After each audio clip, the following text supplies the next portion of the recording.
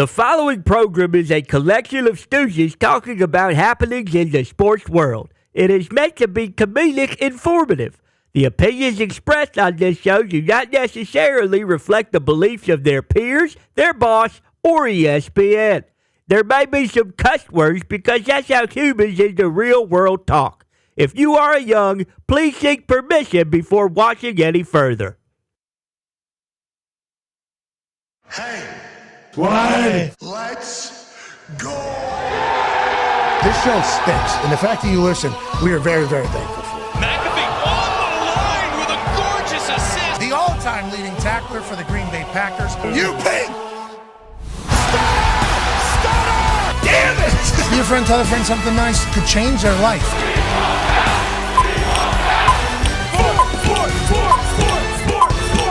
Hello, beautiful people. And welcome to our holly jolly humble abode, the Thunderdome, on this What Wednesday, December 18th, 2024. This program starts now. Football! It's wonderful, and there's massive news out of the football world. But before we get to that, I have to say the group of humans around me that I get to work with every day are so damn electrifying. The Talks the Tables here at Boston Connor and at Ty Schmidt, a 9-year NFL vet, host of Everything DB, Good D, Bad D, which will be debuting this week's episode later on in the show. Darius J. Butler's here. And ladies and gentlemen, wearing a Secret Society hoodie, a 12-year NFL vet, Super Bowl champion player coach, Jackie Moon of the Tampa Bay Buccaneers, center and fullback for the Arizona Cardinals, center and wedge, king of the wedge for kickoff returns for the Indianapolis Colts, center and guard for the Baltimore Ravens, center for the Pittsburgh Steelers, center for the Philadelphia Eagles. Ladies and gentlemen, AQ Shipley. Hey. What's up, boys? Did I get all those right? Nailed it. Okay, are you winning over your friends in the Thunderbirds? I think so. It's a big, huge move. Pretty actually, cool. Yeah, he's all jacked up. Yeah, he is. I would like to let everybody know he just put this hoodie on, and the Thunderbirds are a group of, I believe, business people out in Arizona, which you call home, and really make the city a better place. Give a ton of money back to Phoenix charities. Big deal. This guy's one of the pillars of Phoenix, Arizona. Wow. Looks like it. That's what it is. Did you see the hoodie he took off to put that one on? Yeah, that's what I was about to get into. The hoodie he had on earlier was a 1 of 1. Yes. It was a size 4X. Throwback. It was, certainly. Remington Trophy is what it says. And the Remington Award is the best interior lineman. Best center. Best center in the country, which he won at Penn State. Oh, yeah. Fun fact, the award show, even though he was announced the winner before the award show because they weren't going to give any TV time to the best center in the country. Fair at enough. the award show. Smart move. That is where AQ and I hung out for the first time. That's right. Down there in Disney. And I'll tell you what, we did it. We did Disney. We burned it down. We were the only ones, I think, of the players that went out there and kind of had a good time out there. Us walking back into the hotel at whatever time it was, legitimately whatever time it was, 3 or 4, and there was somebody standing outside from ESPN with like a checklist like, okay, you were the last two, so now that we know everybody's here for the award show, we're like, don't judge us. Didn't know there was a curfew. Yeah, we had no idea. It was a celebration. I thought we were having a good time. But you had a 1 of 1 hoodie on that basically you won alongside this trophy that they gave to you down at the award show. Look how young AQ. My God. Look at that hair. Look at everything about it. Suit. And then not only did he get that trophy, he got a 1 of 1 4X hoodie that he was wearing around earlier.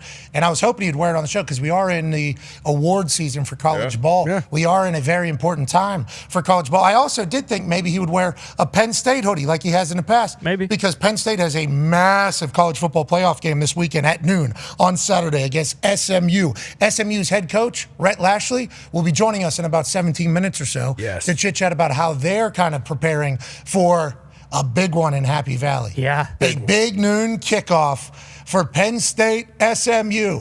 And obviously Warren, their tight end, absolute dog. And there's a story about the backup quarterback, Bo, who had to get in the transfer portal. James Franklin wasn't that pumped up about it. But Penn State has SMU, and then they potentially have Arizona State. Whoever wins this game gets into the next round. So big one for – but if you wanted tickets for any college football playoff game, any one of them, big deal. This is a big deal. Yeah, Huge games. Expensive. Remember, the home field advantage was one of the big things. Oh, yeah. Like having, so we could showcase our environment and our culture and everything like that.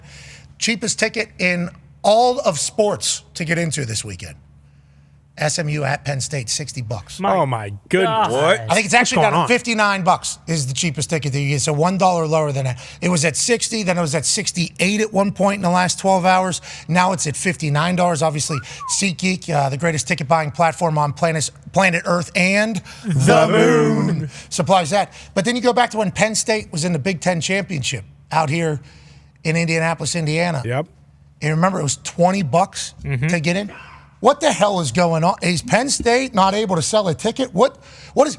I think it's like the average ticket buying price for the Notre Dame IU game, when a resale price after the thing was announced was like over $1,000. I think it was. I don't know if it's 1,300. That was the average resale price for these tickets to get into IU Notre Dame. Now, that's a Hoosier battle, and there's a lot of history in those two fan bases, mostly because the IU football fan base, a majority of them were Notre Dame football fans for a long time because they were the football team from Indiana that they would cheer on. Now they have a football team. That's going to be an awesome environment up there. Over $1,000 to get in there. Penn State game. 12-team playoff game. Price of a hot dog. It's the Who Cares Bowl this weekend. $60 to get in. What the hell is going on up there? That's a great question, but I do know the Big Ten championship. They showed up.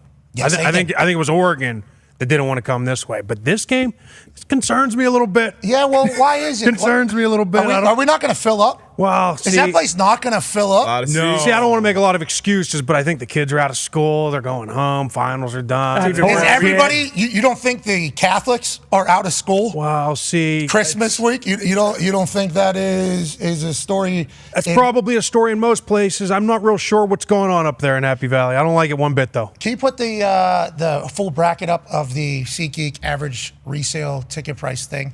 That one up there. No, the bracket. Yep, there it is. Okay, so Texas, how many seats are in there?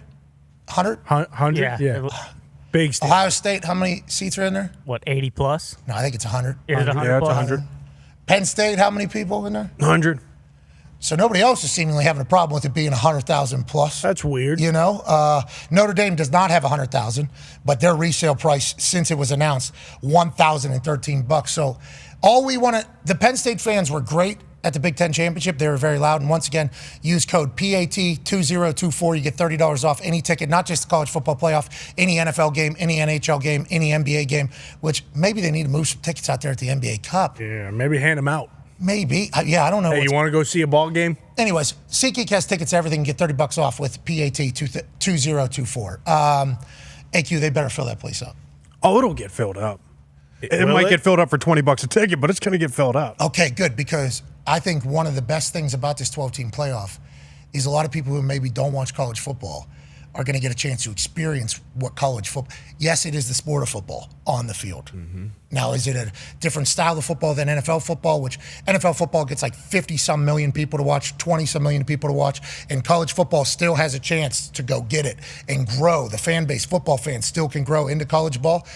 I was excited for them to get to see these home field environments and like experience college ball because the pageantry, the tradition, the passion, that is all a massive piece of why college football is so damn electrifying.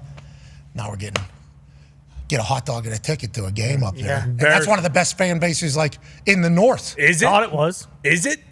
They are. We've experienced it at Lucas Oil. They were loud. They were. They were very loud. You experienced it on the field before the game. It was a noon game. That's where they missed the mark. This should be a night game. Well, they're going to the Horseshoe. I know. Tennessee. This game's on like True TV or something. Is it really? I think so. TNT and Mox. TNT and True Mox. TV. What is happening? Hope you guys win. That's part of Me it. too. Good luck. We'll talk to Red too. Lashley. We'll talk to Red here in about 12 minutes. We'll see how they're feeling going in there. And maybe SMU needs to just pluck the entire thing. They should. What if SMU invades Happy Valley? What if we are and they SMU? What if they do that? If I had to guess, what are their colors? Blue and red, right? Blue, red. Yeah. You're going to see a little smidget. Blue, red, top right corner of the stadium. That's what you're going to see. Okay, well, anything could be the top right depending upon how you look at the stadium. Obviously, if you look one direction, top right is top right, and then you look another direction, and it might actually be back left. But I understand what you're saying. Yeah, you know what I'm saying. Up where somewhere there will be a tiny sliver of SMU fans, and that's all they'll need. They said they're being counted out. They don't look for a home field advantage. They're just happy they're in the dance. We'll talk to Rhett in about 10 minutes or so. That is alarming, though. Not good. Wild. Especially with how, they are a real... Well, I don't like the whole it's so close to Christmas. It's like you don't think family it's not on Christmas. It's the weekend before Christmas. Families go in there. You do it for one day. You go, and it's not like the tickets are $1,000. I mean, these cheapskates aren't going to spend $60 on a ticket to get into a playoff game. What world are we in right now? Well, it's hard to get there, though. Remember, it's hard to get up there. Yep. Sure. So but kids that are already there, you don't just go home after finals because there's nothing to do. It's like, hey, this is kind of where college gets fun. There's nothing to do. You can kind of just party and then get ready for the college football playoff game that you've been working for all year. And then what? Then you're going home to Christmas. Then you're going home and getting a bunch of presents. This is a hell of a This is an 8-9 day run here of awesome. Historic. Everybody else is experiencing it. Hopefully Penn State will as well. Speaking of having a good run, let's hope Michael Penix Jr. has one of those. Hell yeah. Mm-hmm. Ladies and gentlemen, Kirk Cousins has been benched by the Atlanta Falcons, and the 8th overall pick in this past year's draft will be the new starter going forward. Now, if you listen to Dan Orlovsky yesterday, who didn't think this was going to happen from the conversations that he had, although after the game, Coach Raheem Morris said everything's going to get evaluated. We'll come back with a decision after we go through our process, yada, yada. Kind of started and ignited the conversation about maybe Michael Penix's time is now. Well, it was made official yesterday, and I think the alarming thing I heard from Orlovsky yesterday was it felt like Kirk Cousins had lost his confidence. And if you lose your confidence in one of those types of positions, I guess any position in sports, especially at the professional level, that will be your downfall. You know, you hear all these people that are world-renowned in sport, and they talk about the brain being the most powerful thing.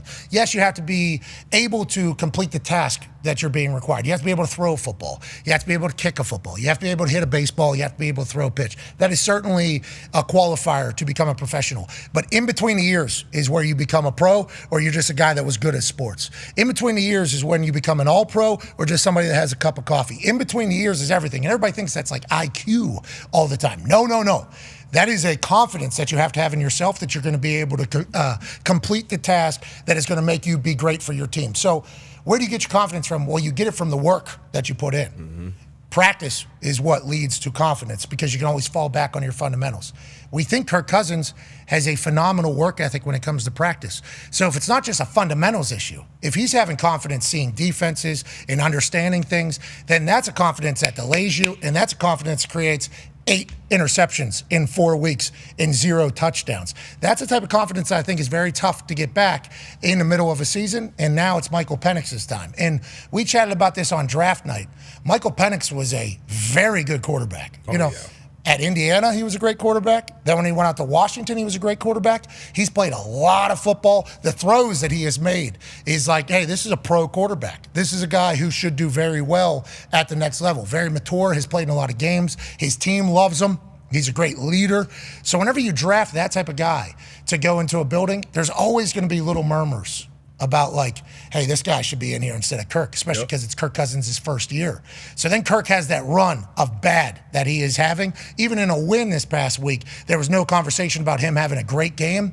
This felt like inevitable. And I think if you're the Atlanta Falcons, you can feel both vindicated that you spent the number 8 overall pick on Michael Penix Jr., or you can still wonder, did we help add to the lack of confidence that Kirk Cousins was feeling in a situation because in practice he's watching a guy who is picked top 10 spin it all over the field? Who cares for the Falcons? They're still in the NFC South conversation. But this is a massive move for the future of the franchise. Massive move, especially because of what you just said. They're still in it. Like, it's not like the season's done. It's not like the Bucs have locked it up. No playoff hopes. You put the rookie in and see what you have going forward. So that's huge. Dan was on yesterday and saying he didn't expect this to happen this year. And he also said that he's been hearing that everybody loves what Michael Penix has been doing in the building all year long. So you put the young kid in there, give him a chance to spin it. And when a guy like Kirk Cousins loses that confidence in the passing game, being able to anticipate, make those throws in the windows from the pocket, that's where he is.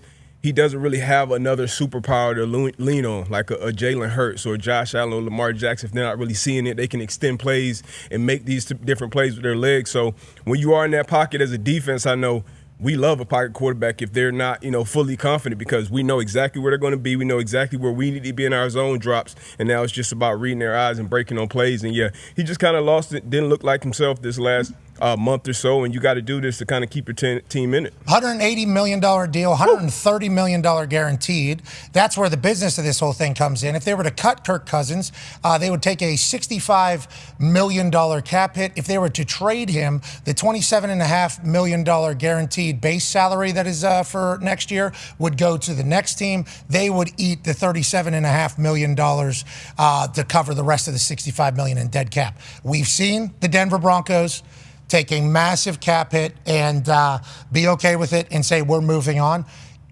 We don't know what's going to happen in Cleveland. Nope. That'd be up over $100-some million in dead cap money that they couldn't use on other players to build their team. So you're working at quite a disadvantage versus every other team in the NFL, especially with the parity that there is at the top level. But if you think about money-wise, Kirk Cousins is going to be A-okay. Oh, yeah. Kirk Cousins is going to be A-okay. No doubt. This is one of the stories of Kirk Cousins. He was willing to bet on himself with the franchise tag with the Washington. That's back. The Washington. The Washington, they're bringing it back. Still bringing it. Yeah. Big booms. Yeah, big booms. I mean, It's going to make big booms. He was playing for a Washington team at the time over there in the capital of the United States of America. He took the franchise tag multiple times and said, I'm betting on myself, had good years. That was back when they had that coaching staff that was like Shanahan, McDaniel, I believe LaFleur potentially there. McVay there. There's a whole crew. So their offense was rolling. Raheem Morris, which is why he potentially ended up in Atlanta. So he franchise tagged, had good years. Then he hits the open market, and he was the first guy that I recall at the quarterback position taking a fully guaranteed deal instead of some gross, huge money with a lot of incentives. And Kirk was pretty trailblazing and game-changing whenever it came to contracts for quarterbacks, and that never stopped. He continued to do that throughout his entire career, even in this Atlanta one with $130 million guaranteed. Phenomenal businessman, both he and his agent. So he's going to be just fine, going forward. No trade clause, too. What do you mean by that? So he gets to decide if he wants to waive that or not. Or he just says, hey, release me, pay me my money, and I go play me somewhere else. So, and there will be teams. There'll still be teams that will want Kirk Cousins, AQ Shipley, 1,000%. To be starter, to be backup, to be veteran. What do you think? He's a starter on 21 teams right now. We talked about it before the show. There's not many great quarterbacks in the world right now, and so when you look at that and you got a guy like him, I think he's shouldering a lot of the blame right now, but I also think that the coordinator hasn't done a great job doing what Kirk does best. You're not seeing a lot of the play actions. You're not seeing a lot of the boots. You're not seeing a lot of the nakeds and getting them rolling. Now, is a lot of that to do with his ankle or his Achilles, whatever it is, right? Who knows what's going on, but you still need to let him do what he does best, and they have not done that. Could you fathom Sam Darnold signs a deal massive somewhere? Mm-hmm.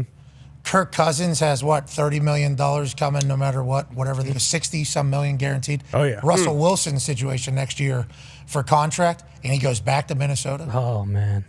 Could you imagine Kirk going back to Minnesota? The story. Getting $1 million. Hey, JJ, young buck, kind of watch. Watch this. Watch how this goes. You got to see Sam Darnold last year for a little bit when you were back in the building. Now go ahead and watch me, because Kevin O'Connell has had great success with Kirk Cousins. We know that. When Kirk Cousins wasn't playing, they weren't winning. When he was playing, they were winning. Kind of like what Sam Darnold's doing right now, but much more efficient. This is Sam Darnold's first year, no matter what.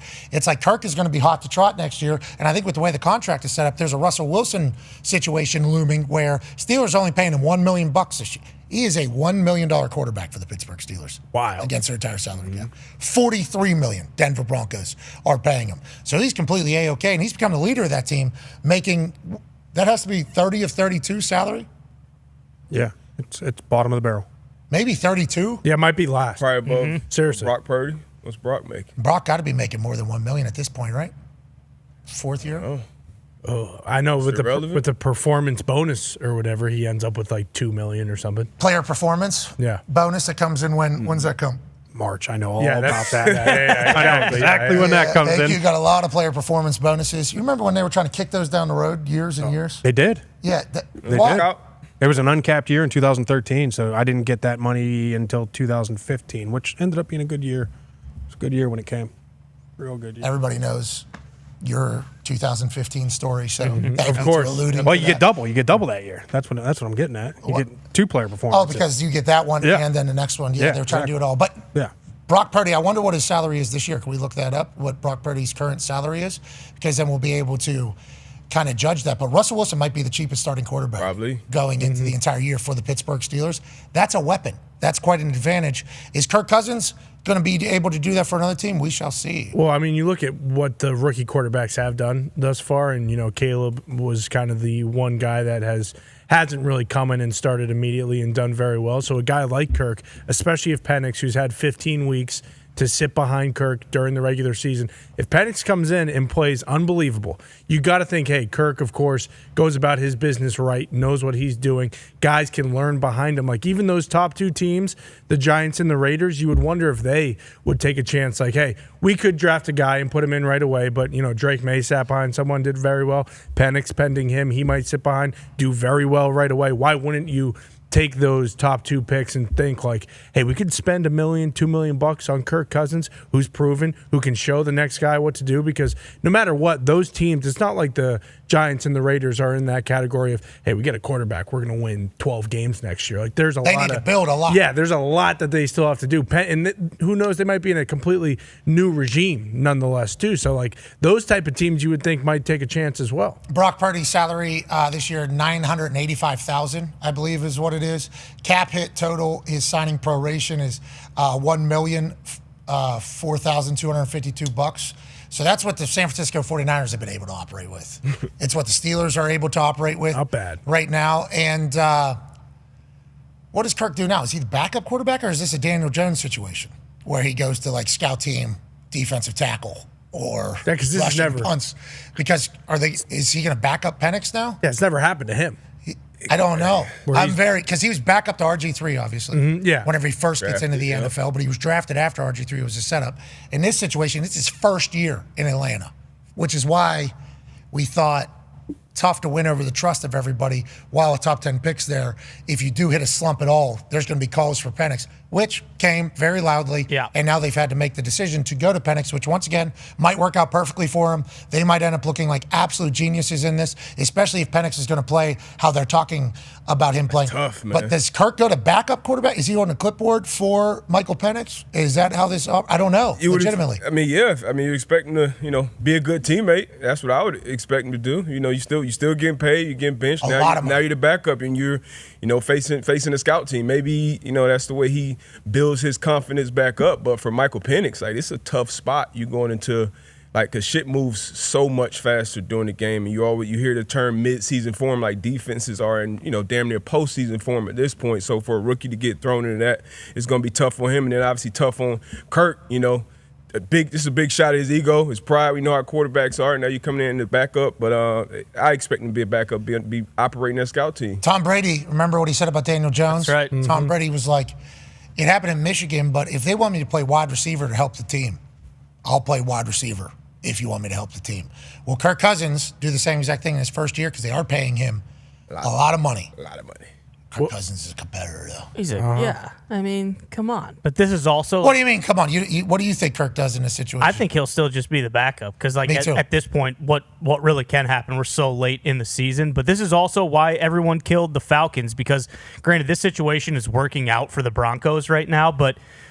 They squandered you have Penix on a rookie deal, but they can't really improve the roster that much because they have so much dead cap now. So you can't even really take advantage of the fact that you do have a rookie quarterback. It's like everyone knew this was a possibility, and it was kind of like they were just like, no, it's not. There's no way this is. And then all this, how many weeks ago he set the Falcons single game passing record for, yards, and then 6 weeks later, they're like, fuck this guy. We're done.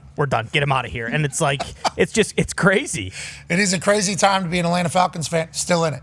In. And Penix might come out, and maybe they thought Kirk Cousins is the perfect guy to show Penix how to be a pro because Raheem saw Kirk operate behind the scenes previously. Maybe this decision will end up working out perfectly for him, and they'll be able to laugh in our face. But to your point about roster construction, very valid. Tough. But that's only for next year, I think. So they will have maybe a couple years ahead. Speaking of a couple years ahead, this team somehow moved into the ACC, and then bang, everybody thought it was going to take a couple years to transition. Head coach became the ACC Coach of the Year.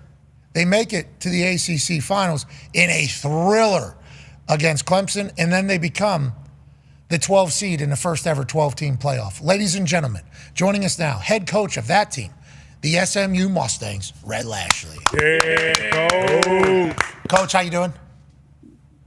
Good, Pat. Good to be on the show. I'm supposed to tell you Big Oak says hello.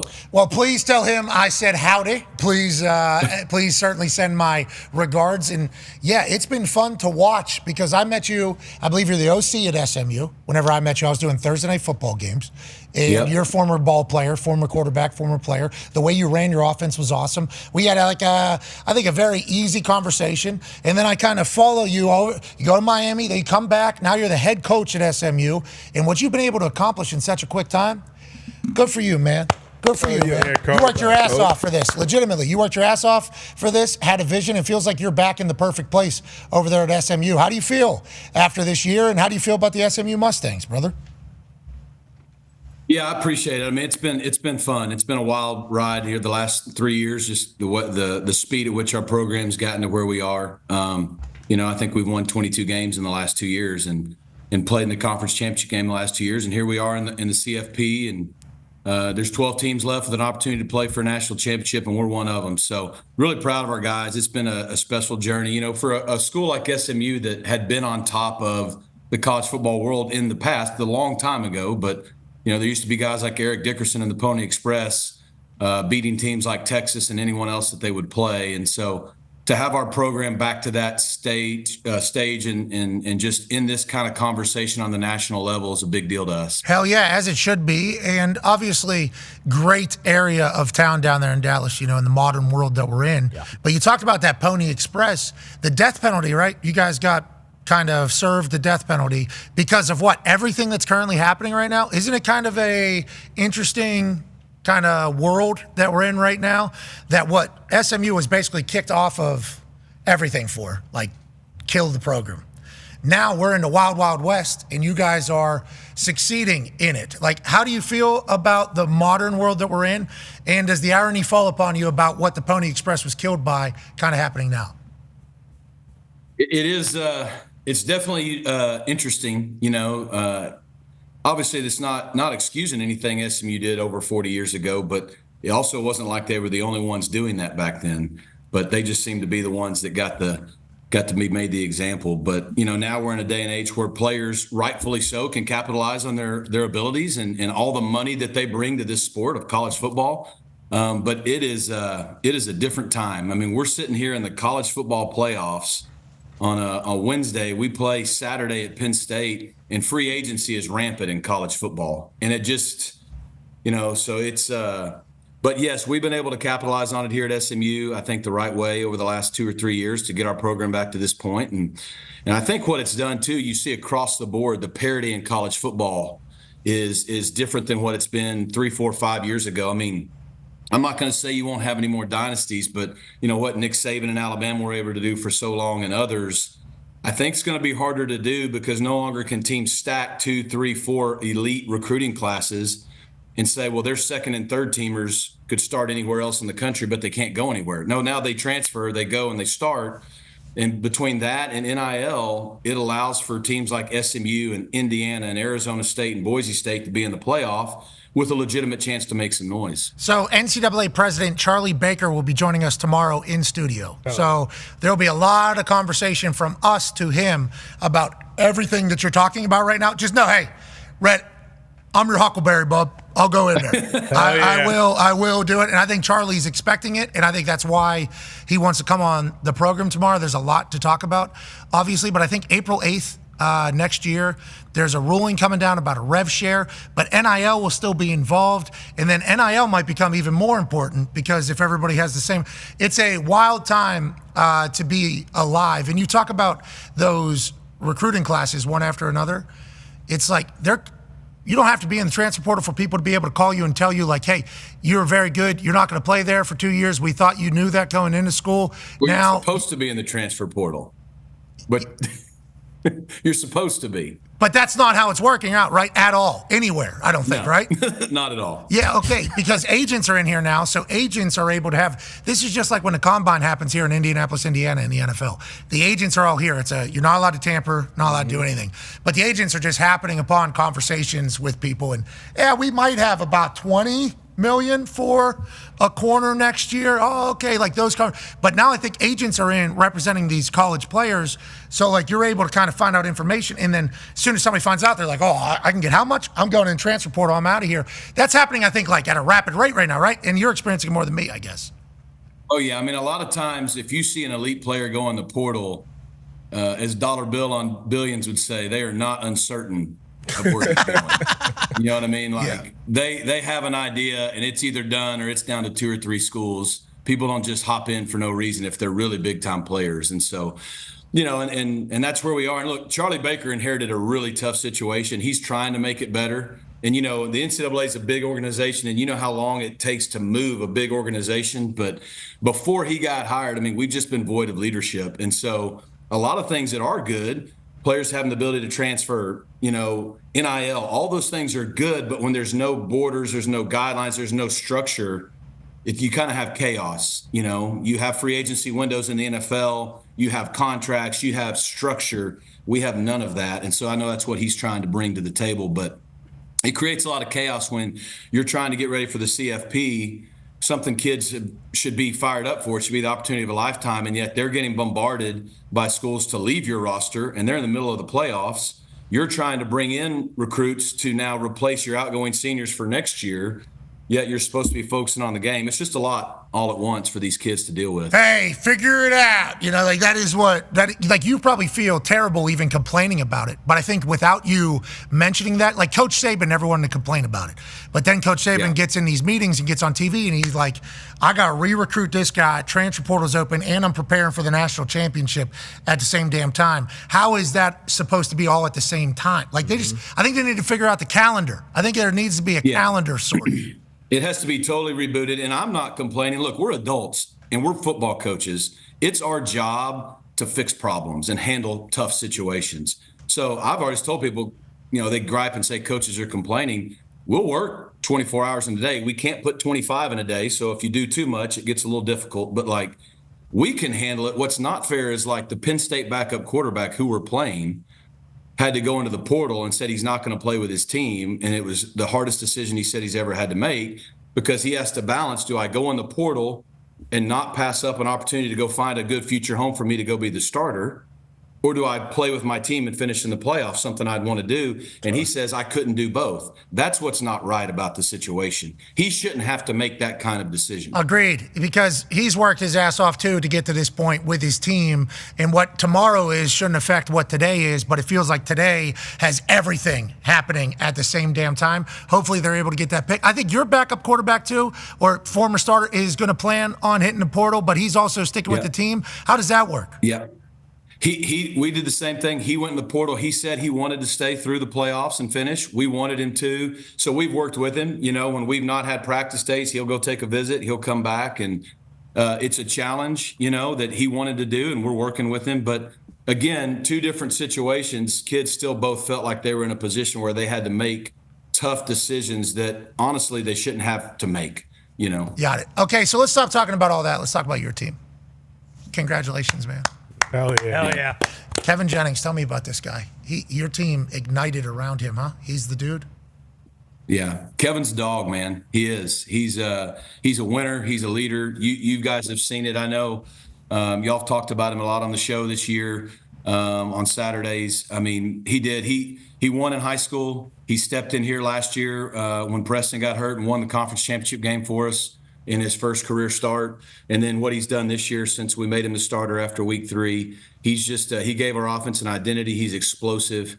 You saw what he did in the second half of the Clemson game, leading us to come back. And, you know, I think the special thing about Kevin, he has that unique ability to be incredibly confident and, like I said, a dog. Like his teammates believe in him, and you know how it is to have a quarterback that the team believes in like that. At the same time, he's like incredibly humble, and he's not a me guy, and so he has that perfect blend.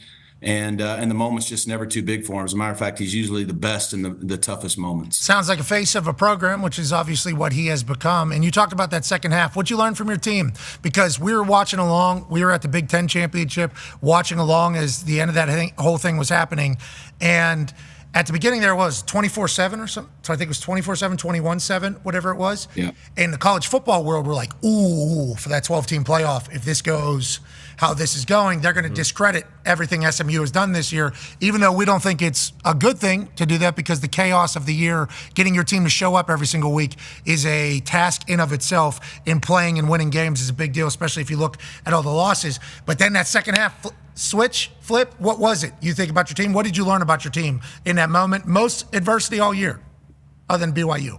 No, I think they proved that they were exactly who we thought they were. They were the team that won 8 straight conference games and had won 9 straight games in a row to get to the ACC championship game and to be ranked high enough to be in the playoffs. You know, we had a really bad first quarter. I mean, we had 2 turnovers on our own side of the field. We gave Clemson the ball 4 times on our side of the field in the first quarter. Our defense played lights out, but it was 21-7 because we gave them 4 short fields.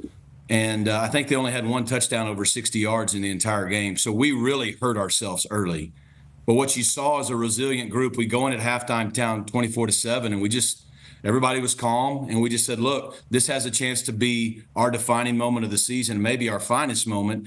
If they won the first half 24-7, we can easily go back out and win the second half 24-7. We'd won some quarters 24-7 this year. And so our guys credited them. We went out and we got a stop. We went down and scored, and then we hung in there. We got to the fourth quarter. Our defense played great. Kevin was cooking, as they say. And, you know, we scored with 16 seconds left to make it 31-all. And at that point, we had won the second half 24-7. You know, unfortunately, we didn't do a good job kicking the ball at the end zone and covering a kick late. And credit Clemson's kid with just nailing a 56-yarder. I mean, it was like the bat off of the ball coming off a bat of Aaron Judge, and you just know it's gone immediately. As soon as he kicked it, I think my headset was off before it was through the uprights. That thing was pure. What a game. But I think our team showed that we have that championship character, that resilience, that ability that we knew was in there. We just made stuff too hard on us in the first quarter. Immediately afterwards, one of the first things Coach Dabo Swinney said was, that is a playoff team on the other side. And that guy's obviously been to the big dance multiple times. I think that was very telling, and inevitably the playoff committee puts you in at the 12 seed. D-Bud has a question for you here about this weekend. Yeah, Coach, speaking of the playoffs and the elements, you know, first 12-team playoffs, and you're getting the home games from these teams. Penn State will be the home team here, obviously. Got preparing, you know, mid-50s, I think, out there in Dallas right now. The forecast for this weekend, mid-teens. How are you preparing for that mentally with the players and the coaches, getting them ready to go in that play with that cold weather? Yeah, it's a great question. And, you know, I mean, weather's only going to be a problem if we allow it to be. You know, like we've told our guys, they all want to play in the NFL, right? Well, we're getting into that playoff time of year in the NFL shortly, into December and January, where the playoffs are going to go through Arrowhead, and they're going to go through Buffalo, and they're going to go through Green Bay. And so you have to be able to go on the road and play at those places, or you play for those teams if you want to play championship playoff football at the next level. So we get an opportunity to do that in college this week. And, you know, fortunately, that ACC championship game was in the 30s. I know it's going to be colder than that this week. Here's what I'll also say. I mean, I think the crowd and the home field environment's the biggest problem. Penn State's got to play in the exact same weather conditions we do. And the last time I checked, they've never played a home game on December 21st in 20-degree weather. So I even think they have an indoor up there, you know. So that's only going to be an issue if we make it one. And if we allow it to be one, it will be. But I think our guys showed hopefully last week that they'll play in the elements. And if we want a chance to win and survive and advance in the playoffs, we're going to have to overcome 20-degree weather and 106,000 fans. And if you're a competitor, that's the opportunities you want. Hey, maybe. That place might not be filled up. I don't know if you're seeing the Penn State. They're on break, holiday break. They had their finals. We'll take 102,000 then if that's what we need. Well, I think your SMU people could potentially – I think you guys can go get a little – I think there's a chance you can get in there. Charlotte looked miserable It looked miserable. Cold, rainy. It looks bad over there for that ACC. You know, it was cold, and I had a pullover and a jacket on in the first half, and we were getting our teeth kicked in 24-7. So I took the jacket off in the second half and went out, and the sub official looked at me. He's like, "Are you not cold?" I said, "Yeah, but the way we played in the first half, I don't deserve to wear a jacket." And you college coaches, you ACC college coaches, on if your team doesn't play well, not doing something. Fran at Syracuse doesn't shower, right? Mm-hmm. That's right. If the team doesn't win, him, my team's getting my ass beat. I don't deserve to be comfortable. I deserve to be cold as shit. Give me frostbite because our team's down 24-7. Let's head to Hammer. Dahn. Tone Diggs has a question for you, Coach. Yeah, Coach. I had a question to you about the man meat on your team, because normally when you go from a group of 5 to a Power 4 conference, the O-line, D-line is kind of where it's lacking, but you guys have been great up front running the ball and then stopping the run. You're top 5 in the country, and I know you've got some transfers from Miami that you brought with you on that D-line. How do you feel about the man meat going into this Penn State game? Because I know they are also awesome up front. Great question. I think it's what's given us a chance to compete in year one and to get to the ACC title game and even to get into the playoff. And it's going to have to give us, carry us to give us a chance to advance. I think Garen Justice, Big Oak, as we called him at the beginning, our O-line coach, has done a fantastic job with the O-line. And 13 of our 20 transfers last year were O&D linemen for that reason. And we've had good balance on offense. Our running back, Brashard Smith's about to break the all-purpose record at SMU this weekend. And that's because we've got a really good O-line and has kept Kevin clean. And then on defense, to your point, I think we lead the country in QB pressures as a D-line, and we're top 5 in the country against the run. And that's because that D-line, not just the first unit, but we're too deep. They've stayed healthy. And so, as you guys know, a really good D-line and stopping the run and being able to run the football is a key. The good D-line makes the linebackers in the secondary that much better.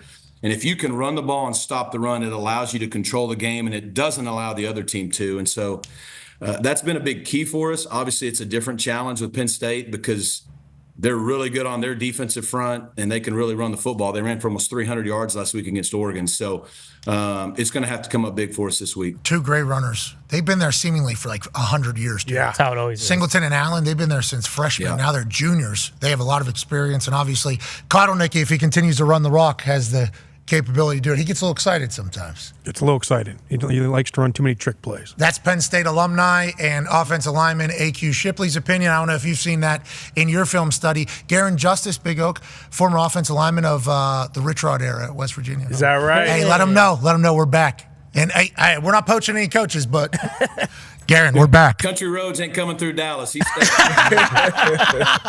All right, you got it. I love that Garen's doing it. You've been with him a long time now, right? You guys have been together a long time. We've been together now 5 years. We were together the 2 years at Miami and now the 3 years here. And he's done a fantastic job. He's big, dude. Lumbering. Big Oak. You're talking about. He is a Hey, you know what? He's a big dude, but he's in good shape now. As a matter of fact, he and I do these Peloton workouts. Jess Sims, your girl, we do those 60-minute boot camps, and he's in good shape now. You keep up with Jess? I've heard her workouts are very, very difficult. I've heard As a matter of fact, Pat, after we make a run in these playoffs, we want to invite you to Dallas, and you, me, Big Oak, and Jess Sims can record a Peloton ride in our new weight room. Okay. Sounds like you guys will be doing that. I can't wait to watch you guys do that. I think that should definitely happen. Yeah. Okay, I will. I'll come down. I'll motivate you guys doing it. I've heard her workouts are a fucking diesel. I heard they are a problem. All right, Coach, good luck this weekend. We appreciate you so much for stopping by, and congrats on all the success and juggling all the things you have while the biggest game of your coaching career is just a few days away. You're the man. Thanks, Pat. Appreciate you guys having me on. Ladies and gentlemen, SMU Mustangs head football coach, Rhett Ashley. Big Oak, I didn't know if you were still down there or not. I think I should have known that because I probably talked about him this year at some point during game day. Big dude. Yeah, no poaching, of course, but offensive line coach for a college football playoff team. I mean, country road, take me home to the place I belong. Lost last night in the Hoopters Coffee Bowl. Yeah, Scooter's Coffee Bowl. There it is. Scooter's Coffee Frisco Bowl. Great effort though. It got bananas late. Okay, now I potentially did turn it off. Jesus. Yeah. I mean, those are big holes. Big holes right there. And that's why I've been saying, all right. Good plug. Good plug. There's some big gaping holes there for sure. Okay, that is for certain. But let's remember that the boys fought hard. Okay? Yeah. And there was a couple players I was watching where I'm like, he's going to be a good Mountaineer going forward. Like that guy. Hudson Clement, kid out of West Virginia State Player of the Year. Ooh. Had to walk on at West Virginia. Back in the day, I thought it was just kind of common practice to West Virginia Player of the Year just kind of gets a scholarship to West Virginia. I thought maybe that's just because every state. Yeah, I thought that was just because of my roommates were both state players of the year in the state of West Virginia when I was in college. But he would walk on to West Virginia, get on scholarship, and then last night showed everything about being a fucking hard edge guy. I'm sure there was others on the roster somewhere, on the defensive side somewhere, maybe somebody. But like running wild, bro. GG is running wild. Yep. It was a nice nostalgia run to watch GG do his thing in the highlights this morning, watching it back. And they were in this thing all the way until late. Lately, they were driving to win this thing against the 10-2 Memphis Tigers, who were obviously top 25 team. I don't know how we ended up getting matched up with Memphis, but I respect that we did. Yeah, wondering that too. Yeah, I don't know how this was the bowl game, but I think people knew West Virginia had a team. Much better than 6-6. And we kept fighting, obviously made it close. Yeah, can we get to the final play? 6 and 7. Final, excuse me, the bowl game doesn't count. It's regular season stuff. Easy. The final play, GG throws a pick. Then Guy tries to run it back. Hudson Clement punches it out. Okay, we're going to have ball, first down, 8 seconds left on like the 30 going in. Yeah, here it is. 22 seconds left. 42-37, touchdown wins it. GG throws a pick, obviously on the throws a guy. This guy, dipshit, runs around. Hudson Clement, hard edge, punches it out. Who recovers it? Offensive lineman for West Virginia. Going to have 8 seconds left on the clock. Going to be first and goal, 30-something. Now, could run a play to get this thing out of bounds quick, get it up to 25. Maybe we're able to win it. They would overturn the call. Because he was sliding, he was giving himself up. The play was over. Even though his shin was not down and the ball came out, because he decided to slide, play was over. Didn't know that was a rule. Wow. Had no idea that was a rule. Bullshit. Me neither. Yep. West Virginia could have won that thing last night on the last game of the Neil Breezy era. Saw a lot of the players wearing Neil Brown shirts. That's good. You guys did great. Thank you. Their coach. Rich Rod was there. Saw Rich Rod there. Did Awesome. an interview. Good to see him walking around with Rem Baker. It's all good. Speaking of awesome, and we're hoping Rich Rod does exactly the same thing with West Virginia that happened at IU. Guy from JMU comes over, brings his boys with him, and they transform a culture into becoming one that I don't think anybody, even in the state of Indiana, could fathom. Ladies and gentlemen, the head coach of the IU football team, the Hoosiers, head into Notre Dame in the first round of the 12-team playoff of college football, which is a pipe dream for a lot of Hoosiers fans. This guy saw it coming. Ladies and gentlemen, Kurt Signetti. Yeah. How we doing, Coach? How you guys doing? Hey, fantastic. Not as good as you. You got a team in a 12-team playoff, kicking the entire thing off on Friday night. How do you feel? How does the team feel? Congrats on all the success thus far, although I know you haven't won anything yet, but congrats on this season. How do you feel, Coach? I mean, we're still in prep. We've had a good week. Our guys will be excited to play. And, we're in it to win it. We don't want a participation medal, right? Yeah, amen. Today's Thursday, and we've had a great week, and looking forward to going up there. I think it's a great game for the state. I know Notre Dame's kind of a national brand, but for the state of Indiana, I think this is a tremendous game in terms of promoting the sport of football. And making it even more popular than I know Peyton Manning did a lot for the game, when he was with the Colts. But I think this game here will do a lot for the state. I think so, too. And Coach, I assume you've been told this by numerous IU people. I'm very lucky to be around a lot of Hoosiers, married into a Hoosier family. A lot of the IU fans, and this is where football was for the Indiana University for a long time. They were IU basketball fans. And then they were Notre Dame football fans because Notre Dame was in the state of Indiana, and basically anybody but Purdue is how they viewed it. So their football team was the Fighting Irish that represent our state, and then we're Hoosier basketball fans. Now all those people immediately, we got a football team now, and they're excited, pumped, happy. You say participation trophies, but Hoosier fans that I talk to are like, ecstatic about this entire whirlwind of a season. How did you know that your team was going to be able to get here? Because you've been calling your shot since the beginning. And what have you learned about your team this year that has you feeling great about Friday's opportunity? Well, first of all, I was confident. I'm like a player that's experienced success on the gridiron, right? So you have success as a coach. You believe in your blueprint and your plan. I felt really good about the 22 transfers we brought in December. I thought we really changed the roster in 3 weeks. And you could see the culture start to change in January, spring ball, summer, fall camp. Now, you still got to put it on the field, But then, with every win came belief, confidence, and it snowballed, and had been through a similar situation in the past, so knew it could happen. And along with that came the fan support, because if you remember, the first game came out at halftime with 3-score lead, about half the people had left. I addressed it in the press conference, but it wasn't long. We were selling out, and we have 5,000-10,000 people outside the stadium tailgating that can't get in, and it's been over the top, man. I mean, these people are starving for success. Best fans in America. I mean, they wanted it so badly. And it's been great to see. It's hard to even explain, to be honest with you. Yeah, they're all so grateful. You woke up a fan base that had been cheering for another team because their team had been non-existent for so long. This is a football people out here in Indiana. I know it's a home basketball. There's a basketball Hall of Fame out here. The Pacers, obviously fantastic. Bob Knight with the Hoosiers, legendary. There's a lot of basketball love around here. But these are naturally a football people in Indiana. Got a lot of farmers, got a lot of blue-collar people, got a lot of hard-working people, and giving them the opportunity to celebrate their Hoosiers in this particular world, I'd like to say thank you, because there's been a lot of happier Hoosier fans than there ever has been, and they're pumped going into Friday night. Now, speaking of that, you got to juggle a lot. We were just talking to Rhett Lashley about this. Go ahead, Ty. Yeah, Coach. Yeah. Obviously, you have a massive game coming up, and I assume that takes the lion's share of your focus. But how do you juggle having to be active in the transfer portal, considering that is a big reason, you guys were able to flip everything so quickly. Obviously, that closes Sunday. How do you juggle everything you have to do with that while also having to prepare for the biggest game in the school's history on Friday night? Yeah, no, that's a good question, and it's tough because you're wearing a lot of hats. You're working on retaining coaches, your roster, evaluating portal guys on official visits, getting a team ready for a game.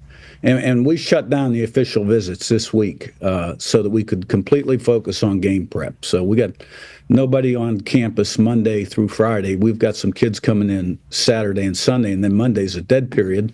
And then we've got a week to recruit in January, but 75-80% of these guys have already made their decision by then.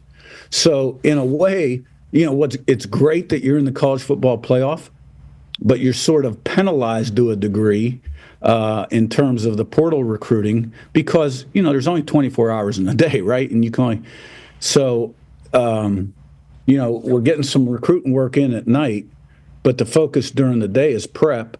And we're still doing okay, but I guarantee you there's a lot more kids out there that, we could be researching, developing relationships with. But I think the publicity of, getting in the playoff, the exposure, which we've earned, and now it helps if you do well, obviously, and we're going to be okay. But it's been 4 a.m. mornings, 10:30 at night. It's been 4 hours of sleep, and I know one thing. I'm going home after practice tonight. This is like a Thursday practice. My ass is going home. Okay.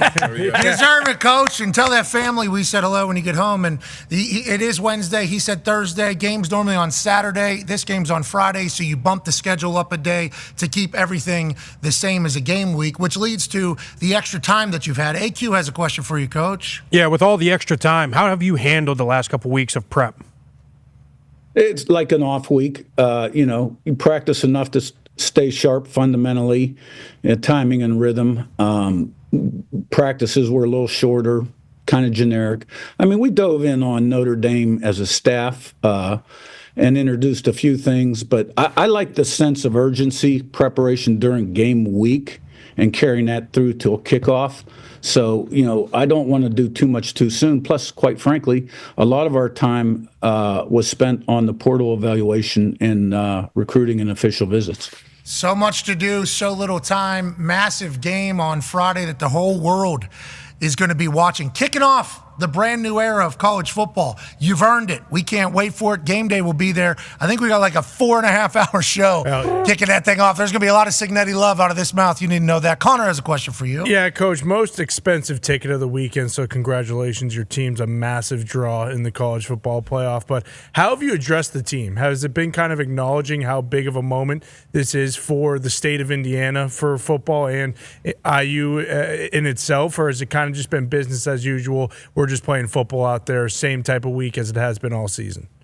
No, it's business as usual. You know, that kind of hype is for you guys and people that love to follow sports. And I mean, you know, you prepare for this game like you prepared for game 4 or game 5. I mean, the standard's the standard, right? And if there was a better way to do it, we'd do it that way every time. So I like where we're at. I like our mindset. I think we learned some good things coming out of Ohio State. Some situations we'll handle a little better. And I'm confident. I'm confident in our team going into this game. And, you know, we'll be ready to go. Let's talk about that Ohio State game. Obviously, a couple special teams situations pop up. Do you feel like that was great for your team to get that experience before Friday? Do you think that was a moment for your team? Or how do you describe what happened in Ohio State over there? I'm not sure I'd call it great.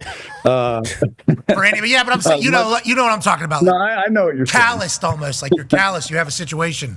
I mean, we gave him 14 points on the punt team. You know, we dropped a snap and we gave up a punt return for a touchdown. And it seemed like we were in that one corner of the end zone for 2.5 years. You know, and didn't handle the crowd noise very well and had some communication breakdowns and pass protection. And couldn't play offense for a while there because we couldn't protect the quarterback. And, you know, we went to a silent count, which is the first time I've ever done that, and we'll never do it again. And, Why? Why will you never do it again? You hate – everybody does a silent count. I thought that was just kind of standard operating procedure in a loud environment. Well, not always, you know, because there's always an indicator when the ball's going to get snapped. And once they figure out what the indicator is, they tee off and time those blitzes and their get off. And, you know, defensive guys are reactive players. Offensive guys are used to going on a cadence, a rhythm. So we didn't need to do that. But that's behind us now. Yeah, they're a good football team. They played well. You know, we could have played better. I give them credit. And, you know, we learned from it. And, you know, when you don't have the result, don't have the success, right, and you fail, then you got a choice, right? And you can sulk and blame others, or you can learn from it and come back stronger, and I believe we will. Never daunted, baby. Can't wait to watch your team on Friday. Congrats on all the success. You're the man. We appreciate the hell out of what you've done for this state of Indiana, Coach. Well, thank you, and you are the man. No. I'm trying to keep up with you. You know that. Hey, ladies and gentlemen. You got your guy at West Virginia. You got your guy. How about them Mountaineers? How about them Mountaineers? Hey, we're back. We got a little hard edge now again. You know what I mean? Rich Rod. We need that. We needed that. Don't you think? You know, Rich Rod and I played together. I was a year ahead of him. Oh, shit. Holy hell, I didn't know that. Rich never said boo in college. I never heard the guy talk. He was thinking, though. Working. He was thinking. You're the best, ladies and gentlemen. Hey, do you want to? No. Didn't know if you want to come back. No, didn't know if you want to come back to West Virginia. But hey, listen, no poaching. No. This is home right here, baby. Okay, hell yeah. This is where it ends for me. Ladies and gentlemen, Coach. Hey, we're just getting started. You heard it. We're just getting started here, okay? Hell yeah, you're the man. And we're thankful for that. Ladies and gentlemen, Coach Signetti, you're the man. Coach. No. This is home. And we're just getting started. Hour 2 will start on the other side of this break. Be a friend, tell a friend something nice.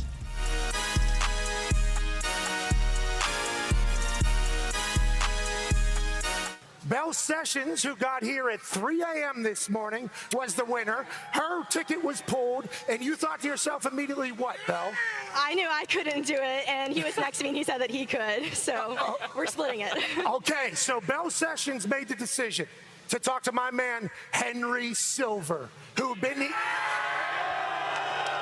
Henry got here yesterday at 6 p.m. He's been waiting for this moment. Now, Henry, you told her that you could make it. Why do you think that's the case? Have you ever kicked a ball before? I've kicked a ball before. I've played soccer my whole life. I think I can do it. This kick is for $150,000. You said you would split it in half, right? Okay, so let's make it $200,000. If you make it, you will both get $100,000. Where are you from, Henry? I'm from Fishers, Indiana. Who's your favorite NFL team? The Colts. Hell yeah, dude. Hell yeah. Come on, bro. Hell yeah. To hell with the Falcons. That was rude. They didn't deserve that. I like that. Henry, 33 yards, $100,000 for you, $100,000 for her, $200,000 to hurricane relief, $400,000 on the line. Henry, are you ready? Of course. Have you ever said anything bad about kickers? Of course. Shut up. Let's go. Now, here in Athens, Georgia, it would be beautiful if $400,000 would be up for grabs. Why don't we double it because the Georgia Bulldogs? So, $800,000 kick right here, Henry. But what I want to let you know is you're not getting a second opportunity. I don't care if this entire place starts chanting for a second kick.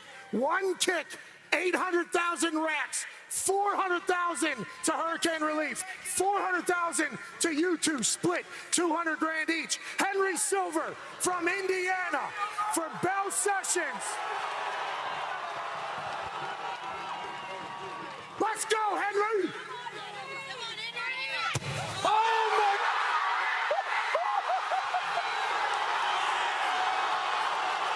Henry! Henry! Come in, buddy! Come in! Let me see this. Let me see this, Henry.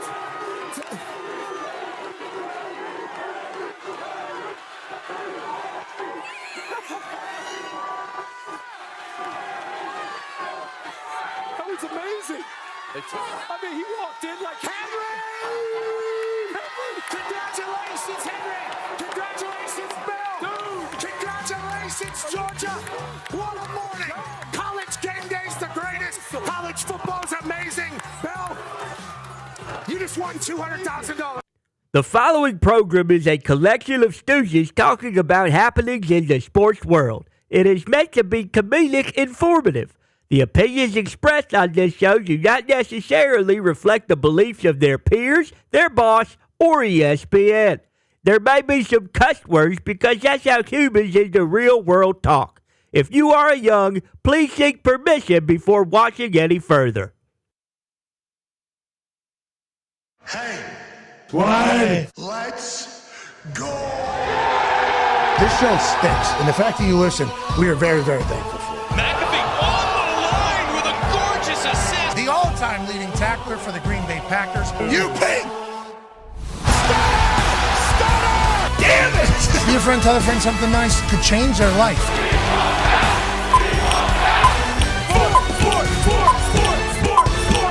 Hello, beautiful people, and welcome back to our holly jolly humble abode, the Thunderdome.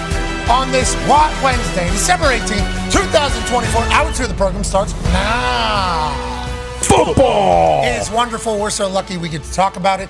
College football has a massive weekend kicking off the 12-team playoff on Friday night as IU and Kurt Signetti, who was just on the program, travel up to South Bend, Indiana to take on Marcus Freeman in the Notre Dame Fighting Irish, which will kick off a historic playoff run to find out who the greatest team in the country is. Will it be one of these squads, potentially? Maybe. Then on Saturday, there's 3 college football playoff games, capped off by Tennessee at Ohio State, which we will be live from the sideline of for a simulcast on ESPN 2.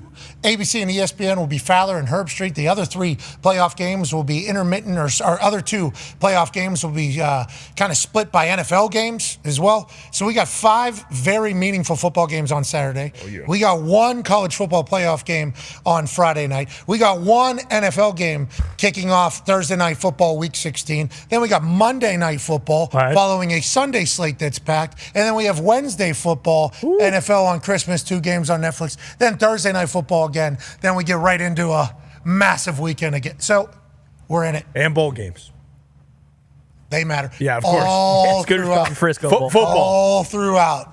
Football is winning right now. Yeah, we only have Let's a go couple months. football. Only got a couple months left. We're in the best time of football. Yep. Let's watch it all. Let's enjoy it all. And let's assume all these games are going to be bangers because they're potentially set up to be as such. The Talks the Tables here at Boston Connor and at Ty Schmidt. 9-year NFL vet, Darius J. Butler. Yes, sir. 12-year NFL vet, Super Bowl champion, AQ Shipley's here. Huge. Did you get bumped up in that secret society that you're in, the Thunderbirds? I don't know. We'll find out. Because the hoodie, I didn't know if you got a text already saying, hey, you go up to a green belt, bub.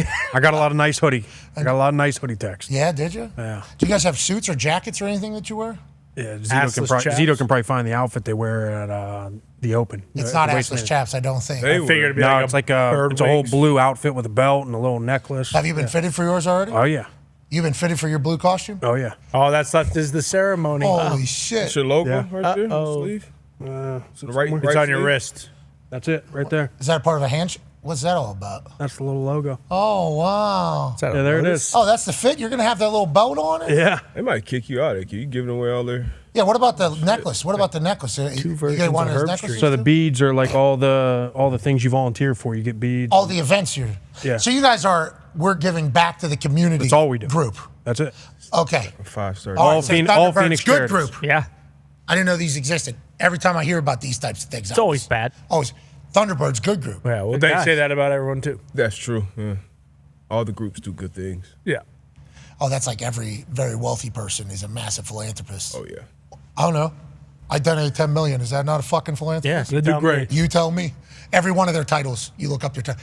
Philanthropist, CEO of venture capitalist fund. It's like, oh, I like how somebody decided we donate, right? Hey, you can be as big of a piece of shit as you want. Just donate like 15, 20 million bucks. You're a fucking philanthropist. You're not a CEO. You're a philanthropist. Remember that entire different. That's a good move. That was a great move by whoever did. And also, anybody that donates money, good. Okay, that's a good thing, not a bad thing. Because everybody would say tax write-off, whatever. Who gives? If people are giving back money, keep giving back. But I do like that kind of became the thing. The Thunderbirds, I do believe, because we know AQ's heart. That's right. Great guy. I think they're good. Thank you to the Thunderbirds for everything they've done. Thank you. Thank you. We think. We think. We haven't been in there. We don't have any necklaces or belts or jackets or coats or anything like that. You should get that Thunderbird tattooed on top of your head. Right- See how many beads they'll right give up you. there? Yeah. Like Vader. Yeah, Probably exactly. a ton. Big Van Vader. That's right. Get it like Vader? Yeah. Get the thing just all the way back? That'd be awesome. Oh, how committed is he, Thunderbirds? Yeah, good question. You tell us. Maybe get a couple more beads. You put need that some thing beads. up on the top. Joining us now is a man who's a part of the Ohio State cult. He's the all-time leading tackler for the Green Bay Packers. He's a college football national champion, a Super Bowl champion, relative of Tony Hawk, we think. Yeah. Ladies and gentlemen, AJ Hawk. Yeah. How you doing, Hawker? Doing great. I do not believe I'm a relative of Tony, but Pat, if you remember the Thunderbirds when we went and did that, was it the 16th hole, the stadium hole out there? We did the closest to the pin or the hole-in-one contest. Yeah. Thunderbird people were all over the place because I do remember asking, like, what's with all the beads and the different outfits you guys were wearing? Oh, the sleeves. Wasn't he one of them? I don't know if he is, but he was kind of the gravy, Greasy in the sleeves. Like gravy in the sleeves. Sleeves is a big time Thunderbird, isn't he? Sure. What do you need to know your brethren? You need to know your I don't know what you're talking about. I don't know what you're talking about. Talking about the sleeves, the golf guy, the one. What's the podcast, please? Yeah, Gravy in the sleeves. Yeah, with Colton Oast. Yes. Yeah. He's one of the main guys. Okay. Yeah. Bingo. See, I do remember. I'm the asshole. Yeah, you remember. But no, I know your group more than I didn't know you were calling. His name's the Sleeves, I think. Or Gravy. I think his name's Gravy and the Sleeves. They do a golf podcast. Is that what they call themselves? Yes. I think so. It is Gravy in the sleeves. Yeah. Perfect. Yeah. Okay, thank you. I thought I got it right, but I want to let you know every once in a while, those types of names, I will get close, but not accurate. Couple letters. Yeah, there's going to be Greasy in the sleeve. Yeah, in the sleeve. Can't say. No, you can't. Can't switch those. No, don't want to be a part of that, and neither do Greasy or the sleeves there. But nonetheless, I remember them, AJ. They were running around in their blue jackets. They were very kind. I don't think either of us knew what we signed up for in that particular situation. No. I don't think Did you put it on? What's that? Did you put it on? Put it on, buddy. I was on 250 milligrams? Yeah, I walked into that. couldn't stand up. I had no idea what I was walking. Did you send it into the crowd? No, I duffed one. I got down there. I think it ended up on a fringe. Nobody talked about it. And I think you had to use J.J. Watt's club, which was much longer. Dude, that's when I learned, like, This guy is a massive fuck. He was so big. And obviously you have to have tailored clubs. But yeah, I pulled him out as a hockey stick. What am I supposed to do with this thing? People are all very kind, though. That's great, a Thunderbird. That guy was rapping. Great group. Crushing it. Kelly James music. Kelly James, talent. Yeah. The dog. The way his brain operates, that is like a perfect thing for those golf outings. I follow him on social media. It feels like the golf outings are like his main bread and butter. He's a roast rapper, I feel like. Now you know. And at those golf outings, people, it's a new target, every 30 seconds or so, which is perfect for freestylers and music people. Yeah, it was a great event. Yeah. No idea that's what I should have done a tiny bit of research. Should have had him last night. What's that, Kelly? Yeah, in the golf event last night. That was a great event. Yeah, they need to make that entertaining Nothing somehow. could help that. Somehow. Concept, good. First time we saw it, whoa. It's like Hard Knocks first time we saw it. Bingo. Whoa, this is it. Now it's like, I don't know if they have figured out what they want to be yet. Do we want to talk to the golfers? Do we want to hear the golfers? Do we want to have conversation with the golfers? There's too much time between things. There's a lot of dead time. Normally when we're watching golf, we can cut to a good shot. We can dock good shot, just in case there's no good shots. Pull up good shot. Oh, let's go to the 16th here. I wonder what the fuck this guy we've never heard of before that just popped on the screen for the first time, who's in 70th place, is about to do. Oh, he's about to chip in from 155 yards out. Exactly. Then we're going to go bang, then we're going to go bang, then we're going to go bang. That's golf. And Charles Barkley, I can listen to him do anything, legitimately anything. If it was run like a podcast, which I think there is, they got to figure out how to do that thing because it is awesome. It is a great concept. It is a phenomenal event to have. Now, it was going against the Hoopers Coffee Bowl. Exactly. Which is going to be tough stuff. And Hard Knocks started at 9 o'clock whenever everybody was at the point of being like, okay, they're not really, I'll just find out later. NBA Cup. Oh, banger. What? There's so much on, man. There's so much on. But like that was a good concept. And I appreciated the PGA taking on Liv too. And I love Rory coming out the gate, hitting 2 eagles, I think. Yeah. Absolutely demolishing early. Like it was fun. I don't know, it's hard to stick with the whole thing. And Too much time, especially early on. They were walking. Like they got into carts later, I believe, but early on they're walking and you're just kind of hearing guys walk, and then it's just tough. I'm a big fan of the concept. I love watching golf, suck at golf. Love watching golf. Love basically all the characters that were on that show too. Yeah. Like there's a couple I didn't know, but like love everything that DeChambeau has been doing to build his brand and build his team and everything like that. That chipping over the house thing that he did, phenomenal. Sweet. Must watch. Great entertainment. And having Brooks with him, obviously, because of the past that they have, representing Liv. Okay, good idea. Rory McIlroy, captain PGA at the beginning of this thing. I hate Liv. Remember, good booking there. And then Scooty Scheffler is the guy. The GOAT. So everything about it is like, I want to watch it. Especially with how cool Scotty was. There was a couple times where Scotty was lining something up in the rough, and he just backed right into the crowd, and the crowd just like kind of backed up, and he just like, hey, how you doing? And then just kind of sat there and played. He understood what was kind of going on, and I think he is like such a phenomenal golfer. So there's so much good. We would like to make it. We would love it, and not us make it. Obviously, we would not be able to handle something. We would be, but we don't want to. Yeah, we wouldn't actually, time-wise. We'd not be able to do that. Especially right now. That would not be something we'd be able to put on, or the connections to have it, or to be able to book it the way that, all those types of things. But like that's, in theory, a fucking brilliant thing. And I think they'll figure it out. I think it is figure-outable, hopefully. Yeah, early on, I feel like the banter, not last night, early on in this entire, the math showdown, whatever gimmick it is, like the banter between the two teams was awesome. Like there really wasn't any banter between Rory, Scotty, and then Brooks and Bryson. There wasn't too much back and forth. And then like the gimmicks in general. Like typically I hate like the gimmicks, hey, you're only using a 7-iron on this hole. I almost thought they could have used more gimmicky type shit. With the pros to open it up a little bit, because they did kind of treat it as if it was like hey, we're playing for a green jacket. Which we like. Yeah, which is cool. But if it's going to be that, you have to book accordingly. You have to like kind of figure out how you're going to fill the, because it was like a golf tournament. That's 4 guys. That's my biggest, is personally, I think these were better when you had like a PGA pro or a live guy, and then you had like a quarterback doing it. Yeah. Because then otherwise it's just like, oh, this is just like a second-rate golf event that these guys don't really care about. It's like, because the first thing you're going to, it's like, okay, well, this isn't anywhere near as good as just any random PGA Tour event on a Sunday, much less a major. But it just you need to have someone who isn't a professional in there, I think, and then you pair him with a professional, because then that's where you get most of the shit talk too. Those guys who aren't professionals are going to be going at each other, especially if they hit a good shot. Exactly. Like we all remember right now in our head, Tom Brady did this. What was the shot?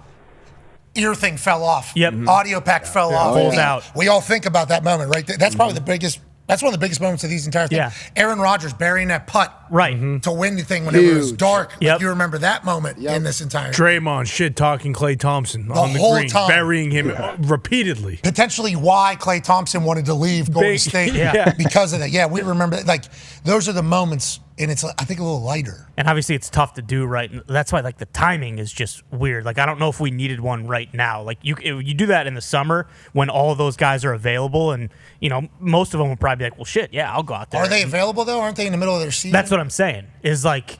That's the thing, booking. Yeah, exactly. For them, obviously, yeah. For the golfers, maybe not. But you do it right now, then it's just like obviously you're not going to be able to get any other athletes. It's just going to be a golf event. There has to be a time where their seasons don't, and this season's down. Like even if you do it back whenever there's like one game on Saturday and one game on Sunday. I guess that's why it worked though, is because they started this during COVID. Yeah. So no one had shit going on, and they could all kind of just go to like a remote course where there weren't a bunch of. Anyways, we appreciate that they're doing it. Yeah. Like this new Tiger League thing. Mm-hmm. I appreciate that they're doing it. Yeah. I think that's going to be good. Technology looks sweet. Can we build that out back? I think that'll be awesome. Yeah. Setup looks good. Drive it into a sim, pretty much a big ass sim. Yep. And then whenever you get within 50 yards of the green. I want to say 130 yards. So they have a 130-yard warehouse. That's probably why it went down. Didn't it go down? Yeah, class. They got real grass. They got sand. Like it's the greens move. That's brilliant. And there's a 40-second shot clock on every single shot. Which is what we were just talking about. Exactly. And then there's also gimmicks as well. Something called the hammer. I don't know what it is. Oh, you know what that is? Yeah. Whose league is it? Tigers. Okay. Yeah. Penis. Yeah. I think that's double points, I want to say. What's the trophy look like? No. I want that to be good. I do too. Yeah, you do. Me too. Foxy does. What? Foxy said it, not me. Joining us now, ladies and gentlemen, is a man who might have an opinion on this. He has opinions on everything, doesn't he? Does. Mm-hmm. Ladies and gentlemen, one of the only members of the Bull Ring of Honor for the Houston Texans, future first ballot Hall of Famer, NFL legend, and CBS pregame show pundit. Ladies and gentlemen, JJ Watt. JJ, did you watch the match showdown last night? I think they won $10 million in crypto, what does that mean? Is that all the cryptos? I don't know. Do you get Bitcoin? Because if you get $10 million in Bitcoin, probably living pretty good. Wish this would have happened a year ago maybe, but like... I have no idea. They asked Scotty about it. He's like, I have no idea what this means. I'm going to have to do some research, I guess. No, it's time to do it. Yeah, it was 10 million Hawk Tua coin. Pretty awesome. There's been a lot of those coins that have popped up. Maybe they'll all hold value. I doubt it, but maybe. You never know. Nope. Bitcoin feels like it's really going, though. Mm-hmm. Yeah. I don't know much about it. All-time high yesterday. Wow, really? Again. Still cooking. Okay. Jade. Still bringing it. How do you feel about Bitcoin, and how do you feel about the golf match that took place last night? Don't have a lot for you on either aspect. Oh, didn't watch a single second. Thanks for coming. Thought you were friends with some of those golf. All right. I was not told that this would be part of the required reading for the show today. I understand. Nobody told me. Okay, so no homework on that. Let's talk about chitter chat. I got to apologize to Connor, first of all. Dude. It's been brought to my attention that I have been a little tough on Connor lately, and I would like to issue a formal public apology to Connor. I am sorry. You're just making it worse, man. That's nice. Worse. I'm so thankful you just deleted a tweet that you sent about Connor right there. Yeah. That's what you just did right there. Mm-hmm. That was very kind of you. Apologize. Connor, do you accept his apology? This is very adult of Jade. For sure, man. Let's just talk ball. I mean, what the hell are we doing here? All right, let's talk ball. Do you think the Atlanta Falcons owe Kirk Cousins an apology, Jade? Because they signed him to a $180 million deal. One of his big things is he wanted to be the guy. Okay, he wanted to be the guy. Signs that big of a deal, you assume you're going to be a guy. Then you get to draft night, and with the 8th overall pick, the team that just paid you that you have not even played for or met everybody in the building or established relationships with, picks a phenomenal quarterback. out of Washington. A situation then brews from that moment forward on who's going to be the guy for the Atlanta Falcons. Is it the big money guy or the high pick guy? Then all of a sudden, guy starts throwing a lot of picks, and high pick guy becomes the guy. Can't go back to Kirk is what everybody's saying. Do you agree with that? And how do you feel this entire situation has kind of played out, Jage? I don't think you owe anybody an apology when you give them that much money. So I think fair. It sucks. There's no doubt. I know he wants to play. There's no question. He's a competitor. He wants to play. But also, you got a lot of cash. So it's not that bad. I do think that they clearly need a spark. This didn't do what they thought it was going to do. At the beginning of the year, I think there was some crazy moments, some great stuff where you see the sparks and you're like, okay, the Falcons are going to figure this thing out. Obviously, just haven't quite figured it all out. So now very excited to see what Penix does. And I do think that development and time to learn is helpful. So I'm really looking forward to seeing how he performs. Do you think Kirk backup quarterback over there now? And how's that entire situation? Because yes, he did get paid a massive amount of money. And Tom Brady's entire point about Daniel Jones' situation when he asked for his release, now he's a member of the Minnesota Vikings practice squad. Tom Brady said they gave you a lot of money. They took care of you. Like, that's your team. You were there for them. And if they asked you to play scout team safety, I would do that. He said, I go back to my times at Michigan. I was asked to do that at the beginning of my career with New England. I was backup. Tom Brady basically went on a full pitch about, like, the Giants have given you a lot. And for you just to be like, nah, I'm not doing anything but be starting quarterback, he hated. Now, there's a lot of people that have sympathized with Daniel Jones, too, because of how that entire situation has played out. So we don't have to rehash it. Yeah, I mean, because you also have to say, like, Saquon did a lot for the Giants. They didn't reward him. Like, I get it, maybe not contract or everything, but, like, this is, at the end of the day, this is a business. Like, you kind of lose all the, like, feely stuff. It is a business. And if you can get your release, get it. Like, I mean, it's benefited him. You might as well try. So what do you think happens with Kirk? Well, he has a pretty significant no-trade clause from what I understand. So he kind of holds all the cards here. So if he wants to, again, but to be honest, if you're getting paid that much and they ask you to be the backup, then unless you play him into getting your stuff. Isn't that feely stuff? Shouldn't he want to get out? I know. I'm talking myself in a circle here. Let me figure it out. You'll get there. I'm working through it. You'll get there. I don't think it'd be wrong of him to ask for his release. I think he can absolutely do it. It's whether or not who plays the game better from that standpoint. Like, who's going to win the leverage showdown there. Because, I don't know. I don't know. You got me there. Yeah, okay. So maybe Kirk just does the backup role, because feels like he owes the Falcons for how much they're paying him. Maybe he just goes about his business, which everybody would hope that their older veteran quarterback would do for a rookie quarterback, especially if they're paying him that amount of money. And maybe Kirk is not that bummed out about it because maybe he did lose his confidence, like Orlovsky and others have said. And maybe he wants to find who the quarterback is that he is yet again in a slump that I don't think we've seen him have in a long, long time. Yeah, but can they bench Penix now? Like, Penix is it. You can't really go back. Yeah, what if Penix throws 4 picks next week? It's hard to go back. Against the Giants. Okay, Kirk, $180 million guy, remember? Get your ass back out there. This guy sucks. We screwed up again. Yeah. This is on us. But, once again, we got a chance to see it, But then, at that point, season, would they still be in it with the Bucs? Potentially, but if they were to lose, kind of start slipping away a little bit, which is why I think it's such a big deal. They think they can go win right now with Penix instead of Kirk, so that means what they've seen in practice is obviously good. There's just so many different layers to this shit. There's so many different. I don't think you can go back, especially not this season. I mean, they've clearly made their move, and if it's not working out, that means they're going to be losing games, so they're going to be out of it anyway. So then you let Penix play it out to see what you got moving forward. The only time, in my opinion, you could go back if you really want to would be after the season going into next year, but you've really kind of undercut his legs there and took out all, respect and kind of dignity out of the locker room. So it would be pretty darn tough to go back. Okay, let's move away from the Atlanta Falcons and let's go to Pittsburgh, Pennsylvania.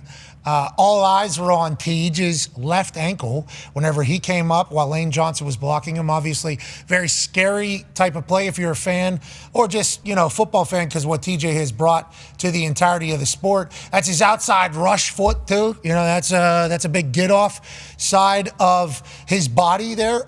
What do you know about this? What should we think about it? And how How's Teach feeling after what happened against Philadelphia on Sunday? Yeah, we got a low ankle sprain there. X-ray's negative. It's one of those things that you just roll it really hard, and it's very painful, very tough to utilize because you're a pass rusher on the edge, turning the corner on that ankle specifically, putting an insane amount of pressure into it. So when you add that with the fact that they're playing the 3 games in 11 days or whatever it is, very difficult, but he is walking around better and feeling better than I think you would initially think the next day. So who knows? I know him. I know he's a competitor. I know he's going to want to be out there. I know he's going to do everything it takes to be out there. So we're going to see what happens. But there's no question that the 3 games in 11 days is A, nuts, and B, very difficult for a situation like this, which Mahomes is also facing in Kansas City. Jay, did you ever play 3 games in 11 days, like at any point in your career growing up, high school, college, NFL? And what do you think, I guess, what do you think the NFL is thinking when they do this? I mean, I think we all know what they're thinking when they're doing this. What's that? What? I mean, They love ball. there's a lot of Candy they canes. just want more money for more football for the people. Oh, football. Wow, there's a Freudian slip. Yeah. I think you gave it. Yeah. Okay, we heard what you thought. Oh, the money. I didn't think. Well, I mean, but no. Like, I thought it was football. That didn't even cross my mind. Yeah, me neither. Candy cane games. Yeah. NFL holiday Remix. remix. Santa. I have not played in that short of a time period. It is a lot, but it's tough, man. I'm looking forward to it because I'm a fan of the game now. I'm not actually in the game, so I don't have to do it, and I'm obviously Netflix Christmas Day calling the game in Pittsburgh, so really looking forward to that. But no, there's no question. I mean, nobody's naive in thinking that it's not difficult. So it's obviously good promotion for our sport, for our league. And Netflix has 270 million, I think. 300, I forget the number. 270 million worldwide, subscribers. So that number is going to be gigantic. I mean, Jake Paul and Mike Tyson, allegedly 60 to 70 million people, which is why I was buffering. So those Netflix deals with people are a global expansion of sport. So playing it there on that day, wonderful.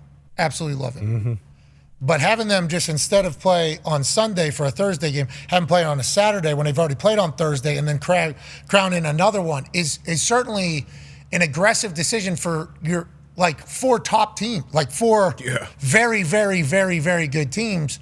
So I think there could have been much better planning. I think there could have been when bye weeks happen, do you add one because we're playing on a Wednesday now when nobody else has to, instead of just trying to, like, cram it in, and hopefully, when's Christmas next year? I don't know how that shit works. Hopefully Thursday. Yeah, because if it's a Thursday, there's no problem. Just do it like Thanksgiving. Boom. Yeah, well, that's an easy thing. Yeah. Wednesday is problem. If it falls on a day where there isn't, Tuesday would be a problem. Wednesday would be a problem that they would have to figure out. But, like, Mike Tomlin told us to talk good shit to the NFL about this. We won't say anything, but you need to talk good shit about it. And it's like, you're asking a lot, especially this late into a year with a playoff push happening, and all bodies are banged up at this point. Everybody in the NFL is banged up at this point. And I'll be there on Christmas Day, obviously, on the call, and it's something you have to discuss, in my opinion, because of how it affects the game, because of how it affects some of these coaches' decisions and things that are going to go into this game. These guys, whether it's game plan, whether it's, throughout the week, how their bodies are getting ready, whether it's throughout the course of the game, if they need to manage reps or whatever it may be, whether it's this week or the Christmas Day game, that is going to play a factor in it. So I'm certainly going to bring it up and discuss it because I think it's something that is not necessarily, fans know how hard it is, but I don't think they truly understand. You guys obviously all know how difficult that is, especially going from a Saturday to a 1 p.m. game. It's not even like it's a night game, it's a 1 p.m. So it's something I'll discuss, but I'm looking forward to it. I think Netflix is really prepared. I think they obviously had some stuff during that Jake Paul fight, and they're very confident that they've got everything figured out, and they put together a great crew. So I'm looking forward to having some fun. CBS is doing the production of it. It'll be great. Triple H said for when Monday Night Raw debuts on Netflix, January 6th, he was asked, are you worried about the buffering issue that Netflix had with Jake Paul and Mike Tyson? And his answer was, if there's 60 to 70 million people trying to watch, we're okay. I mean, they'll figure it out, hopefully. And I think Netflix understands after what happened in that particular thing can't happen again. Right. Because that's all anybody really talks about. Anybody talks about, like, if anybody thought Mike Tyson was going to be able to hold up with his age, you were wrong. And then also, Netflix's buffering problem is disgusting. That was kind of the two takeaways. And Tyson's butt cheeks. Mm-hmm. Yeah, you're right. Mm-hmm. Yeah, a lot of Tyson cheeks out there. Oh, yeah. A lot of Tyson cheeks out there. I also don't think Raj is gonna. I think Raj probably came in and was like, "Hey, this is the NFL here. Let's lock this down." And I think that it has been locked down. I think that's why the NFL was so slow to kind of get into any business partnerships with streaming people, because they wanted to make sure that it was able to handle it and everything like that. Because I don't want to say olds run the NFL, but older people run the NFL. So they have a lot of questions about this new age. And then whenever they're talking to linear TV people who they've had relationships with for decades are telling them all the problems that could happen during the streaming thing, I think they were kind of gun shy to it all. So then when that Amazon deal gets done, that was a massive, prove it, prove that can happen. They have success on Amazon. I don't think there's been a single flub, except for people's internet connections. I think the first 6 weeks wasn't great. But other than that, there's been no flub. Then they go to Peacock, right, for the playoff game. No flub in there. So I think they're very, meticulous on how it goes about going. And I think the Netflix relationship's a very good idea. I think that's a very good idea. And good luck out there, Jage. They have 40 people, right? They've staffed. Oh, yeah. Yeah. On air Bert talent. Kreischer. Bert That's Kreischer, gonna be awesome. the machine, obviously going to be it. Yeah. Oh, yeah. Uh-huh. She's sidelined. What's he doing? That's a good question. I am excited to find out. Just get ready for some zany stuff, my brother. Bert's going to be electrifying out there. We all know that. It's a stacked lineup from top to bottom. Those Netflix relationships, though, are things that they can capitalize on. Yeah. And kind of move with. We just, I just did a little promo for it that'll go on Christmas with Shane Gillis, Tires, for the show Tires. We just did a little Is Shane on Netflix crossover. Is Shane on NFL Christmas? That promo will be, but no, he's not on the actual broadcast. Son of a bitch. Former D1 football player. Mm-hmm. Yeah. People forget about that. He served. Well, he did. Thank you, Shane. What a legend. Yeah. Tire season 2, can't wait for it. Can't wait. Mm-hmm. Cannot wait for Tire season 2. Gotta be How do the Italians feel about Tires? Good show? I thoroughly enjoyed it. Yeah. All right, good. You got to go around back, though. All right, let's continue to talk a little bit about ball here. Darius J. Butler has a question for you, Jage. Yeah, speaking of legends. Deej has a question for Jage in front of Age. We got Age. We got a lot of. My middle name's Josh. What was Q's? I heard Q's. Q's. Yeah, it's Chuck Pagano. The Thunderbird over there. The Thunderbird, if you want to continue with Coach Pagano. But JJ, you not a Thunderbird? Yeah. What happened there? He moved. No, I didn't get a robe. I didn't get a robe. Bird left the nest. Wow. Bird left the nest. I remember when Pat met the Thunderbirds for the first time. Yeah, he was there. Jage was. I don't think Pat. I remember. I do remember. I was on a different planet in that particular one, and I don't remember why we were doing Super Bowl Radio Row. Yeah, right from Radio Row over there. Yeah, and I was being gifted by everybody that I met. Hey, try this one. And thank God nobody, put anything else in there. But I certainly headed north to the clouds there, and we walk in legal there. By the way, it's a legal state. During the pickleball run too, so we're a little tired. Yeah, a little winded, a little exhausted because we've been playing all night pickleball. Introduced Thunderbirds here to pickleball, and then I walk in there. I had no idea what that was, Jage. I had no idea what I was walking into. Neither did I. My first view, looking around, holy shit! What? A lot of people. There's thousands of people here. Yeah. And I had sunglasses go on immediately. Good move. And it's like, I thought I was coming to a golf. Is this a golf event or a rock concert? You know what I mean? Yeah. A little bit of both. That's literally what I thought. It was awesome. First person I ran into was Miz. Miz had a lot of energy. Came with a lot of energy. Always. It's Miz football. And if there's an opportunity, Miz is taking it. Yeah. I don't even have to. No, that range is over everything. Don't even have to do it, especially in the golf world. I mean, he is. So you weren't. He was so nervous. Miz was very nervous. I talked to him before his shot. Then he celebrated. Yeah! Hit the green. Yeah! Rolled off, though. Oh, yeah. I actually ended up closer than him, and I duffed mine because it rolled up in there.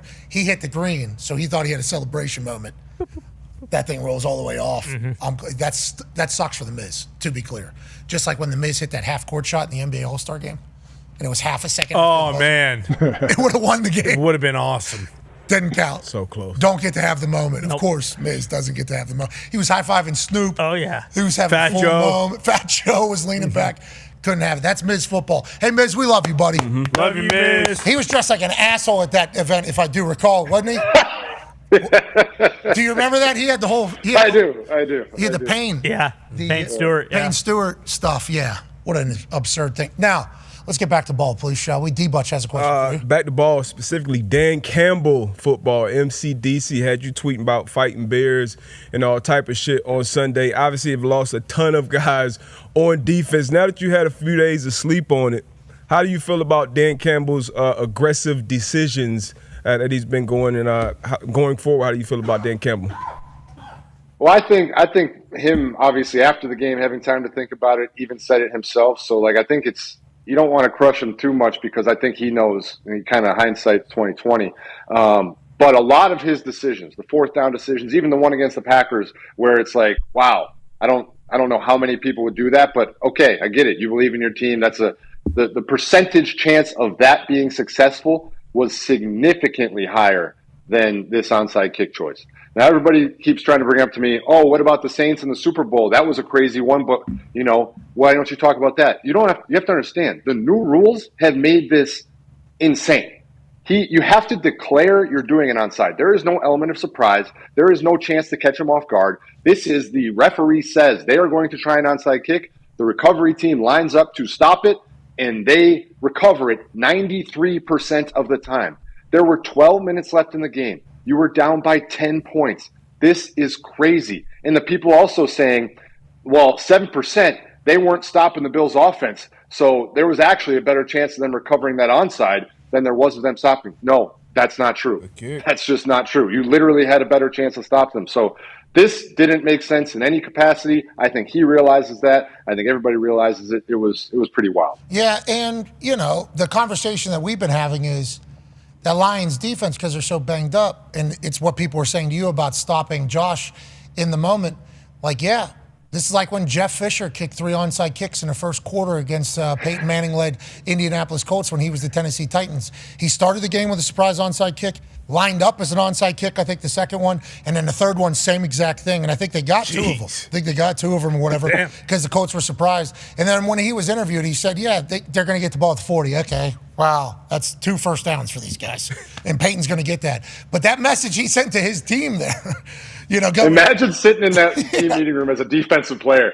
Jeff's like, all right, guys, Peyton's going to score either way. So you guys suck, so I'm going to onside kick it every time. Like, what the hell? So Bill Belichick did this against Peyton and the boys in the AFC Championship game or divisional round? Thought it was divisional. That was, the 4th and 2? Yeah. No, that was regular season. Unless you're talking about the onside kick. The 4th and 2 at the time, that was regular season. Was it? I thought it was in Our playoffs. rookie year. Yeah, I thought it was in playoffs. It was not in playoffs? No, regular season. Late then. It was late in the season, right? Was it? Kind of late, yeah. But we started off first half, great playing defense. I was a Patriot at that time. And then late in the game, Peyton made some adjustments. He was just picking us apart. At that point in the game, as a defensive player that was playing, go for it. Yeah. Go for it. In the game with Tom. Tom, come on, baby. Throw it to Kevin Falk, Wes Welker. You boys go for it because I got to line up with Reggie Wayne in the slot and Dallas Clark and, Garcon, they were rolling. They were cooking at that point. But that's the difference. 4th and 2 is so much higher probability than the current onside kick. That's what I'm so blown away that people are like, it's the same. He's always been this aggressive. No, even going for it on 4th and 10 is significantly more possible than these current onside kicks. And you can speak to it. You know all about the special. These current onside kicks, it's basically you're not getting it. Yeah, the surprise element getting taken out of it is certainly something. You ever been on the receiving end of a surprise onside kick from another team? Not a surprise, no. But there was one game where a team, we were trying to kick an onside kick at the end of the game. It was Bill O'Brien's first ever game as the coach. And I went up to him and I said, put me out there. I'm going to go get it. And he goes, okay. And he put me out there, and I did not get it. Yeah. Sure. I had a surprise onside kick against you guys right in the middle of your fucking feet. Oh, right. I wasn't out there. Yeah, because you were scared to be out there. You were scared to be out there. And I would too if I were you. That game still pisses me off because it's on every single It's on every morning on the Pat McAfee Show introduction. We put on. Look at me! Look at me! I can kick the ball. I can recover the ball. And I called it myself. I mean, there's a lot of things that go to there's a lot of elements to that particular play there that really just kind of explain everything about me, and that's why it's in there. But boy, it was a great play, man. Chuck asked me later if I wanted to do it again. He's like, "Do we want to have the middle dribbler in there again?" I'm like, "I don't think I'll ever be able to hit that ball like that again. We should go to the right." It was left. Brilliant. It was cool. It was so frustrating.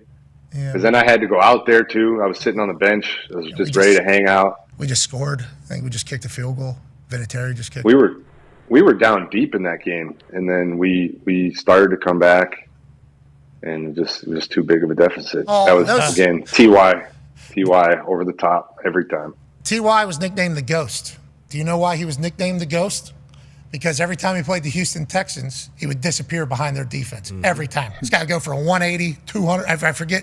It was like crazy, fucking insane. And literally, they called him, after the second time he played Houston, that guy's a ghost back there. And it was like, yes, he is. That is I know the exact play. I know exactly what happened on the back end. I know exactly the coverage. I can picture it clear as day in my head right now. Glory days. Hey, you guys you're right there now. Hold on. Connor has a question. Jay, Connor has a question for you. JJ, forget about the past. Let's talk about it right now. The Texans back-to-back AFC South champions. Congratulations. It's got to be fantastic to be a Texans fan right now. How do you feel about the current state of the Texans? Do you think they can go on a run here, or do you think these 3 games in 11 days is really going to bite them in the ass, because they're also one of those teams that has to play that with that quick turnaround? I think they needed the bye week that they just had. I do. I think they were going through it a little bit. I think they needed the bye week to kind of reset, recoup. They came out, get a nice win, and now on Saturday they've got the Chiefs with either a slightly banged up Mahomes or no Mahomes. We'll find out. Who knows? And it's a chance for them. 3 games in 11 days can either be really, really tough on you, or it can be a major catalyst. And I think this team had that chance to recoup. Now their offense does still need to figure it out a bit. I mean, their defense is playing lights out. Danielle Hunter, Will Anderson Jr., Stingley, these guys are playing great ball. Special teams, special teams set them up for this touchdown right here with CJ DeNico in the red zone. But the offense there's just something little there that hasn't quite been clicking. And I think if they can get that going, they can make a deep run. But if the offense doesn't start to return to what they were able to do last year, it's going to be tough. All this is happening without Azeez Al-Shaair, who will be back for the playoff run. So you think him returning, them coming off a bye, being ready to go, I think the Houston Texans can go on and represent the AFC South in proper fashion. Amen. Enjoy. Actually, Somebody has to. We're still in the hunt. Yeah, we're lurking. Did you hear that? Banner.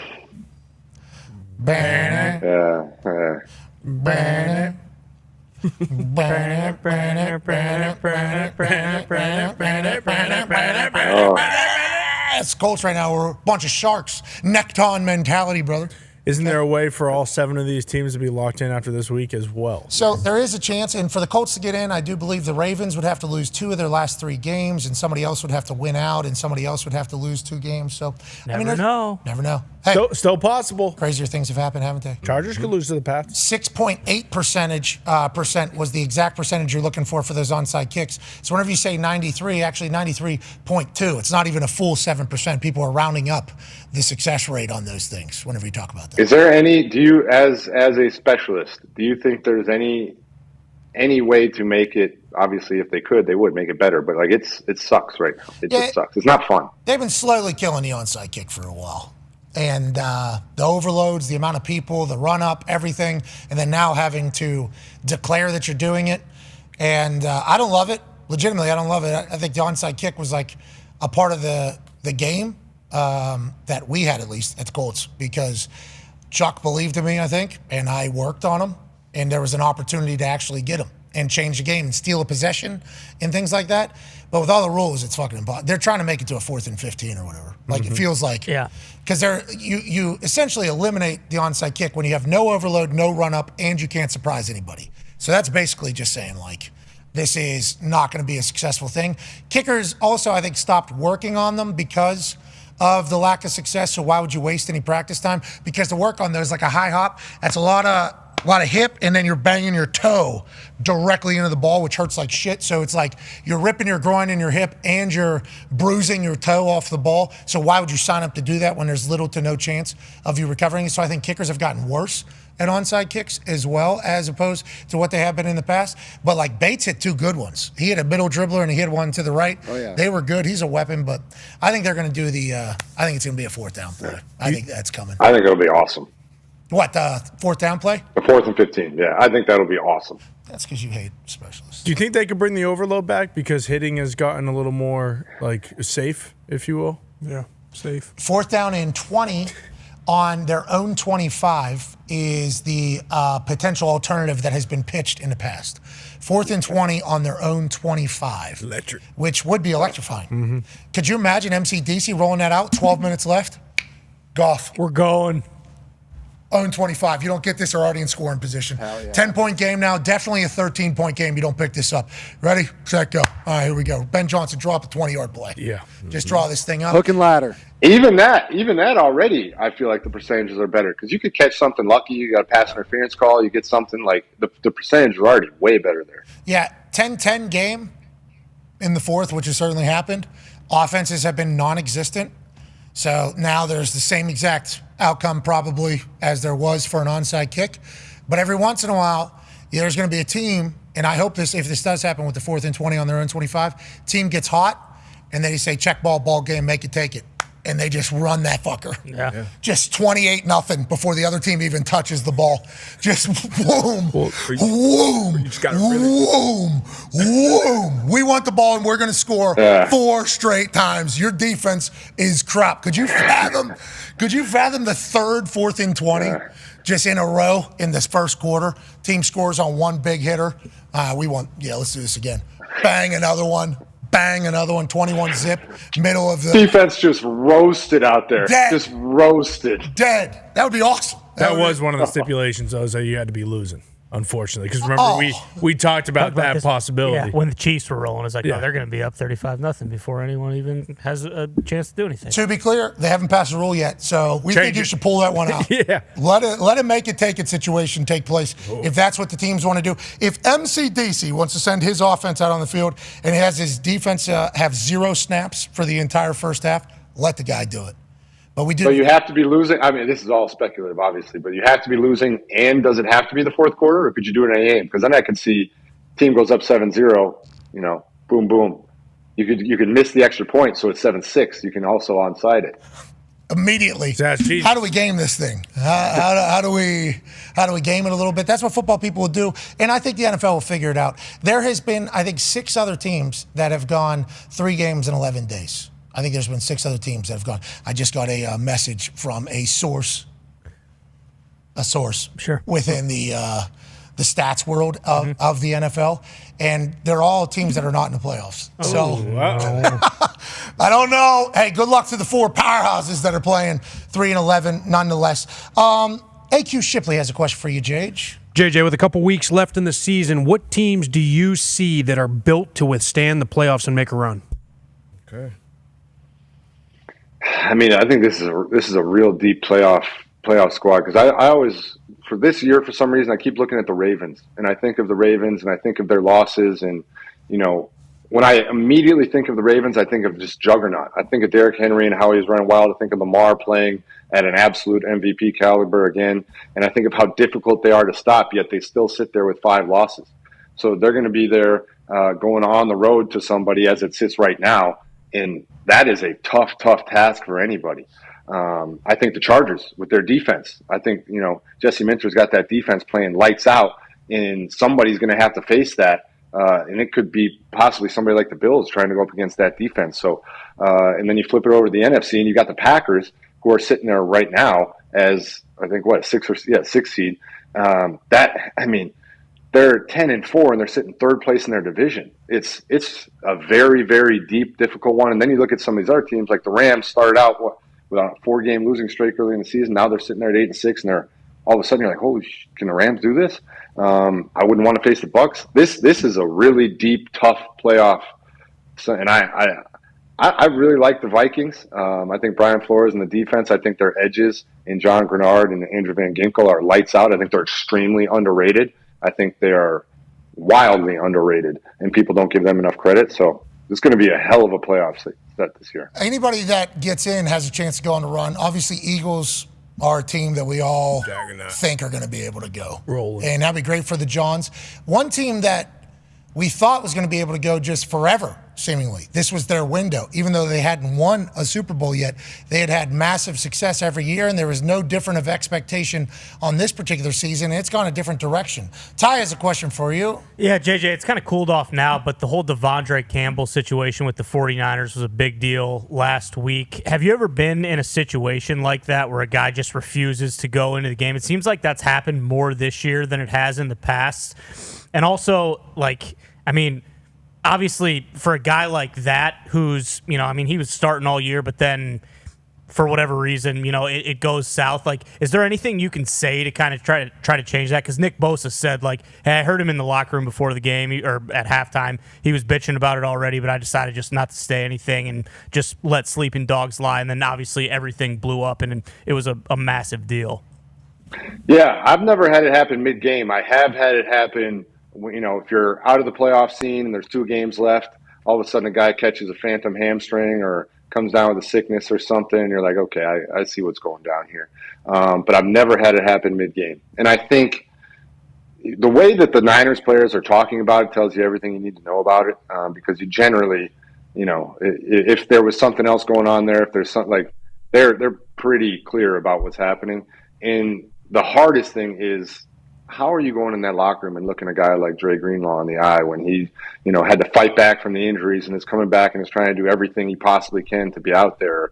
Somebody else out there who's battling through multiple injuries and just doing whatever he can to be on the field for his guys. Like that, the locker room is a sacred place, man. And if you're not going to go out there and lay it all on the line for your boys,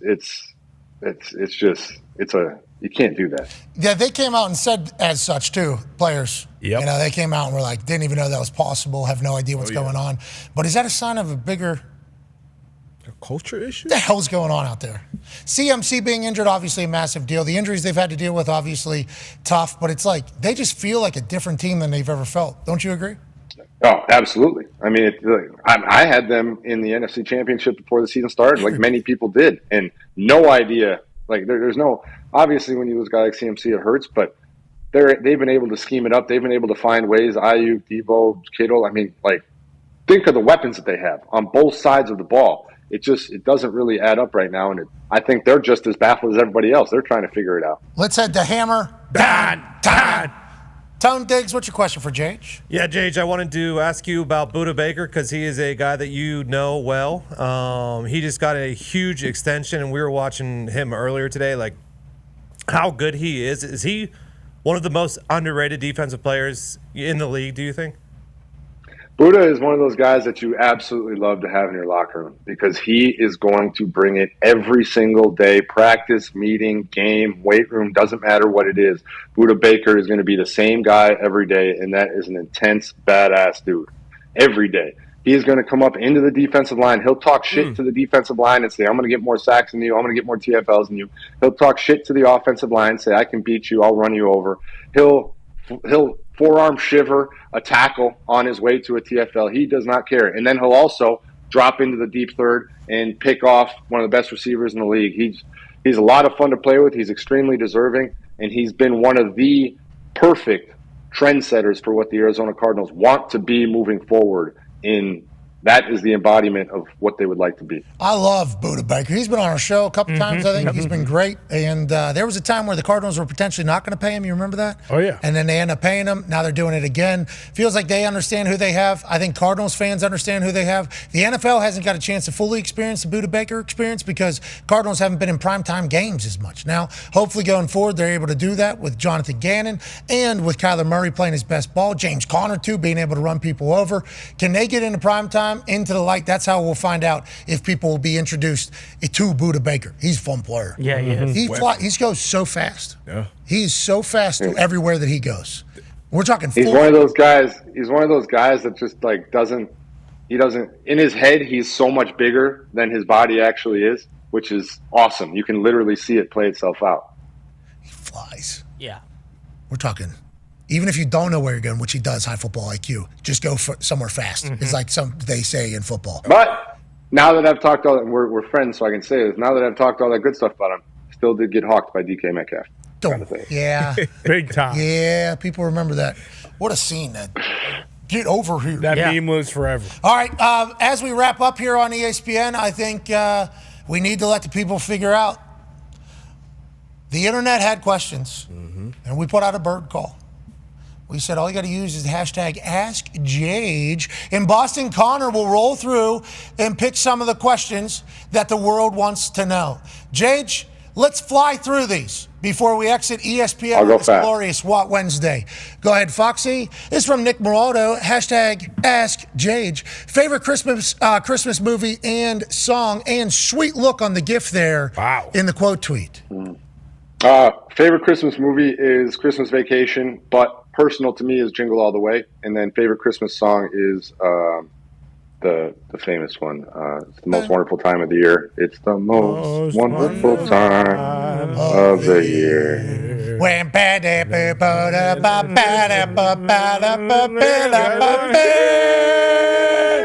it's the most wonderful time, the most wonderful time, the most wonderful time of the year. That one's okay. Bing da da dum, bing da da dum. Oh, good one.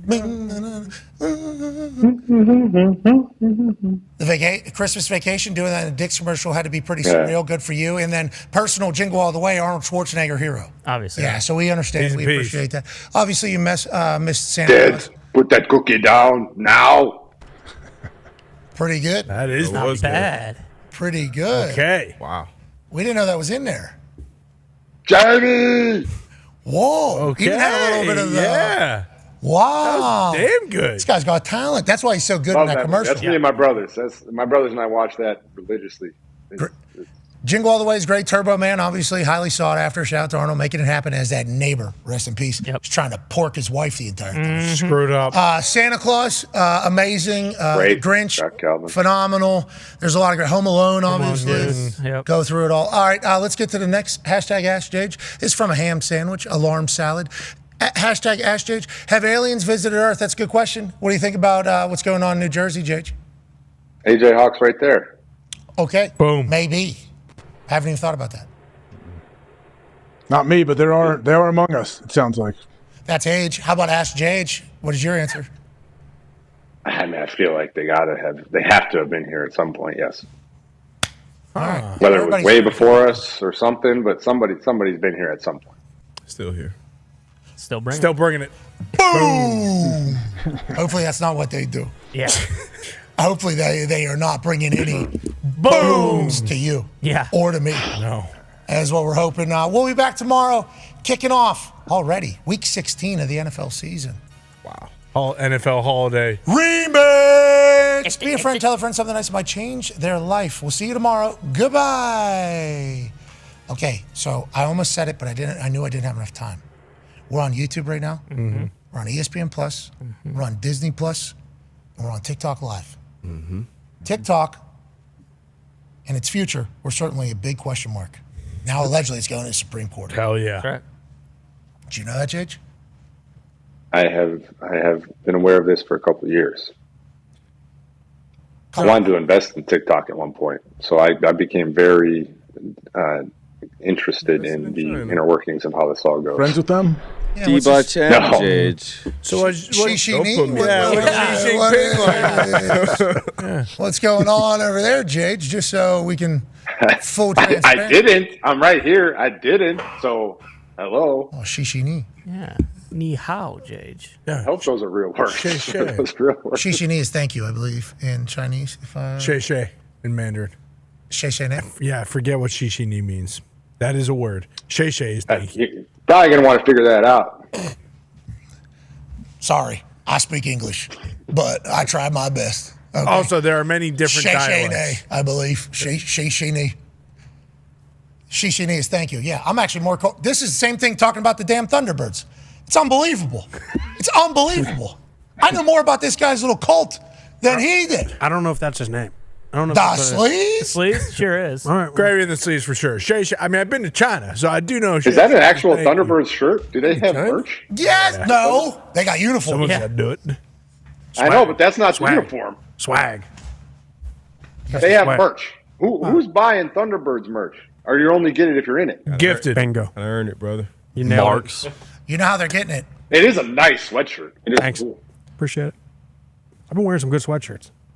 You have. The one you had on earlier, still. The one earlier was a good one. The Penn Remington State one's a good one. He had a Remington trophy. He had a Christmas sweater on a couple weeks ago. The Thanksgiving one. It was a Remington trophy hoodie 4X that only he had because it was given to the winner of the Remington Award. That was a very cool one. But then when he put the Thunderbirds on, we said, "Wow, that outfit really came together." It did. Didn't we think that? Yeah, absolutely.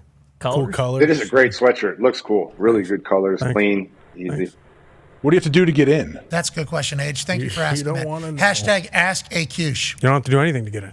You just gotta get invited in. You ever heard of the baby? You don't have to do anything. So you do have to do something. Or you just get invited. I don't think. Yeah, well, you had how to do you get on meet the somebody. radar? You had to get in to the group.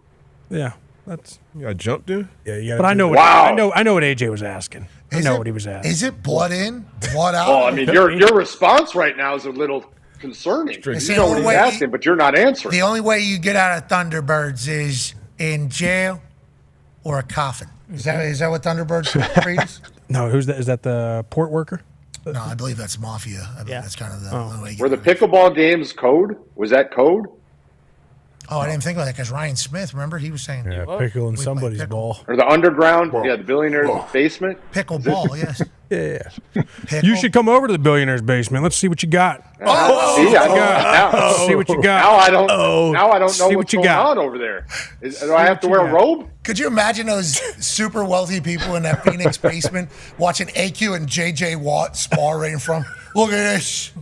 We got an orangutan taking on a gorilla.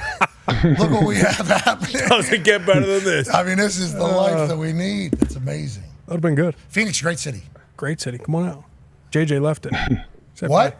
JJ said I'm out. That's because you guys didn't invite him to the Thunderbirds. That's right. He had plenty of time. I didn't have enough beads. I didn't earn them. Well, you earn them by giving back to the community, not by doing anything you're thinking right now in your head. Okay. Ah, man, it's beads. You do. What? Let's go to the next question. I want to let you know everything he said, Malarkey.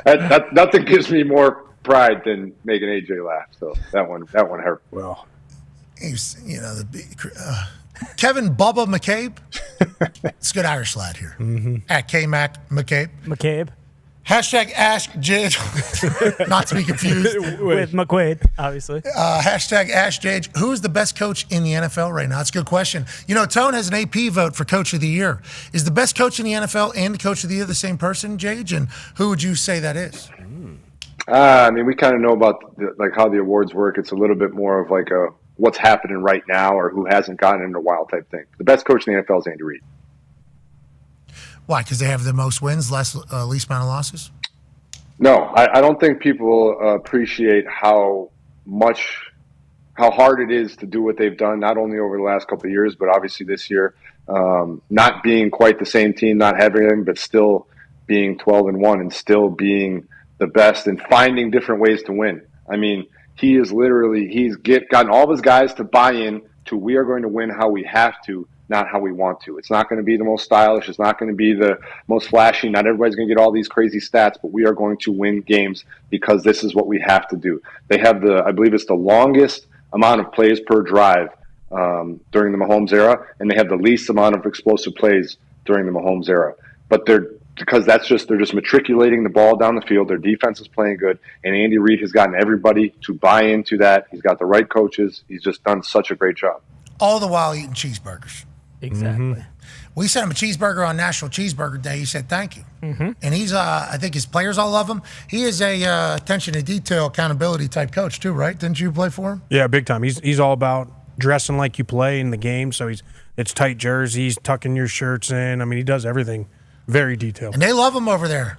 God, they love him over there. How could you not if you win that much? They win all the time. It's just so easy to overlook, obviously, because he has Patrick Mahomes. He has some of these great players. He got Spags as the coordinator, but you have to understand and respect how hard head coaching is in this league, and he's done a great job at it. And Tobe is a special teams guy. I mean, you're talking about 3 Hall of Famers basically at coordinator positions. And I think Tobe is situations guy too. I saw him telling Andy Reid a couple of things about a penalty or not taking a penalty time when they were doing it. Feels like they're all on the same page, rowing in the same direction, trying to accomplish something that's never been done. Are they going to be able to do it this year, Chiefs?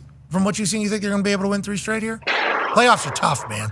Playoffs, people will expose shit in the playoffs. I mean, that's just how it is. They've been the ones that have been exposing others over the last few years. Is that going to remain, or is there a chance that they run into somebody that's, humming at this? I think there's no doubt there's a chance. This is the debate we had in the green room this week on CBS. Is we just keep going back. Take and us forth in the green room. Peek behind the curtain. Yeah, it is, isn't it? It's just is this the Chiefs where they figure it out as the season goes on, and then once the playoffs come, like they have that clutch gene. They just figure it out at the end of a game, whether it's a kick going off the crossbar, whether it's finding a way, blocking a field goal.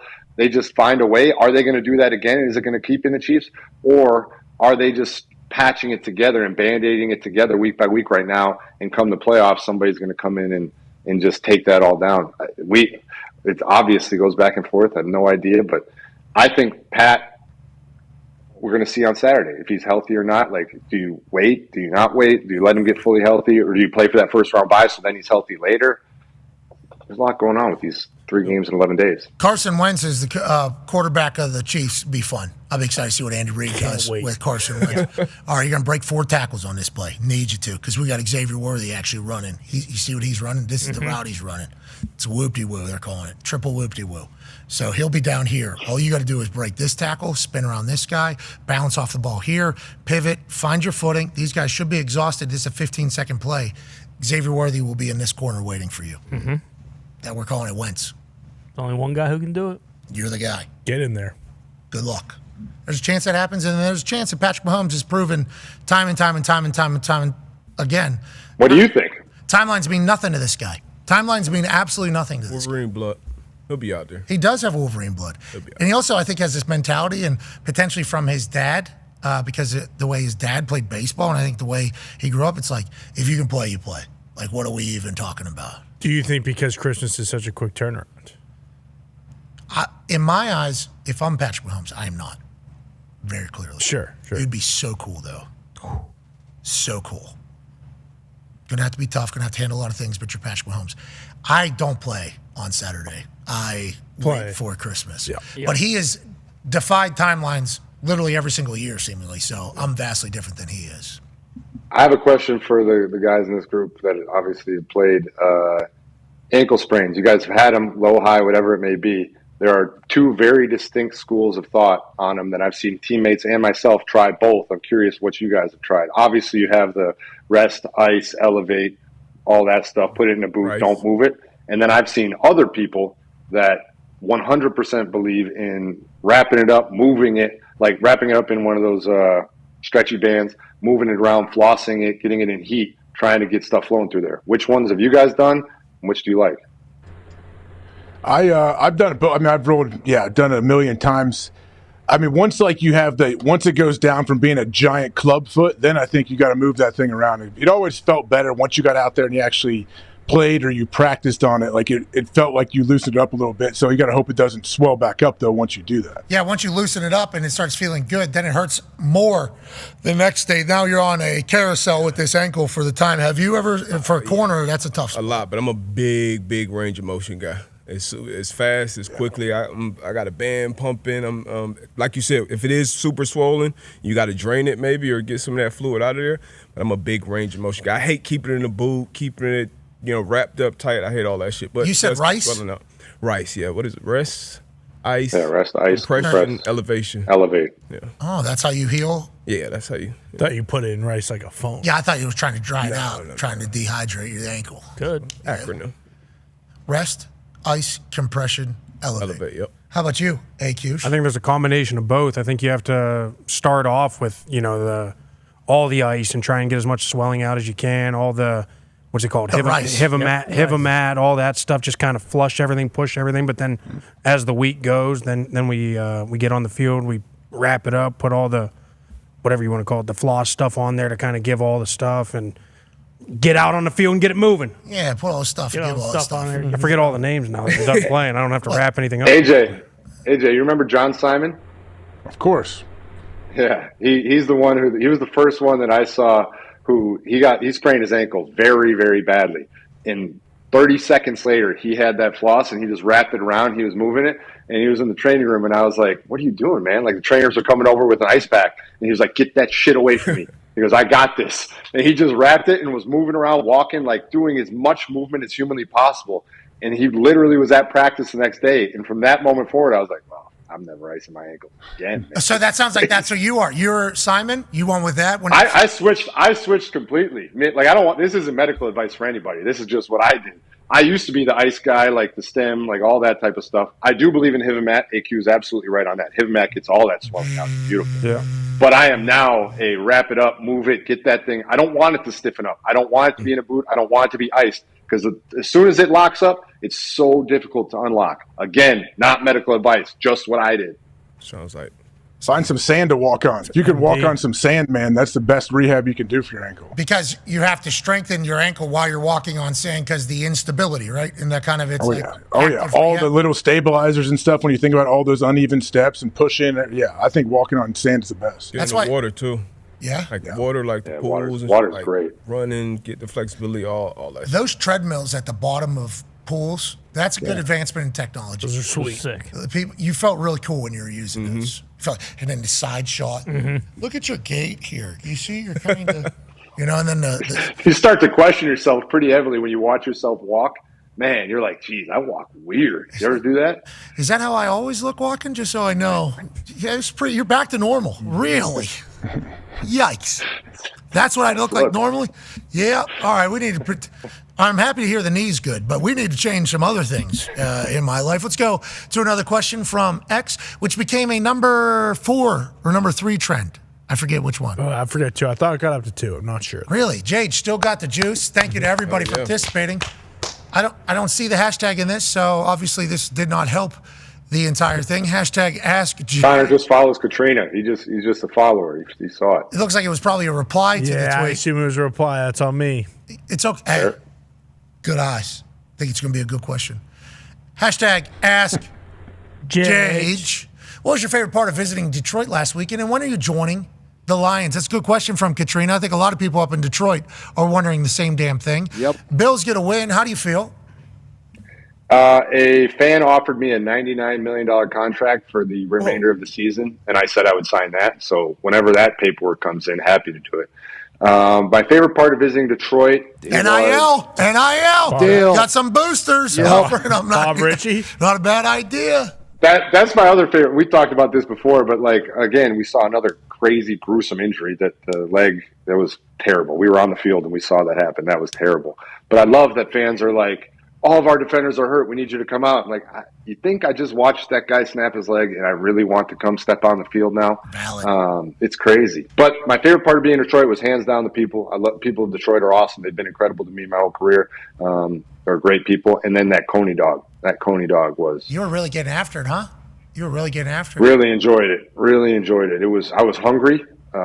I did not think it was going to be as good as it was. It had a ridiculous amount of mustard on there, chili, onions, but lights out. And Jim Nantz and Matt Ryan are talking over top of you, obviously, as you realize, there's people here, after the first bite. I think you were thinking about taking one bite, but then as you were experiencing it, hold the phone. Good blizzard. This thing is damn good. Yeah. Then you're trying to sneak in another bite while this very important, serious, boys. And do they have an ISO shot on Jim now? He's the one talking.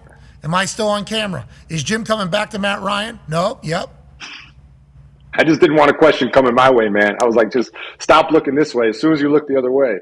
And halfway through it, I realized that it was basically the Tim Robinson, I think you should leave skit. And he's a Detroit Lions fan. So I was like, all right, let's play this up a little bit. Can't cancel lunch, dude.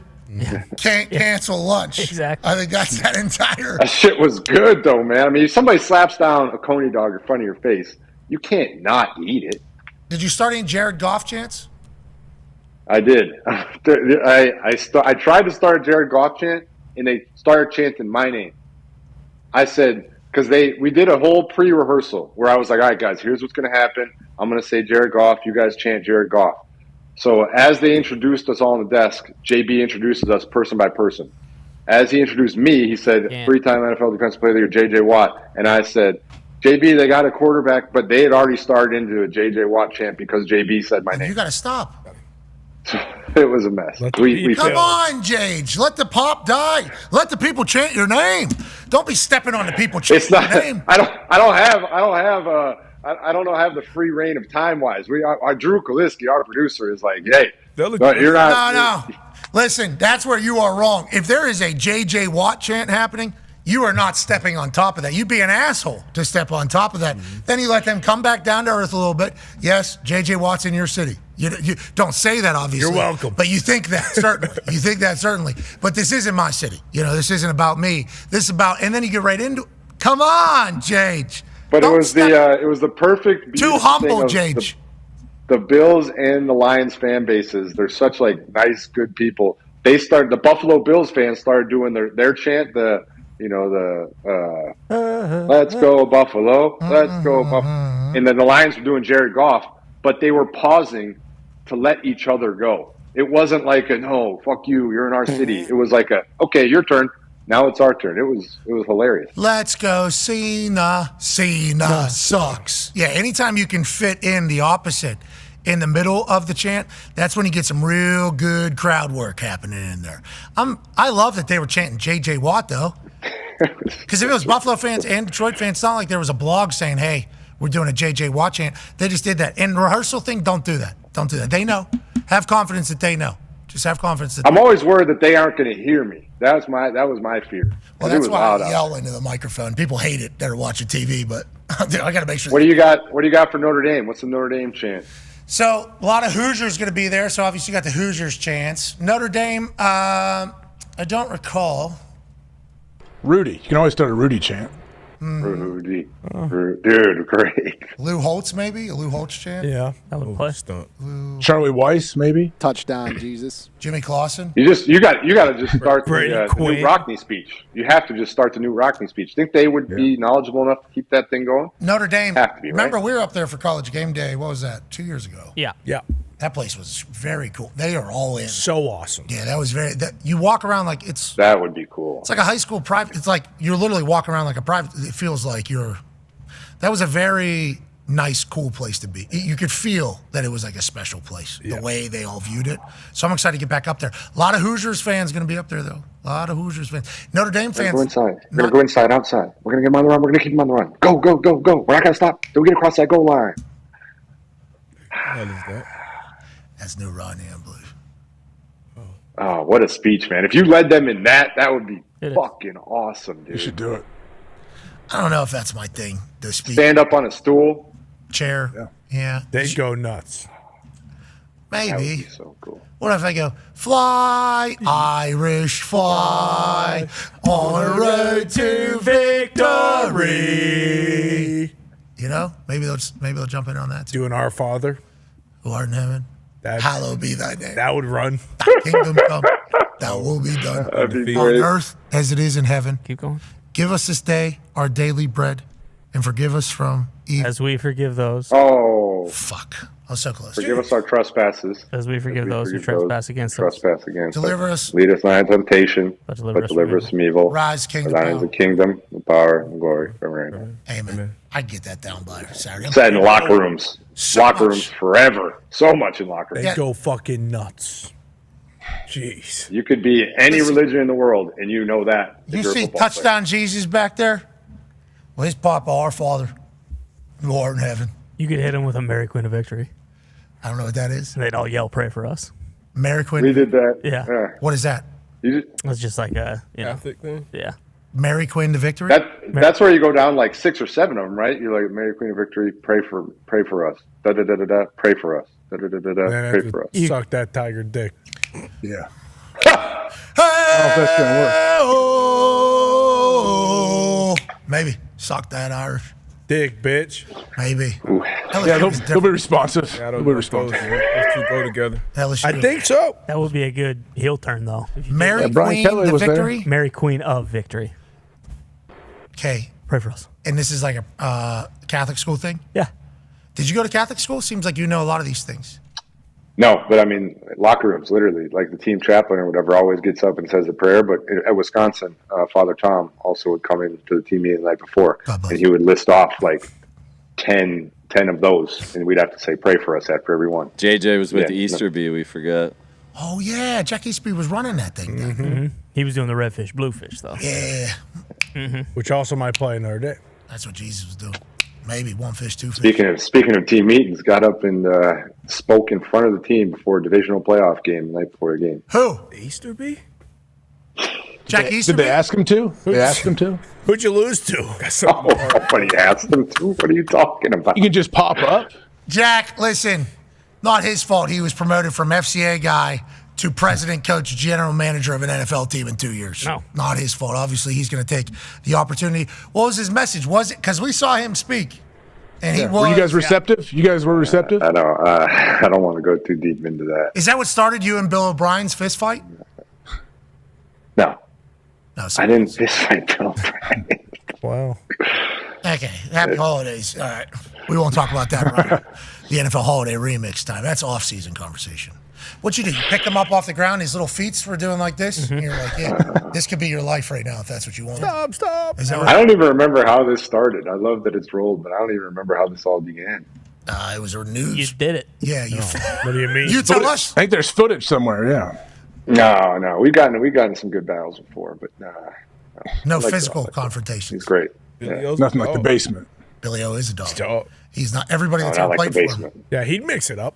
Yeah, he's not scared. Tea kettle? Yeah. Yeah. No. What's the was it in Boston, the North End? What's the That's an area. Yeah, it's an area. Yeah. Some good bars down there. You're getting some scrums. Plenty. Some scraps. Do you hang out in Boston often? No. I've been there like 3 times in my life. I've enjoyed it. Really had a good time there. I've never gone out in Boston, I don't think. Oh, That's awesome. We should. I heard it's pretty Pittsburgh-like, right? Yeah, Yeah, I feel like it's great. The setup is very similar. Like when I went to Pittsburgh, that's how I felt about it. The similar setup. Different pockets, like the North End. What he's talking about, it's like very Italian. You can get like unbelievable. So that's the most Pittsburgh-like part. Yeah, but like then you talk about South Side, which I got to experience once. Like that's like South Boston. Strip. Yeah, strip, bunch of bars. Nice. You guys got casinos up there? Encore. They opened up a casino like 5-6 years ago, but that's like in Everett. Like you gotta take a ferry. It's not downtown. No. Pittsburgh adding Connor. Rivers downtown was a big deal. Sorry, just casino adding to downtown was a Yeah, but same exact type of thing, like where you got to take like a 15-20 minute drive. yeah to different get part there. of city. Bingo. Yeah. Yeah, got it. Go ahead, Jay. Connor, how familiar are you with downtown Boston, like bar scene? Pretty. My D-line coach, Matt Burke, is from there, and he was telling me a story about a bar. I always remember him saying it was under a bridge. I believe it was right by Fenway, because he would go there and then walk to the games. Yeah, Any chance you would have any idea? Probably Lansdowne Pub. That's like the famous one on the corner. Like it's on the bridge because under the bridge is like the highway. But like the Lansdowne's right there. That's like after the Red Sox won. I forget what it was. They actually brought it up in the documentary that just came out. I think it was after they won like the ALCS or the ALDS. They went to Lansdowne Pub like in their gear. Boston, good time town? Great time town. They had to stop happy hour because they're having too good of a time. Indiana, I think, just reinitiated happy hours. It did. First time since I've been in the state where happy hours were allowed. Because What does that mean? Wow. Pittsburgh, big happy hour place. Big. Yeah, but like they made a law outlawing happy hour. Yeah, because people are just drunk driving home. And in Indiana, Uncles loved they get like 15. So do you just call it something else? What are they? No, like a they're restaurant? not allowed to make any specials on alcohol from like certain hours during weekdays. No way. Legit. Bingo. Because I think people had to drive so far to either get home because, things are spread out here in Indiana. I think like they had a happy hour issue. That was before I got here. But when I first, got like some notoriety out here in Indianapolis, I was like, I want to host a happy hour. Happy hour is the best thing of all time. Love happy hour. Love a great happy hour. The vibes could be amazing. And you guys don't do them out here. You guys have no idea about it. I thought I was like... It was a bit of a culture shock. Like, when we moved out here, no one would go out after their shifts at work. Like, everyone would just be waiting until later that night because there was no drink specials to... Yeah, happy hour, you just kind of do that, then you can go home, you can get to bed at a good time. Yeah. It's like actually a little bit more civilized in this entire thing. So I thought I was bringing like this novel concept. Wait till you hear about this shit. So the current governor was like, you know what? Bring back. Seems like, yeah. I think so. Current governor Holcomb, he's been in for a while. This is his last month, He's done. He's at max term limit. Every time I see him, he loves his job of being a governor. McAfee. Easy win. I don't think Easy so, win. brother. Politics? Yeah, right. You, though, Jage, you should think about it someday. Back in Wisconsin? You should think about it someday. Yeah, you should. Yeah, there was another Ask No, Jage. that's no fun. There's another Ask Jage from somebody from the show, actually, as we wrap this particular segment up. Oh, he's from AJ Hockey, never tweets. Hashtag Ask Jage. You do not have to use your fingers to cut the turds. You do not have to use your fingers to cut the turds. Hashtag Ask Jage. This tweet would go on to be deleted, actually. So we had to capture this before it disappeared. Age, why'd you delete your tweet?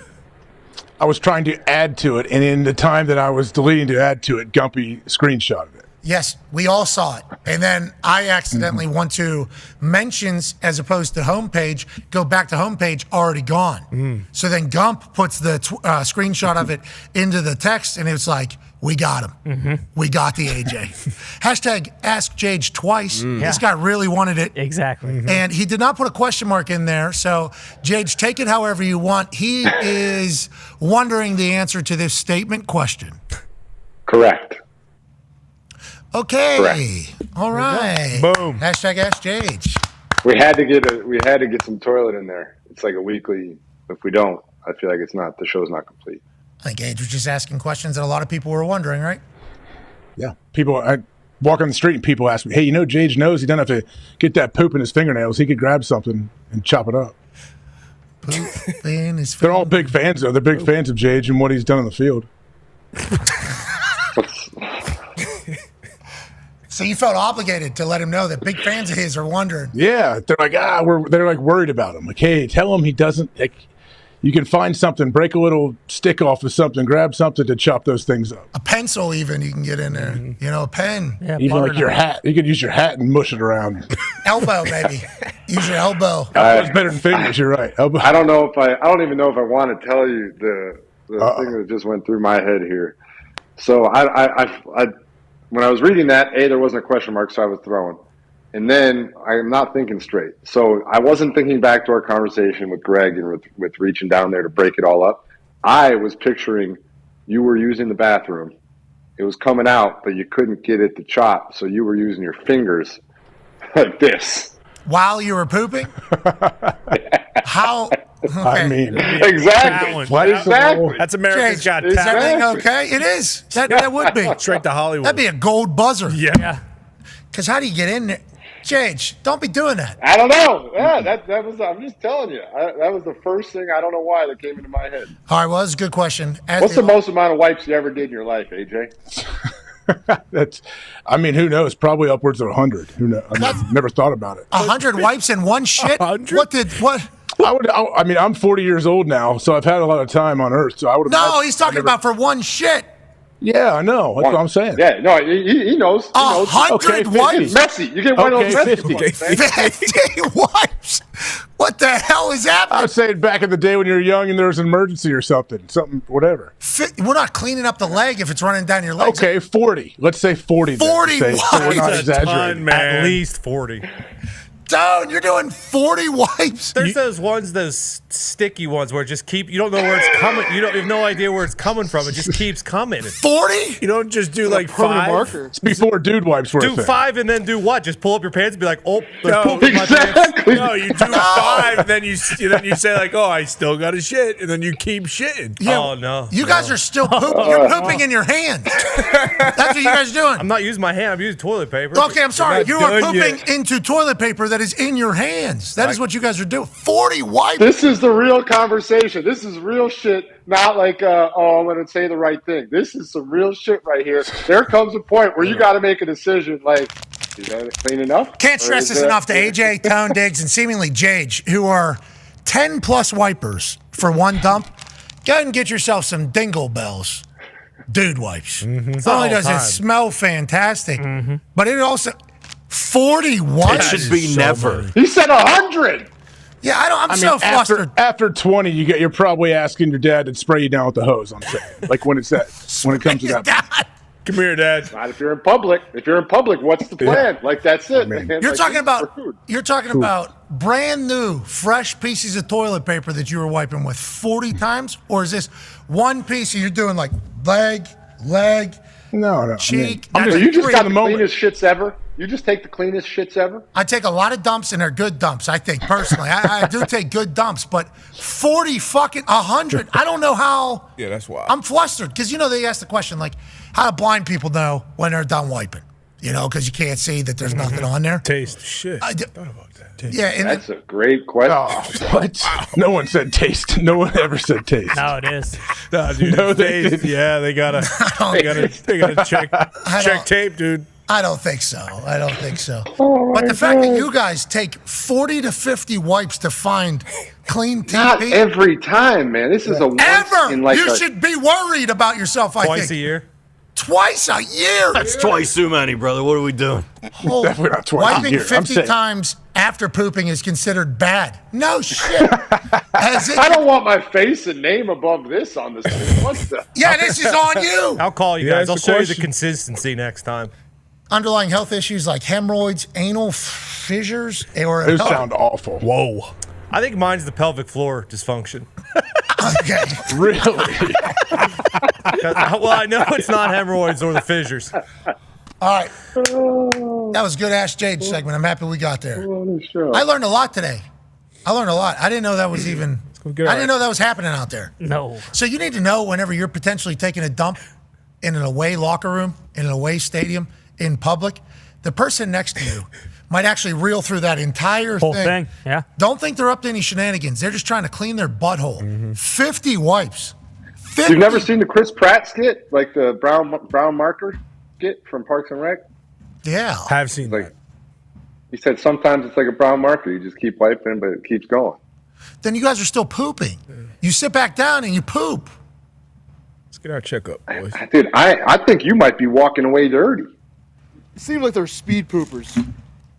Yeah, it seems like you're in a Yeah, pinch. you force it out a little too Yeah, quick. like away locker room, or you're out to dinner. You don't have those in your pocket. You should, but You're you don't. wrong. I bring Yeah, we got some in the back pocket. bring them with me everywhere. I They go. sent wallets. Yeah.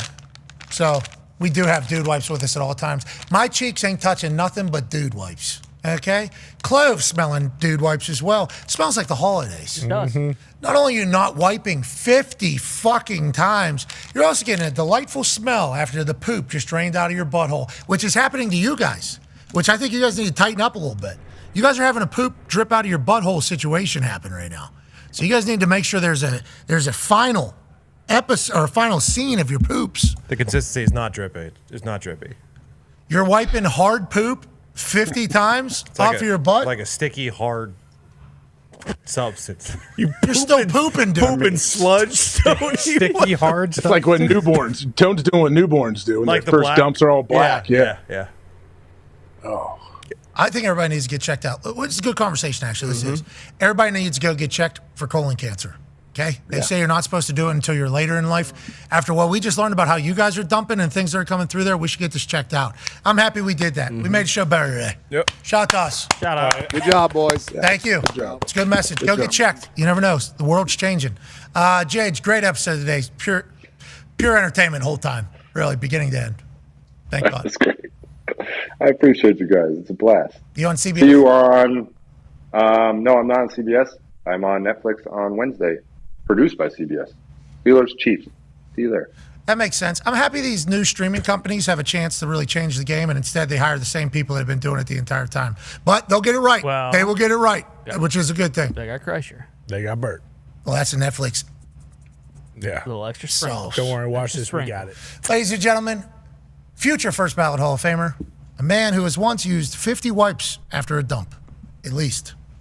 J.J. Watt. Yeah. That was you. You asked for I'm just answering a question. 100 wipes? I'm not saying I don't know if it happened, but it's possible. That's what you were asked. How many I was asked a question, and I never thought about that question in all of my time on this earth, so I gave an answer. In a moment, I dropped it down to 40. You've never thought about that? You've never been like 10 wipes in and No. been like, wow, this feels like I'm wiping a lot. Which I appreciate Jade doing that. Like doesn't happen that often where I'm like, wow, you know what? I don't think I've ever thought about that. Which is wild for you. Yeah. It is. You're right. I do think about a lot of different things. Always downloading. Especially in that world. Poop. No, poop. You're telling me 25 wipes in, you don't think there's a problem? You're nowhere near done. No. You're nowhere near done. You're halfway, at least half. Let's get out. I can't. You need to go and check, bro. Seriously. No, you no, too, no. Tone. People We're joking. We're people laughing. that bleed, people that say they got blood, those people. You Your gotta check cheeks that. got to be so chafed. Yeah, you're not Never. chafed. Are you not? It's not like a thing. Never like a consistent thing. It's 100 wipes of cheeks? Let's get to a break. We'll be back on this. We're not talking about this ever again. I'm dumbfounded. Mm-hmm. Get checked. Get checked. Loading his butt crack with Gold Bomb every single time. And then wiping it off? Well, the next time he goes poop. No, but I'm saying, does After he load it 100 up? wipes. That's not good enough. Wipe it again. Do it again. Is that one of the wipes? Get 99 others. Yeah, I mean that's we can. That he has never done that. Yeah, that's never. That's the I most dropped it to absurd 40. answer he's ever given. So I dropped. No, that's not right. But I dropped it to 40. 40 is the most absurd answer. That's insane. And then I'm not saying it even happened. I just don't want to lie. I don't want to be a liar. Chat's, yeah, the call YouTube Kaboli. chat is saying we need to call Kaboli. Well, You guys think Kaboli wipes? I was gonna say, do we even? What? What? In what Just world? put that sub right next to it. Yeah, what the hell? In what world? Connor's. Oh man. I have to pee right now, but when I walk in there and I look at the toilet paper, I'm going to say, one whole roll? I'm so These sorry. guys, for one dump, you're going through a whole roll and you don't think it's a problem? Legit. If this was an everyday occurrence, yeah, I would already think this is a problem, but it's not. It never has been. You need to go get checked. We all do. Yeah, you're right. We do. We all should get checked. Get a You're right. colonoscopy. For everything. Amen. Tone, Yeah. you just coming in out of hammered. Dahn. Just being like, preach, age. Well, I thought this was an honest show. It now, is. It's never happened at home because if you get to, say, 15, 20, Shower. you're just jumping in the shower. Yeah, but now you're pooping. And I think what you guys need to know is you're still pooping. Pat, I've been pooping. You can't be mushing poop I've been in the shower. pooping for 36 years. I promise you, it's not poop. So well, it is poop, but I can't poop anymore, if that makes sense. What? It's a pelvic floor problem. What is that? What does that mean? I don't think the muscles in my pelvic floor are strong enough to get the rest out. You need to do You those got to do Kegels. Kegels. Yeah. Yeah, Bingo. you got to do Kegels. You do too. Those always sounded too Oh, no. sexual for me. Very to do. strong. Joining us now is a Get man who's rocked going to... You get rocked up while doing Kegels. Joining us now is a man who will give us, the answer we've been looking for. Steelers insider for our show, also contributor to WWE. Ladies and gentlemen, Mark Kaboli. Yeah, Mark. Mark, I know you're very busy on this Wednesday. I know the Netflix kickoff press conference is happening for the WWE right now. You're paying attention to that, the Steelers, Hard Knocks. We appreciate everything you've done this year. Great work. Great work. Hell yeah, Mark. Now, question. Jage, Mr. JJ Watt, brother of TJ Watt, ask Age, AJ Hawk, what's the most amount of wipes he's ever done after a dump? AJ Watt responded to Jade, 100 wipes. Then, after getting ridiculed a little bit, he dropped it to 40 wipes. Then Tone Diggs, Pittsburgher, Yinzer says, say 50, 100 or whatever. I was dumbfounded. I didn't know that was possible. What is the most amount of wipes you think you have done after a dump? And do you still dude wipe every time you're at the John? Oh, absolutely. The dude wipes. The thing is I've pretty much got it down to a science right now that I don't have to overuse the dude wipes. And I've said this before, you go with the dry, wet, dry technique. That really cleans it up nice, and you don't have to use the 100 or so. But it all depends, too. If you're holding it in a little bit too long, then that tends to be messy at times.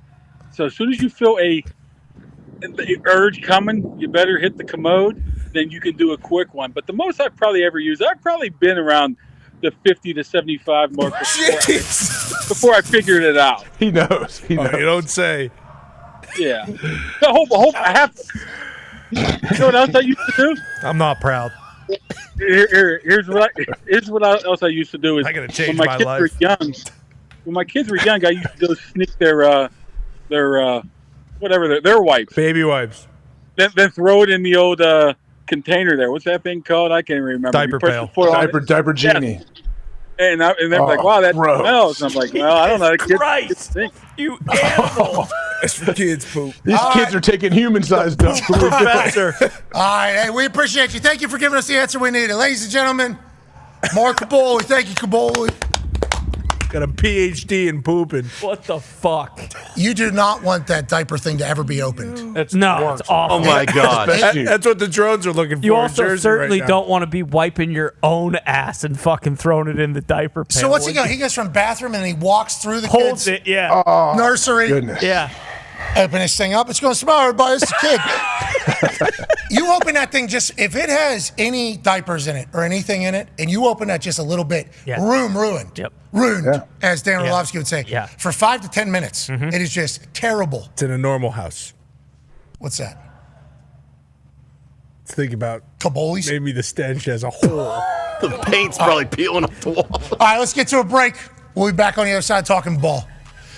What we're saying is everybody needs to go get checked. Yeah. Especially if your last name's Caboli, but more specific, everybody. Everybody needs to get checked. 50 to 75. In that range. And then Tone, you hear Tone. I'm not proud. I'm sorry. I'm not proud. You guys need to get checked, dude. Serious. That's scary stuff. 50 to 75. I'm so fucking dumbfounded. Well, Diggs, we know it. It's a pelvic floor problem. Yeah. Thank you. Needs to hit the Kegels, refuses to do such. A little different. But Dude Wipes has changed our life, so we appreciate Dude Wipes. Without a doubt. It does help. It makes you feel fresh. And 50 to 100. Are you guys wiping for 20 minutes? How long is the wipe? The wipe's longer than... It sucks, too, because you always know, like, the first wipe. That you're in Here for we it? go again. Yeah, it's not like when you're like, oh, I get to 10, and you're like, oh, I'm in. No, you know first wipe. And it's normally after McDonald's for some reason, too. All right. Oh, there's probably a reason. We'll see you on the other side. Be a friend, tell a friend something nice, and make sure everybody's getting checked. Okay? Take 5. 5. You got banners, you got rings, you got stories forever. All your off-season training, every single weight that you lifted, hill that you ran, sprint that you took, vomit that poured out of your soul because you were giving your all.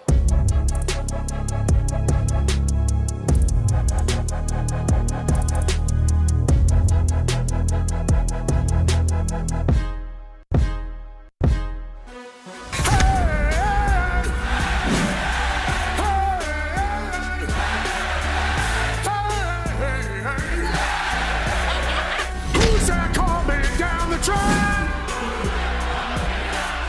It's the mean machine in the red and black. Go dogs, go dogs, go dogs.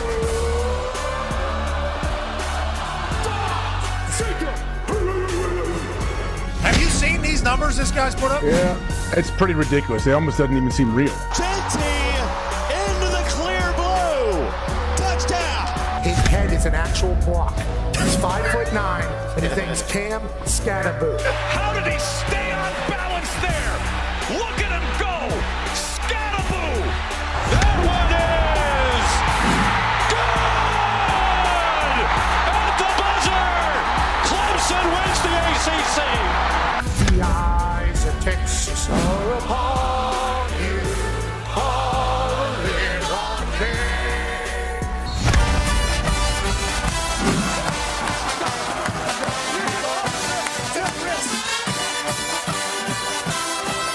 here in the great state of OH. I like SMU not just this year. I like Brent Lashley and SMU with the future too. I really like what they're doing there.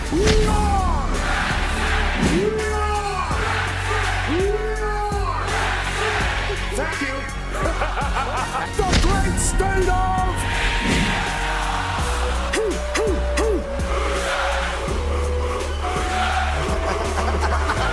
Touchdown Jesus has been blessing me for the last 24 hours here on this campus.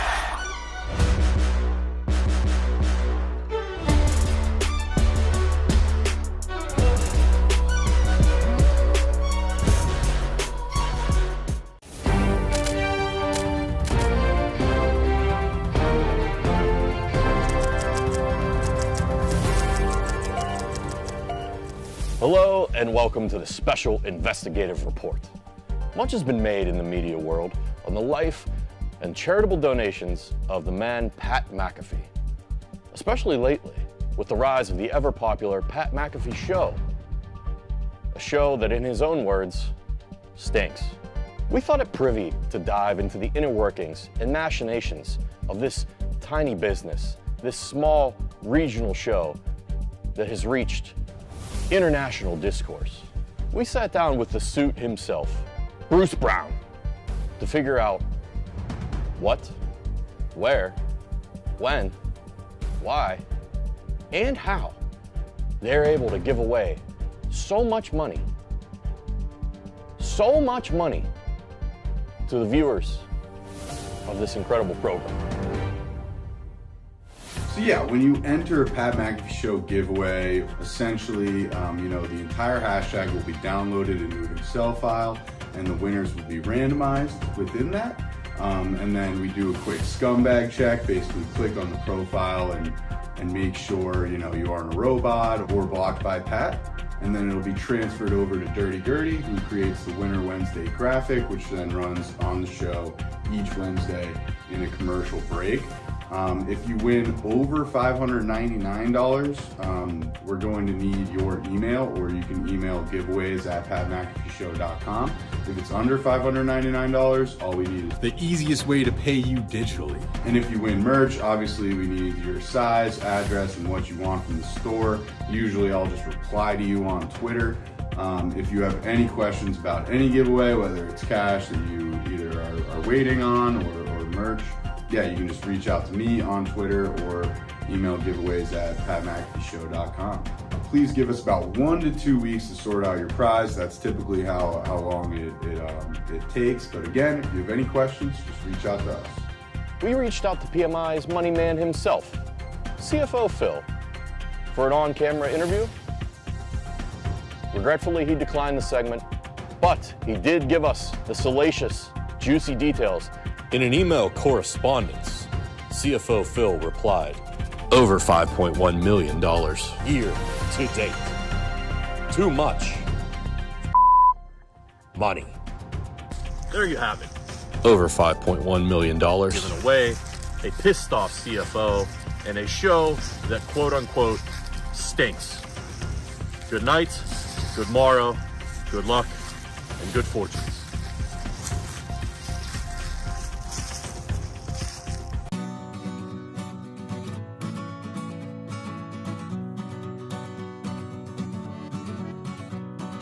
Welcome to Dublin, Ireland on this Feel Good Friday, August 23rd, 2024. We are live from J.R. Mahin's.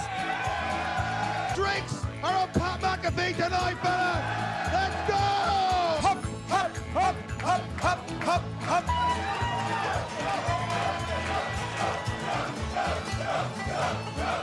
The fact that anybody knows we exist in Ireland, we are so incredibly thankful. So to all of you, we say, Gotcha!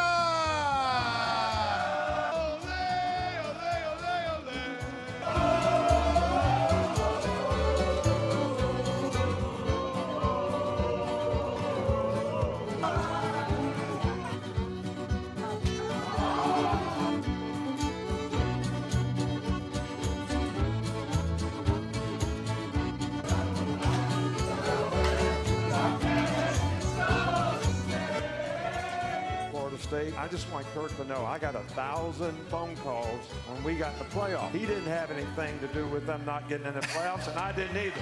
But we both got hammered. Some of us did get hammered last night. We have real football happening today for the first time in months. This is a beautiful time in a wonderful town. It's fight night, baby! Travis! This is Dave. We gotta go for Georgia Tech. I gotta go. I would be back in the country if I didn't pick Georgia Tech. 44 yards away to do it. He got it! And the Yellow Jackets did it!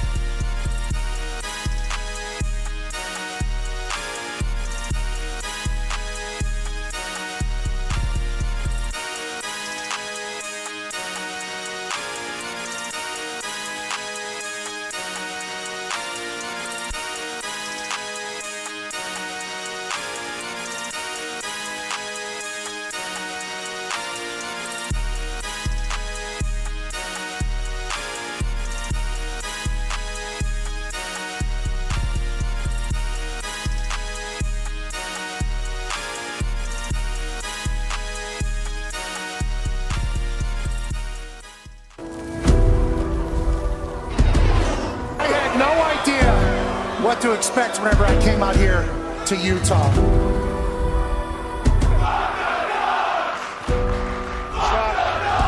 Shock that. Yeah, Shock. I can't make it. Steve Smith Sr.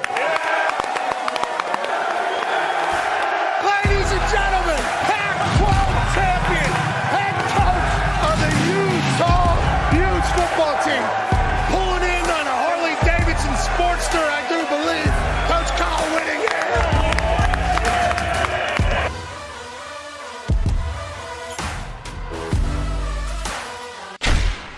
Lot of blessings piling up that I ain't even wished for. None left over for y'all. I'm locking the fridge door at the crib, cutting hits. I read through the catalog, came to conclusion, no one's touching this.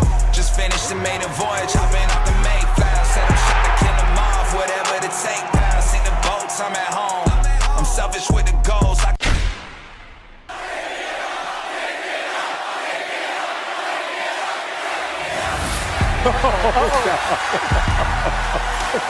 I mean, you got to do it.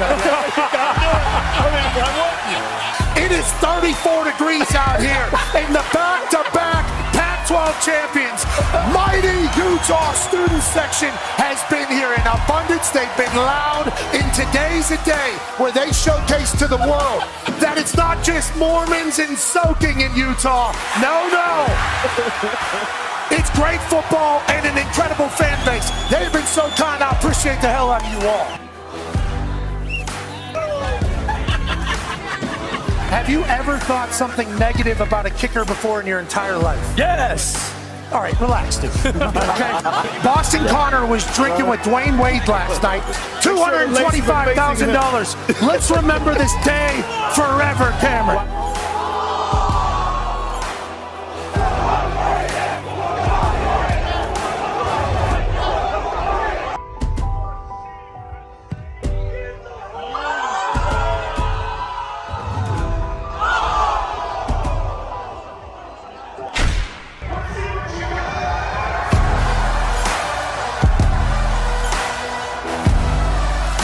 You know that 29 out of the last 30 home games that happens right here at the University of Utah, the Utah Utes win. Cam Rising said yesterday, we don't lose at home, and today, they ain't losing. This place is going to be soaking in celebration this evening. You guys were absolutely phenomenal. This morning, you showed everybody that this is a town you don't want to play.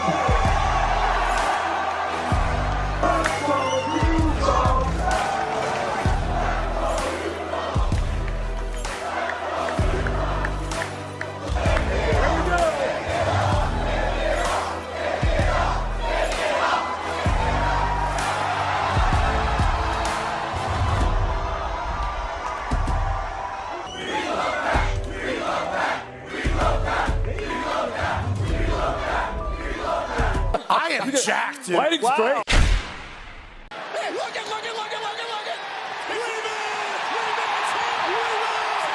Weeman's taken to the Sami Zayn. Look at Weeman. Weeman has beat the hell out of Sami Zayn. Punches and bunches from Weeman. I think he learned something from Brock. And Weeman back in the ring. He's stalking Sami. Listen to this place. Oh, to the kneecap. Weeman's so active. Oh, look at this. Body slam. Weeman body slamming Sami Zayn. Weeman used to kick himself in the face. Are you kidding me? Now he's body slamming Sami Zayn. Hey, What? let's go. This show stinks, and the fact that you listen, we are very, very thankful for. McAfee on the line with a gorgeous assist. The all-time leading tackler for the Green Bay Packers. You pig. Damn it! Be a friend, tell a friend something nice could change their life.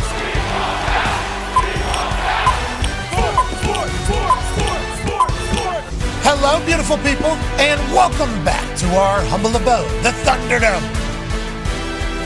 It's a holly jolly Walt Wednesday, December 18th, 2024. Hour 3 of the program starts now. Football! Hey, it's wonderful. That's AJ Hawk, who taught us all a little something in our last hour of discussion about what people do post-grumpies, and I respect the hell out of it. Way to go, AJ. Oh, yeah, Hawker. Always teaching. I'm always learning with you. I was asked a question. I didn't bring it up, so I adjusted it too after my first answer. Yeah, and we got another answer whenever we were off air. 12-year NFL veteran and Super Bowl champion, AQ Shipley is here. AQ. What's up, boys? He said, I don't think I fully understood what you guys were talking about because my move would actually be to, if 5 wipes isn't good enough, I'm walking out of here with monkey butt and I'll deal with it later. Is that what you said? That's exactly what I said. And It's the asshole. Then he said, there's nothing worse than just poop in your butt cheeks, though. But you don't know until 20 minutes later. You feel good, you leave, 20 minutes later, you start to sweat, maybe get a workout in, then you feel the itchy butthole, and then it's like, all right, let's find a shower. Okay. Geez, got Or a we full wipe load again. Full load of poop in my pants. Did I still. wipe? I don't remember. Not sure. 50 to 75 wipes, Mark Caboli. Yeah, let's go to the Talks Table at Boston Connor and at Ty Schmidt. 9-year NFL vet, Darius J. Butler. Yes, sir. D-Butch, your conversation about your preference of Pop-Tart has certainly spurred some conversation on the internet. There's actually some people that agree with you. I did not know that. I have a small community out there, and I don't mind being in the 10, 15%. I don't really like being in that 85, 90% group.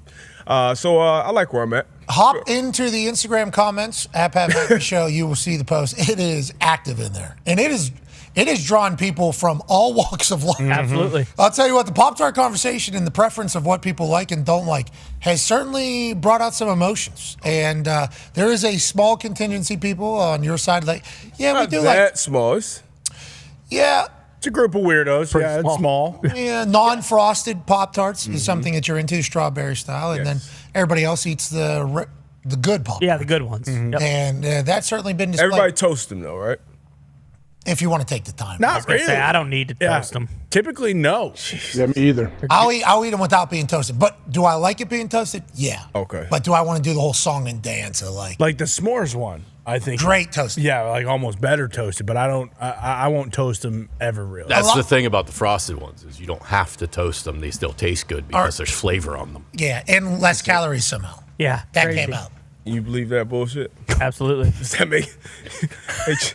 To be fair, I do not. To be fair, I don't believe that bullshit. Actually, frosting makes the calories go down. Yeah. More frosting, more I believe it. sprinkles, more bullshit. But yeah, No, because they had to inject more flavor. And then I had a lot of people telling me that we need not be talking about it at all because what's inside of it is terrible. And RFK Jr. is going to teach us all about it. And I understand what you're saying, but shut the fuck up. Yeah.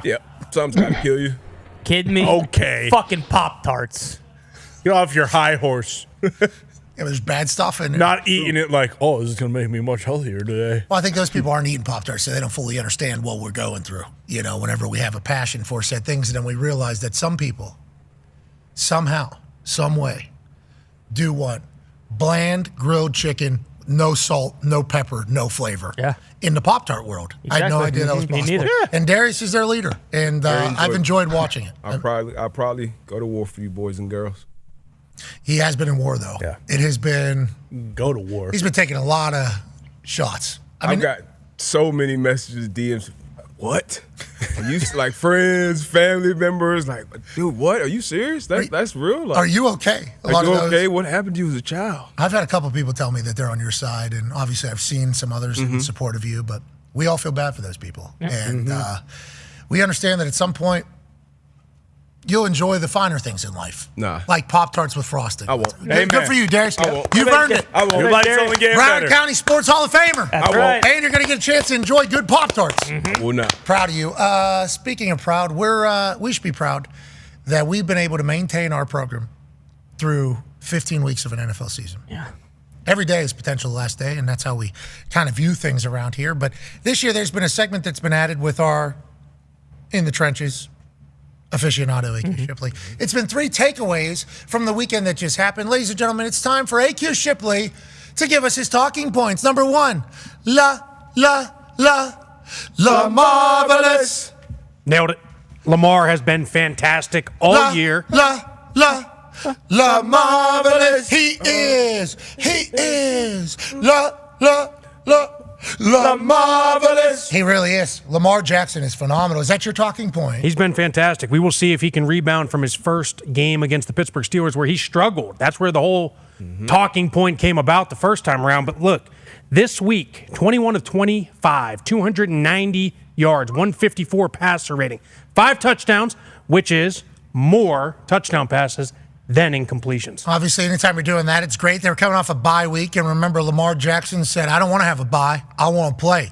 He had been eagerly awaiting this Giants game, and they showed up in a massive way. He also ran for how much? 60-some? Yeah, 60-something yards. Over-under for his rush yards was? 47.5. Yeah, I think that's going to continue as well, AQ. You think so? I do. We saw it a couple weeks ago. I showed all the lanes that are there. They are always going to be there because everybody tries to get wide, and when you try and get wide, the lanes are right there up the middle. He has a talent that nobody else in the NFL has, and that is to be able to run as the most athletic player on every field he steps on. And that's why he's marvelous. Let's go to the second talking point from AQ Shipley. Trouble in the trenches for the Kansas City Chiefs. We saw Tooney move out to left tackle. What do you mean? Yeah, Tooney moved out to left tackle, which is commendable. Everybody in the entire offense is, hey, thanks for stepping up this week. Thanks for stepping up. But I also saw plenty of clips where he couldn't even get his hands on Myles Garrett because his arms are short and he's meant to be inside at guard. He's one of the best guards in football. Let's leave him there. But the issue is the tackles. In this game, he's playing tackle. He's part of the issue. He's part of the problem. They push him back. Look at that. And this is every single throw from Patrick Mahomes all season long almost. Pocket getting collapsed. He has to move, and then he's falling away and taking a shot almost every single time. He can never just stand in the pocket and make a throw. Tooney, commendable, fantastic. He's one of the best guards in football. Let's leave him there. Let's fix the tackles. We got to fix the tackles. DJ Humphries, they brought him in. DJ has to stay healthy. We got to keep that left side clean and not get pushed into the quarterback. Here's another clip from the game.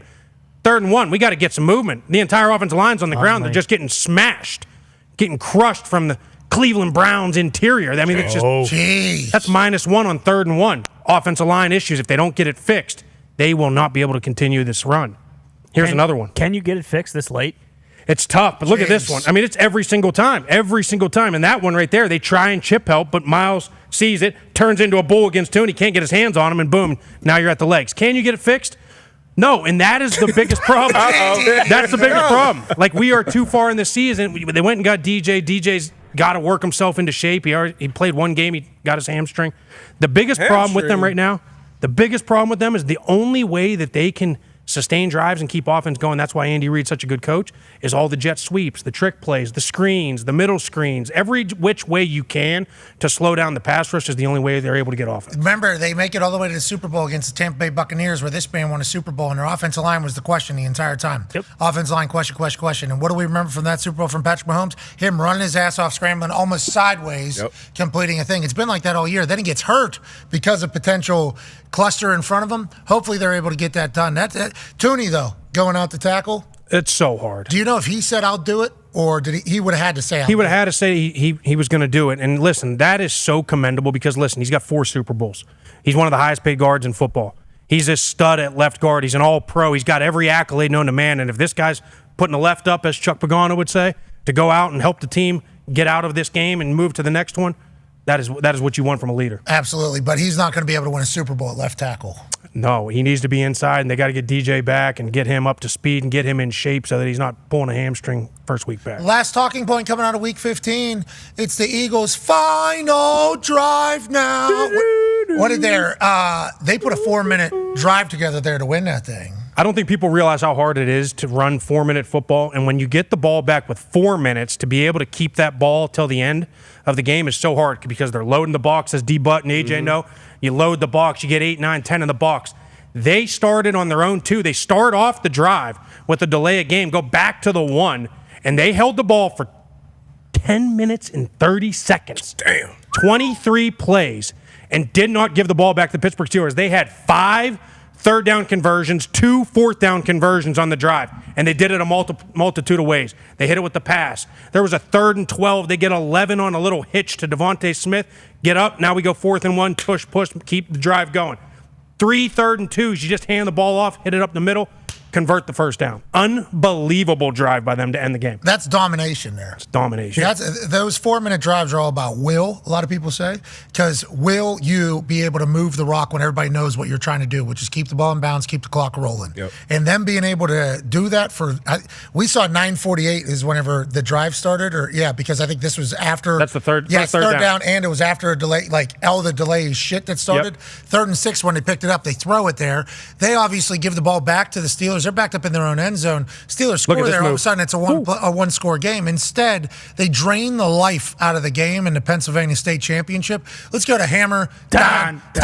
As you're watching the boa constrictor kind of take the air out of your team this weekend, what were your thoughts, Tone Diggs? I was disgusted. There was so many, like you saw them, like 3rd and 13s, 3rd and longs, where the Steelers would just play off and let them get to a 4th and 1 situation, like this one here with Devonta, and get to a 4th 1, and then they just have to do the push, the tush push, and they got 2 first downs that way, and then or it'd be a 3rd and 1, and they'd have to have short runs that way. It was just couldn't get a stop on the short yardage. Their O-line is so good, and then playing off so many times in the long yardage situations where they can get it to a short yardage situation.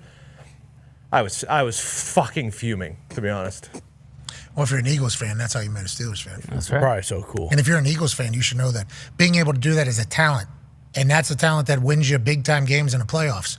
Being able to control the rock is a massive ordeal. Maybe this is the year for the Eagles. Yeah, dominant, obviously, offense, they're going to get the headlines, but the defense has been equally as dominant for the majority of this year. Up front, on all 3 levels. Up front, it starts with Jalen Carter, but the edges are playing better now.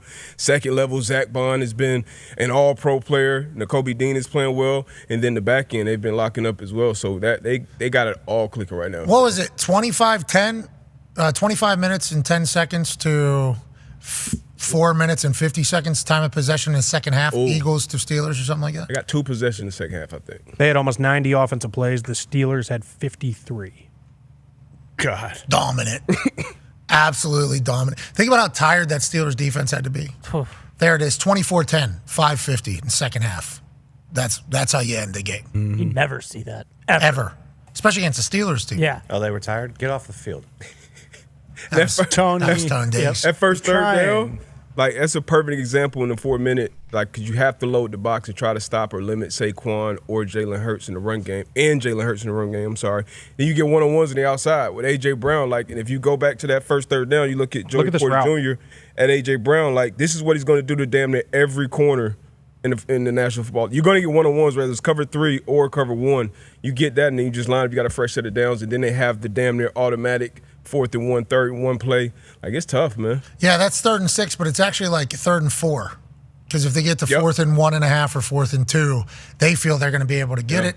And Sirianni has a little MCDC in him. He does. He certainly has a little MCDC in him. He'll go for it. But they get off the field right here, Steelers defense. They have to punt. They're in scoring range. Yeah. You score a touchdown 27-20 with 7 minutes left in the game? A lot of time. That's a whole different ballgame. Instead, you're never getting it back. Congrats to Philadelphia Eagles being able to do that. And also congrats to AQ Shipley. There's some great talking points. Now it's time for Everything DB, Good D, Bad D with Darius J. Butler. Get to it. We had JJ on today. Let's talk about his against the Dolphins? Texans. Whoa. We're talking about D. Classic D. I hate it had to be Tua. I hate it had to be Miami. But we're talking about Derek Stingley Jr. right now, having an all-pro year. Right now, man, actually, let me lay out this situation real quick. So this is 10.5 minutes left, 3rd and 5. 10.5 minutes left in the game. And you can see lined up across Tyreek Hill, one of the best, most dangerous wide receivers in the league. You can see where that free safety is. Opposite hash, not concerned with the matchup, no help needed at all. Watch him play this route, comeback route, terribly placed ball from Tua, but a great job from Stingley playing this route, top shoulder, breaking it, running the route for him, boom, getting his head back, making the play. Once again, it's inside. You want that to be outside near the sideline where Tyreek catches it or no one catches it, but great job covering him. Pressed up, no concern, no fear by anybody on the field with that matchup. How come it feels like Stingley's okay with the ball going that way? Yeah, it seemed like he was playing low shoulder almost. He knew this was coming. Yeah, and if he runs, it's 3rd and 5, so maybe he's playing the sticks, and a lot of people look at it and say, just throw the fade. But obviously they have a route, called in the play. They have a play called before they come out of the huddle, so that's the route. Sometimes you'll see a Randy Moss. He may take that release, just throw his hand up. Maybe they don't have that type of conversion available, especially with single high safety. I feel like that should always be in play. But great job. And here we go again, Derek Stingley. So this is a 1st and 10 with a minute and 44 left. You have the matchup. If you're Tua, if you're Tyreek, this is the matchup you want. One-on-one, cut split. Once again, post safety has no impact on the matchup. So it's one-on-one, mano-a-mano. Once again, great job widen him, getting the head around his textbook. Lean, locate, go up, high point the ball, and pull it down. And you see this on the TV copy. Tyreek had 2 hands on the ball. Ball was slightly underthrown. Tyreek has 2 hands on the ball. Derek has kind of one in there and just pulls it out, muscles it, finishes that play. Great ball skills, great speed, great everything at the cornerback position. That's why he was drafted number 3 overall a couple years ago. Holy shit. I mean, that's a completion. Yeah, pulled it out. And mossed him. Gumpy. Yeah, he did moss him. He did. We're with you, Moss. Randy. Hell yeah. Love you, Randy. Yeah, we do. We all, legit, Randy. Keep going, buddy. And we'll obviously help however we can. Gumpy, what's going on? Tyreek Hill just getting the ball snatched out of his hands around here? I didn't know that was happening. Yeah, all the passes that Tua threw that were interceptions were supposed to be for Tyreek. McDaniel said he might have ran the wrong route on one, but that's what happens when everything in your offense is on timing and you can't change your fucking mind on anything. Man. Sounds a little negative. Yeah. Season's over. Season's over, boys. I mean, I can't, over. you know. What did Tyreek put out a tweet? Didn't he say? Yeah, he's going to coach like Teddy Bridgewater. Yep. Yeah. What did he say? No, that wasn't his tweet, didn't he? Well, he says, my time to go, coach. And what was that? Oh, my time to go. I thought he was saying like Teddy Bridgewater, like my time to go coach. Oh. Maybe I misunderstood that. Hey, shout out Teddy Bridgewater. I guess. First year state champ at Miami Northwestern, his alma mater. First year in it, going back. I think he said he wanted to come back and play too now. Yeah. So, but shout out to Teddy B. 41-zip, I think they won the state championship. That ass. I think some team in Jacksonville. That's impressive though. 3A state championship in Florida. First time in it. Undefeated, I think. Going back to his school where very, very prominent program, but I don't think they've kind of been on that level. So for him to go back and do that, man, awesome. All-time documentary on that high school too. Oh yeah. Oh no. Is it called Year of the Bull? Yep. Yeah. Oh no. Sorry, Mike. Coach. Come on. Is he coaching for his job? Hold on, zoom out. That watch is so cool. I know everybody wants to say that, and That's so that is cool. a great topic to talk about as well. But they just extended McDaniel and Tua, so they're Doesn't definitely matter. back next year. I guarantee you. I would bet anything. they're Maybe both back next year. Tyreek was saying it's time for me to go. Like, time to go, coach. Or it could have been time to go, coach. Get the fuck out of here, McDaniel. Isn't it crazy how many ways you can read that? You can take It's it time for anyway. me to go, coach. Like Teddy. Right. It's time for me to go, coach. You know, like, Give me the ball. Yeah. It's time. Trying to get him It's time to go, coach. They tried to feed him. They tried to feed Punctuation. him. It's time. Need some commas in there. Need some periods. For me, it's time. It's time to go, coach. That's crazy that you can take. That's why the English language is the best by far. Without doubt. Forget the Bargatze sketch with SNL, all that, which is certainly all valid and phenomenal. But you just think about how context is needed for almost everything, and it's just like you just read something, you have no idea what it is. Tyreek's gonna have to explain his tweet though. Oh, yeah. At some point, he's gonna have to explain it, or maybe he won't, because maybe it is time for him to go. No, he will have to explain it after they fire McDaniel in a couple weeks here. He's gonna have to. He's got to answer to it. And Hey, you wanted this, right? yeah, Is that exactly. how we read your tweet? You wanted this to happen? You asked for this, Tyreek. Gump? What do you want as a Dolphins fan? I want McDaniel to stay because he got the best out of Tua. Like, I don't know if anybody remembers before Tua got there. Does Tua want to keep going though in this particular offense? He's had, like to Gump's point, he's had a lot of success. Hasn't had a bunch of postseason success. Obviously, you've seen some people kind of maybe read in between the lines of some things he said in previous interviews about all of the gimmicks, for lack of a better term. You know, getting to the line of scrimmage. Hey, play clock. I got a motion. I got a this. I got a shift. You're talking about do we have the video? It's from Kaufman, I believe, who is the largest independent Miami Dolphins podcast. Hell Really? yeah. Yep. Yep. Okay. He was Go posting ahead. these videos. I don't think this. All right, we got North right clamp, South Fox, H top, past 38 top, Gumby XP sweat. On one, ready break. Northwest, crop, up, down, go to the left, then don't go over there. Clamp, 1, 1, 1. Close enough.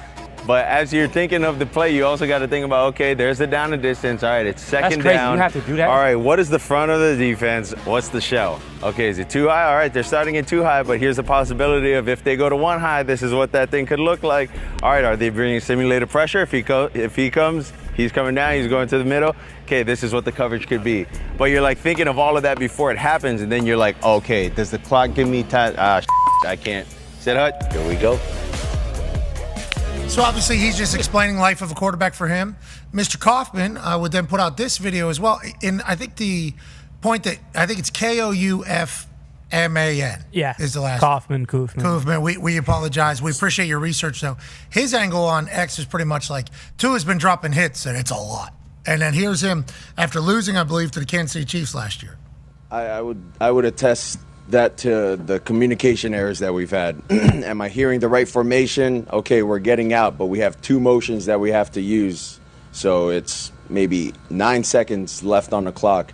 We're motioning, it's about 5 seconds. We don't have time to change and so now we got to play and I mean we got to throw where our hots would be, but I mean where they pressured. I mean, Spag had a good plan, and they executed well against us. So I think he's just trying to explain his positioning, but there is some people that are saying, like, hey, it's a lot on Tua's shoulders, that particular offense, and maybe we can dial it down a little bit, but I don't know if McDaniel's offense has those capabilities. I mean, you got to adjust. That's what good coaches do. And you obviously want your starter in there. Usually, I forgot which coach said it, you don't like to practice fucked.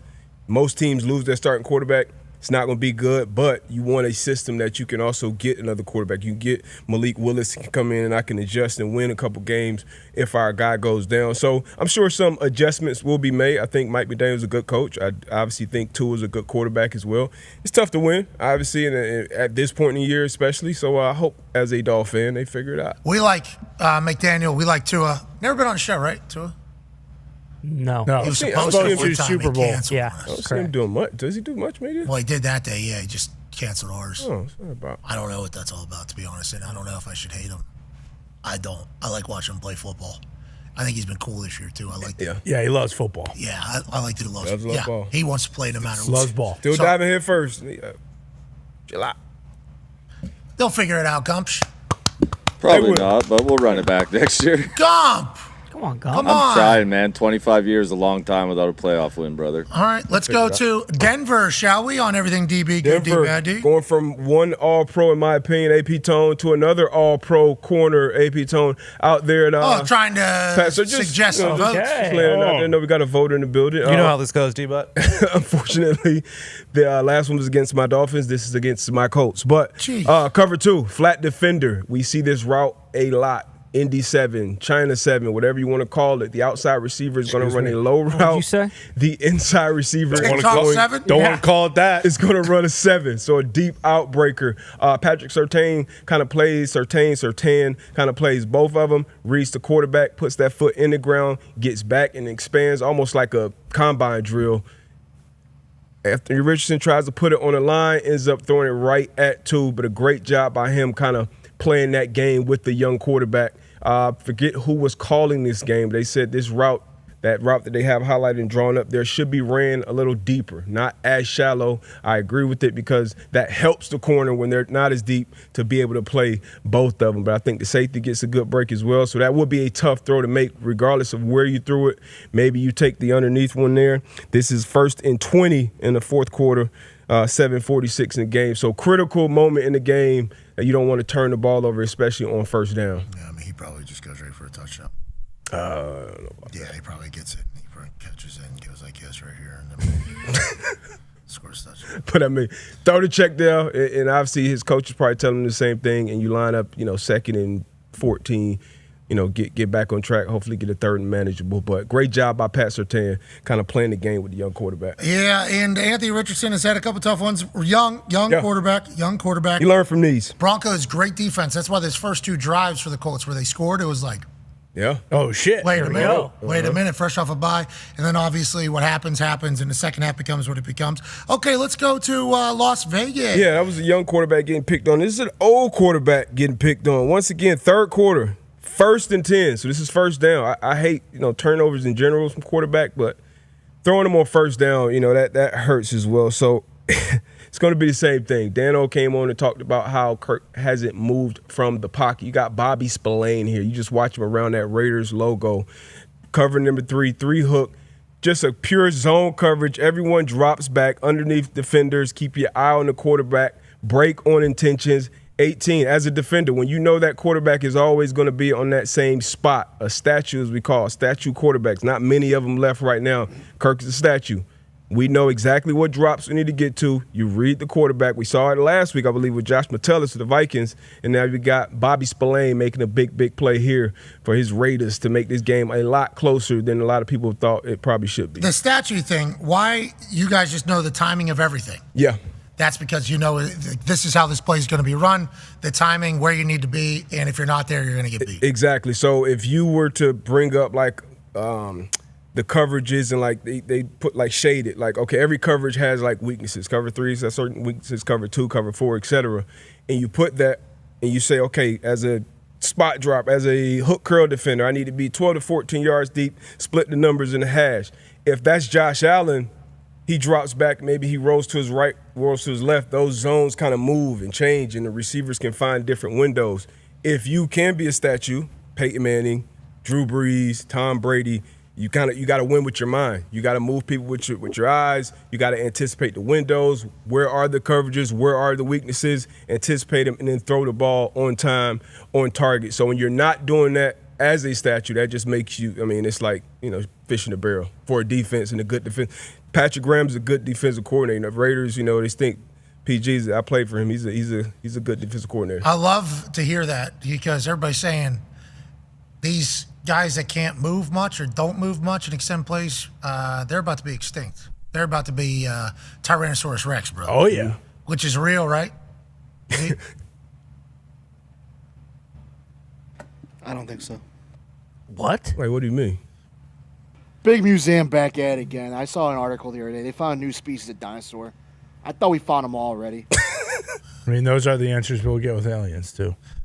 Hey, did we ever? You tell us. Just, is that real? Have you guys visited here before? And was there different people, different things? Was there dinosaurs in here? What is Zeke's not a believer in dinosaurs. He thinks it's a big museum. A lot of paper mache bones at those museums. Let's just say that. Can't touch them. Can't get near them. Where'd they come from? Oh, they dug them up. Where at? I believe it. So I don't believe we ever been to the moon. Don't fucking say it. Shut up. But I definitely believe dinosaurs. Shut up. What was that all about, Ty? What was Buzz all about? I saw. What was that all about? These days, you can fucking get anybody to say anything. You think Buzz would say that? The guy who's fucking prancing on the moon? No, Buzz would never say that ever. I think it's such a good angle with that camera. Let me tell you. It's AI. You seen what they're doing with AI? No, I'm talking days? about on the moon. That's what you're saying. It's AI. No, I mean NASA. We won the space race. We have the technology. To be clear, whole life believer. We went to the moon. Now because we did. Okay, yeah. Certainly questions. Whatever the case, we did. Okay, we did. I love that we bluffed if we didn't. I like that we beat Russia, just being like, yeah, we fucking did. Even if we didn't, like that, I still think we won the entire thing if that was how it went. Now, did we go? I hope so. Without a doubt. For the good of America. Without a doubt. I hope so. I hope we did. We did. One and done, right? Well, we haven't been able to make it back. We had perfect connection, could hear them. Then they had a slingshot around the moon to get back. Telemetry. First time trying it, obviously. 1969, is it? Great minds. Great minds. You ever seen Hidden Figures? Love it. Yeah, I have. Good math. Good film. Exactly. That's good math. I agree. Okay, so we did go. It's wild, because I don't even know if they had this phone yet then. The rotary? Oh, we had the rotary. Without a doubt. That was Gilligan's Island time. Yeah, you're right. I forgot. So we saw how those scenes were, and now it's Gilligan's Island. They couldn't get off a fucking island. Yeah. That's a fucking TV show. But we can get into the fucking moon. That's a fucking TV show. All right. So let's say we did go to the moon. Because we did. Okay, we went to the moon. Mm-hmm. I'm pumped. USA, USA, USA. But even if we did it, and there's people that doubt it. There's no if we didn't. You can leave that out. I would still like the people then that don't believe it, okay, to know that we still beat them. Sure. Because we bluffed them. They had the nuts, allegedly, potentially, We didn't. We bluffed them. We won. So that's good for us anyways. USA. USA. It's still a USA chant, no matter Without what. a doubt. And if you don't believe, fucking wake up. Wake up. That's all I got to say about that. Oh, shit. I pledge allegiance to the flag that was on the moon Yeah, for exactly. the United States of America, to the republic for which it stands, one nation, under the moon, which we went to. How come no one else is sending any humans to the moon? Yeah, how come we haven't been back? Because we told them, hey, look, listen, you're playing for second place. We already know what's up there. We brought the cheese back. And they're not America. No one wanted to check it out for themselves? No, why would you? That's kind of how it always works with the world. Without a doubt, we told them, hey, listen, you can go. You're not going to make it. You don't have the fucking telemetry. You don't have the scientists. You don't have the mathematicians that we have. You can try. If you want to die, go ahead. Go do it. You think anybody's going to ever try it again? I mean, I'm sure, we'll probably head back when we need to. When there's another race. When we deem fit. Can we get a cannonball run to the moon so maybe somebody will get a little excited to make it? Not a bad idea. You know who is going back to the moon very soon here? Oh. TC. He's doing it on his fucking next movie. Well, movie is what they... Yeah, but he's actually going. No, I'm saying... Filming on the moon? No, I'm saying he's actually going. Yeah, it's a movie, but he's actually going to the moon. The first moon landing. Yeah, listen, I've heard the fucking Red Hot Chili Peppers song, okay? In a Hollywood basement.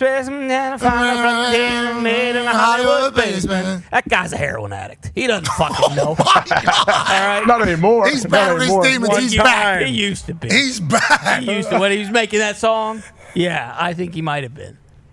We went to the moon. Yeah, you're also crazy to think we haven't gone back. Oh, I agree. You should look into that. We've been back? Oh, yeah. We've been. I saw a dude hit a golf ball from the moon. Well, that was when we initially went. Armstrong hit a... I can't remember if it was Neil or Buzz. I'm sure they both fucking took a couple hacks up there. Striped it. They striped it. Still going. Space Junk's still rolling. It's a Titleist. Exactly. Mm-hmm. Was Titleist even around back then? What was that? What type of golf clubs were those? Oh, God, I'd have to look into what kind of... Slosinger. What kind of, Gold yeah, Hickories. Slosinger maybe. I'd have to look into what kind of clubs, Arnie Palmer was using, but I guess Alan Shepard hit a donger up there. Sure. Al Shep. Alan Shepard, an astronaut on the Apollo 14 mission, was the first person to hit a golf ball on the moon, 1971. So they went back. Yeah. And they stayed. Yeah. We went back. I fucking love that we did that. Had to. How do you feel now? Do you change your opinion now that we know that Alan Shepard hit a fucking... It's still going. That's Google. Sure. Google doesn't lie, my friend. Well, actually, I think that's kind of been a big part of a conversation. Look at that. Good shot. So they set up the shot like they were Survivor Man. You remember when that guy was out in the woods? He had to set up his own shot. Some influencers do it now around their house. They set up a camera, walk through the shot, go back, get the camera, reset it back up, live their life through the whole thing.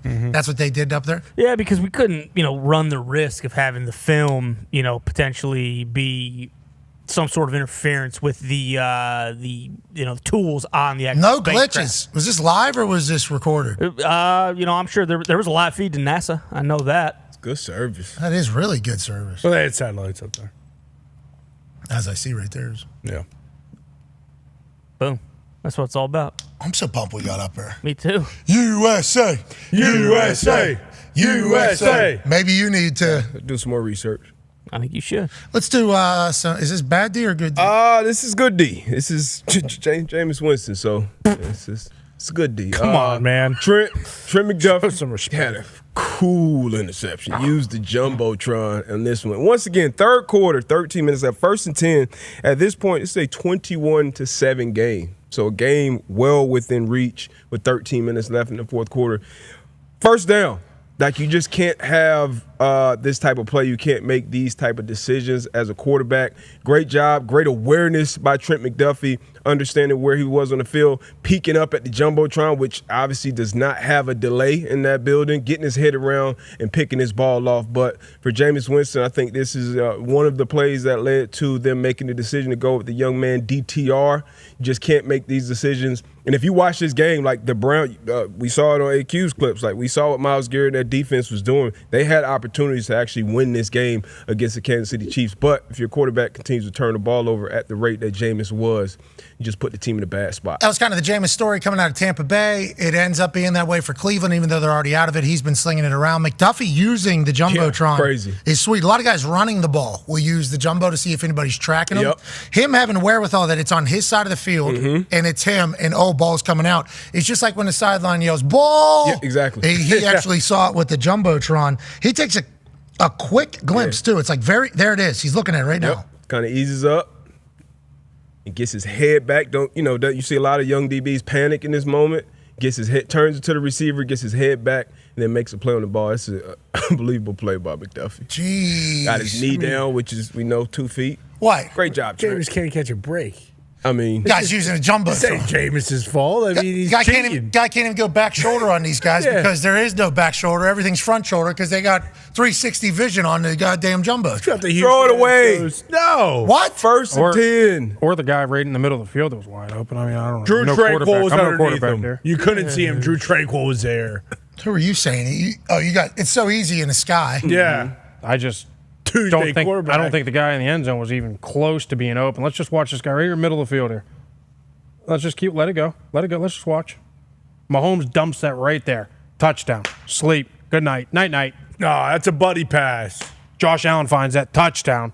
Look at James. James said, Josh Allen ain't Jameis, brother. Is that guy in this? I don't think so. See Browns? That's the where problem. that is? Oh, my God. That's right. Jameis, keep spinning it, pal. Keep spinning it. I don't know where he's going to end up. I don't know how it all goes, but I hope we can continue to watch him throw a football around. See the Giants. Giants, maybe the Raiders. He'd be a perfect Raider. You saw Coach Prime was on with Pac-Man on the Pac-Man Jones show, and he's been getting great conversations out of that. Incredibly proud of him to continue to do that. Coach Prime said Giants are staying at number 1. Yep. And then he said Shador's go in number 1 to Pac-Man Jones. Pac-Man Jones, Coach Prime, long relationship, know each other very well. So feels like the Giants already have their eyes. If we listen to Coach Prime, which we should, guys got connections everywhere. Definitely. I think he just got somebody else out of the transfer portal. Liberty quarterback, maybe? Let's go to one half of the Hammer. Dahn. Cowboys. Tone Diggs. Was it the Liberty quarterback that just transferred from the transfer portal into Colorado? I will look. I will look. I don't know if Caden Salter went there or not. If it did, he's awesome. Yeah, I think believe so. Bruce is saying yes. Yes. I believe it just came through. So he's got Juju going up there, the number 1 ranked quarterback of next year's class. He reclassified it into this year's class.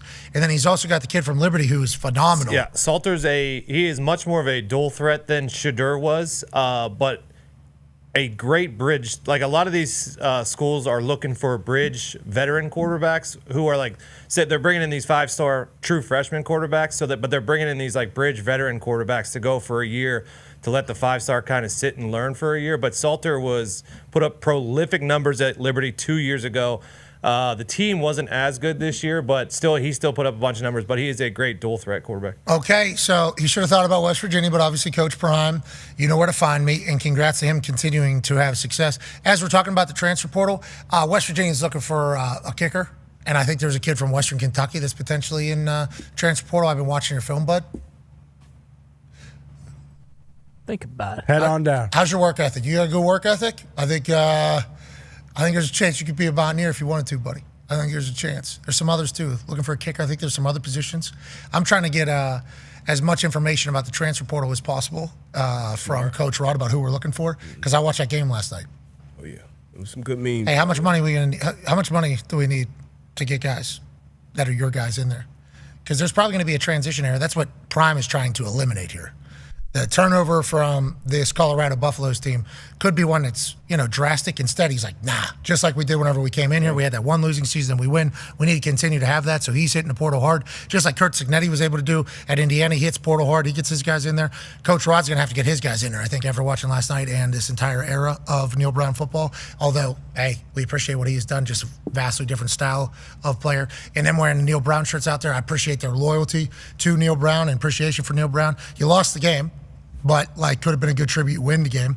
But I think there's going to be some guys that we're going to get in there, and I'm pretty excited about it all. Transfer portal is a game changer. Oh, yeah. It's also a headache, it sounds like, for these college football playoff teams. Yeah. It's a massive detriment. Kurt Cignetti's like, so we got to get 15 more guys in here out of the transfer portal like we did last year, but we're preparing for the biggest game in the history of our school. And then 70% of these guys are already going to have homes, and I can't even. How's that work? And then last year, he's like, we got people calling my guys saying, and how are they?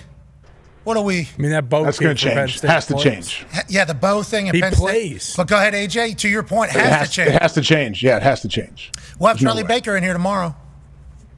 A lot of questions about a lot of stuff. So can you just have one transfer portal then? I think there just has to be a time slot for it. The issue is the academia because you got to transfer before you can so you can apply for the spring semester. I think because you have to have classes. You are correct. So I think that has become the big. And if you miss the spring semester, then you don't have enough credits to potentially be in. So it's like I don't know how they fix that. Legitimately, I don't know how they fix that. I have no idea. You almost have to like eliminate a conference game and then make sure that the college football playoff is done by New Year's Day or something like that. Because otherwise, there's just eliminate a non-conference. Well, yeah, exactly. Or you just push it back because if it ends January 20th, when's the Pro Bowl? The February 2nd or 3rd? Then you just push it back, the entire thing. But then they're not in school until when? April? Yeah, school. Yeah, but then the transfer window, right? And when does the transfer portal end? Oh, you're saying have the transfer portal open and end before the college football playoffs start? Yeah, bingo. So you just push the final back, so you push the whole thing back.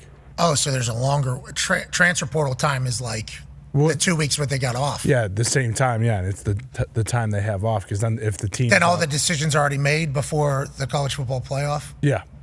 Oh, that's a quagmire. It's a little bit of a quagmire with the academia thing. You would just need the schools to be able to accept the other place's credits. You know, like which never that happens. shit's impossible. Yeah. Especially if they feel like they are higher academically than you are. Huh. Like West Virginia, I don't know how many of mine would have transferred over if I would have went to somewhere else. Yeah, that's. We do forget about the school. Forget about the school aspect with all of this portal and NIL situation. You forget that they're in school still. Yeah, there's a spring semester coming up that they have to get enrolled in because classes fill up. And that matters. Listen. Or if you go to Ohio State, you got trimesters, right? I don't know. They do something different now than when I did. We didn't start school till like September 20th when I was there. Okay, Oregon's doing that, I think. Gumps, you remember that? They is it trimester? I don't know if it's trimesters. Maybe it's trimesters. I don't know. They had just gotten to school like a week or two before, like whatever week we were there. A lot of the Ivy Leagues do that. Trimesters. So you start late? Start later and you end later. Yeah, they begin September 30th, it says. Oregon? Most of the MAC schools and Ohio schools. That's how Ohio State used to do it. Do trimesters, yeah. And then you just go into the summer? Yeah, you go into June. Yeah. I wouldn't mind that. At all. We were always staying anywhere for summer school and workouts, so yeah. Yeah, we were there year round. What did UConn do? Semesters. Did you guys have pass-fail up there? What do you mean, like class? Yeah. You didn't have Some grades? classes, yeah. Those are the transition ones that don't play. I learned from Colin Clordy was his name, tight end from Brown University, my draft class. Dog, genius. He had pass-fail classes. All of them. All of them? At Brown. Yeah, Every Browns, single class. Browns, all of them. I've never been more frustrated whenever I learn something. I'm like, so you just got to fucking pass the class? Amazing. Yeah. That's all you have to do? Just be okay with a D. Let's go. Figure that out. No, it's harder, though. Remember, I took it's a harder. handful like It's not a that. D.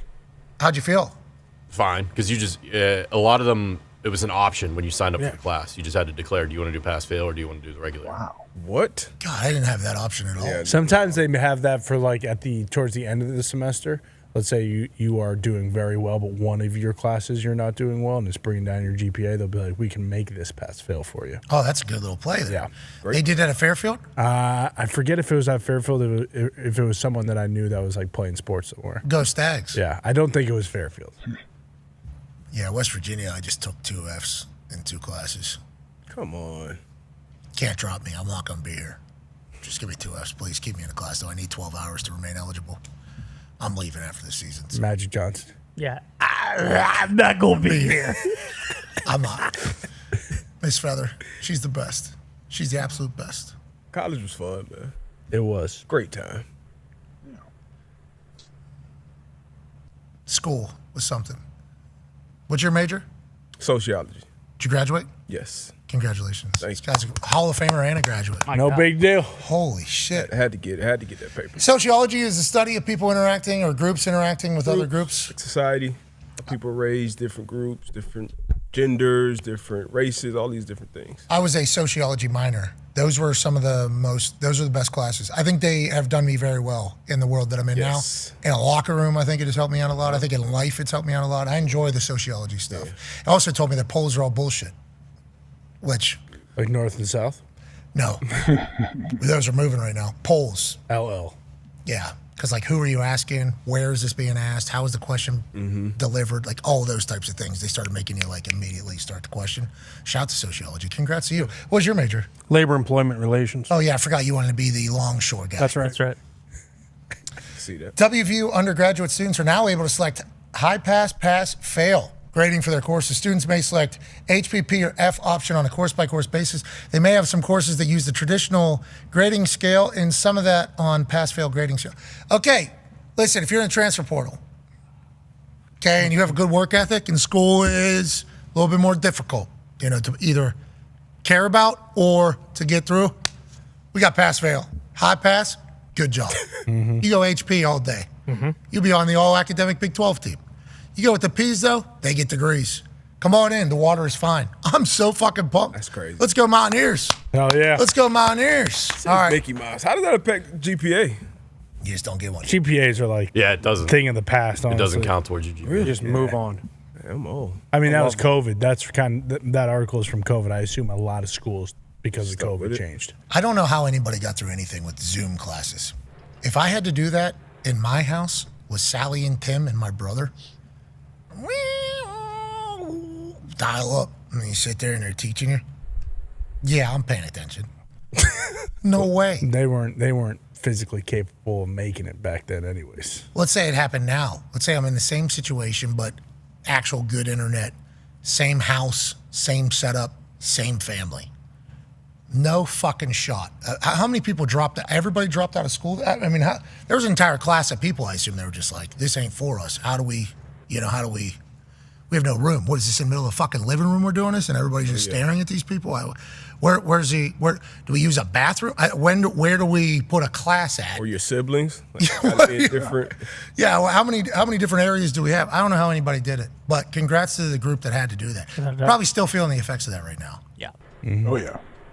I think it depends on which age, because my kids were doing it like elementary, middle, and once they went back, they were cool. And in Florida too, so I feel like we went back a little sooner and got reacclimated. But if that was like your senior year in high school, it sucked. That was my sister. Yeah. Yeah, crazy. Whole senior year gone, and then even into college, like because the COVID thing, especially. Imagine if it was your junior and senior, right? Because it was like 2 years. That's a lot of development there. Sports situations, sports. There's a lot of interaction with humans that you need too to grow. Yeah, as a human.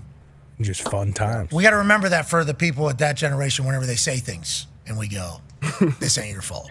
You literally, your experiences that we had out in the real world, you're on the internet. So like that's why you feel the way you feel. But life happens, and hopefully you'll catch up. But it's not fair what happened to you. But you survived. A lot of people didn't. That's right. That's what we got to remember. We didn't just survive; we thrived. That's right. Speaking of thriving.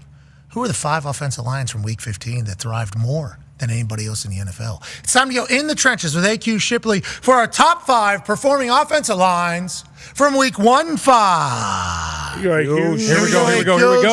Here we go. We got the Atlanta Falcons at number 5. Wow, this is Kirk Cousins. Yeah, which probably leads to the decision a little bit further is the fact that this group has not been the problem. There's really been one guy that's been the problem over the last couple of weeks, and so it's easy to make this decision with Mr. Kirk Cousins. The old man.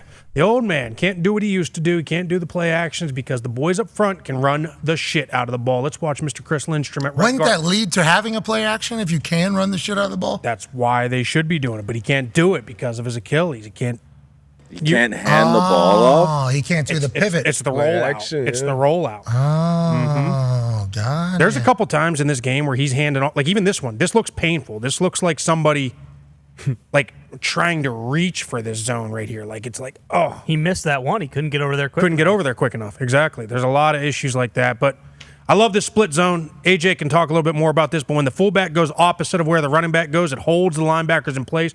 They also took themselves out of it on defense because they're blitzing off the weak side. Fan. Lindstrom puts his guy on the ground, and boom, Bijan does what Bijan does, 125 yards. He's starting to look electric. Wow, the Atlanta Falcons, number 5 performing offensive line. ATL. Congratulations to them. Do they have a chance? No. Okay. Nope, they sure don't. Let's go to the number 4 performing offensive line out of Week 15. This team might be my pick to win the Super Bowl at this point. Huge. The Green I said it. Bay Packers. Green Bay Packers, number 4 this week. They have been fantastic. We are just going to check this out. I love LaFleur. Obviously, I've said this a lot, but when they send this motion here, this is all game plan. Watch the DB bump back into the box as they run the zone. No, let that go. Let that go. So we're going to motion across first. Now we're going to set it right there, and now we're going to send a fly motion across the formation. And when that happens, you'll see a DB bump into the box right about there. And as that happens, as that DB bumps in, now you get a little guy, and you got a single combination between center and left guard Jenkins as he climbs to a DB. It's easy as shit. You don't want that. You just run him out of the way. And that is all game plan. You know whether they're going to be a bump team or if it's man coverage team, they're going to run with it, and that linebacker stays in the box. But when you know it's a zone team and you get them in zone coverage like this, boom, we send that. Nobody bumps with them. We know it's zone. Okay, cool. Now let's send the motion. They're going to bump back in, and now you get a 330-pound guard who's been an all-pro before on a 190-pound DB. AJ, that's all planned. Oh, yeah, he's got that. Look at number 2, he's got that B gap. So you'd much rather have a nickel or a safety or a corner happen to step in the box and play that B gap instead of 13 to your inside backer. It's brutal. Out. Genius. Hey, we need and it happens at the snap, too, Pat. That's the thing. Like, you see that jet motion, and boom, ball is snapped. DB's like, oh, no, I'm a B gap defender here, and I have a monster in my face already. We need to give LaFleur his flowers. LaFleurs. Love Flyers. Screwed it up. Most conservative coach in the NFL this year. Going for it on 4th down. He's so good, though. He is so You good voted at for game Trump? planning. No, conservative on his decisions on 4th down. Okay. Not conservative politically, but we have not got the other answer. We will certainly. With that motion, too, then, like, eventually they'll just hit Jaden Reed going the other way. I think he had, like, 4 of those, and each one, like, 12 or more yards. That's right. And then they'll do the spinner thing that they do where they fake it to there, they fake it here, spin around, run the counter back the other way. Do you like that Jordan Love's super cool and just does a head nod as the motion instead of anything with his leg? Look at the head nod. Looks over. I like it. Let's see. Hey, you, come on.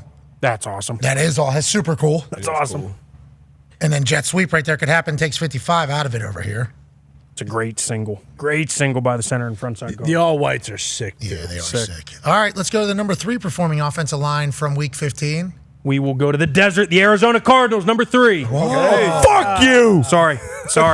You saw it. You saw him run the shit out of the ball. Every team against the Patriots has made top 5, hasn't it, this year? Damn. Yeah, it's up there. It's or up we'll there. be on bad D or something like that. Seems to be a trend with all 3 of the teams so far on this list. Yeah. There's no doubt about that. But listen here. I miss that. There's a trend on the people who they're going against, I think is what he's trying to say. Well, who was the Raiders. Seahawks. Seahawks are pretty good. Is that what you were saying, Nick? Yeah, they're definitely known for their defense. Yeah. They've done all right. Yeah. Well, you want him to go and play who he can play. Mike McDonald. Yeah. Mike McDonald's a good defensive coach. Arizona Cardinals, good offense. He got a good offensive line. Yeah, all right, so this has become the trend. Obviously, nobody wants to block the center back on a backside 3, or in this case, even a wider 4-eye technique on the backside tackle. So we just man it, and now we pull the center. The center's got to be athletic in today's game. Let's pull the center. Boom. He's going to get cut down, which should be fucking illegal as he gets his knees chopped out right here. And then we get the tackle around. It's good edge. Yeah, it's bullshit. I mean, the boys are playing hard. It's bullshit. Great edge. That's clinic tape. Oh, That's clinic tape. Outside leg. Yeah, clinic. It was showing that in the team meeting. Absolutely. I mean, my daughter could run through the fucking hole, so he did a great job setting the edges. We get a big gaping hole right up as Jonah Williams seals the backer, and boom, James Conner out the gate. How good is that? DB did his job. Yeah, Marvin Harris. Marvin Harris. Hard blocking. The other thing, too, if you go back just right to the beginning of the blocking, if you go back, the left tackle, Paris Johnson, does a nice job kind of bumping this shade down. Watch this. He's going to come down on the high leg. And number 70 to the left. Boom!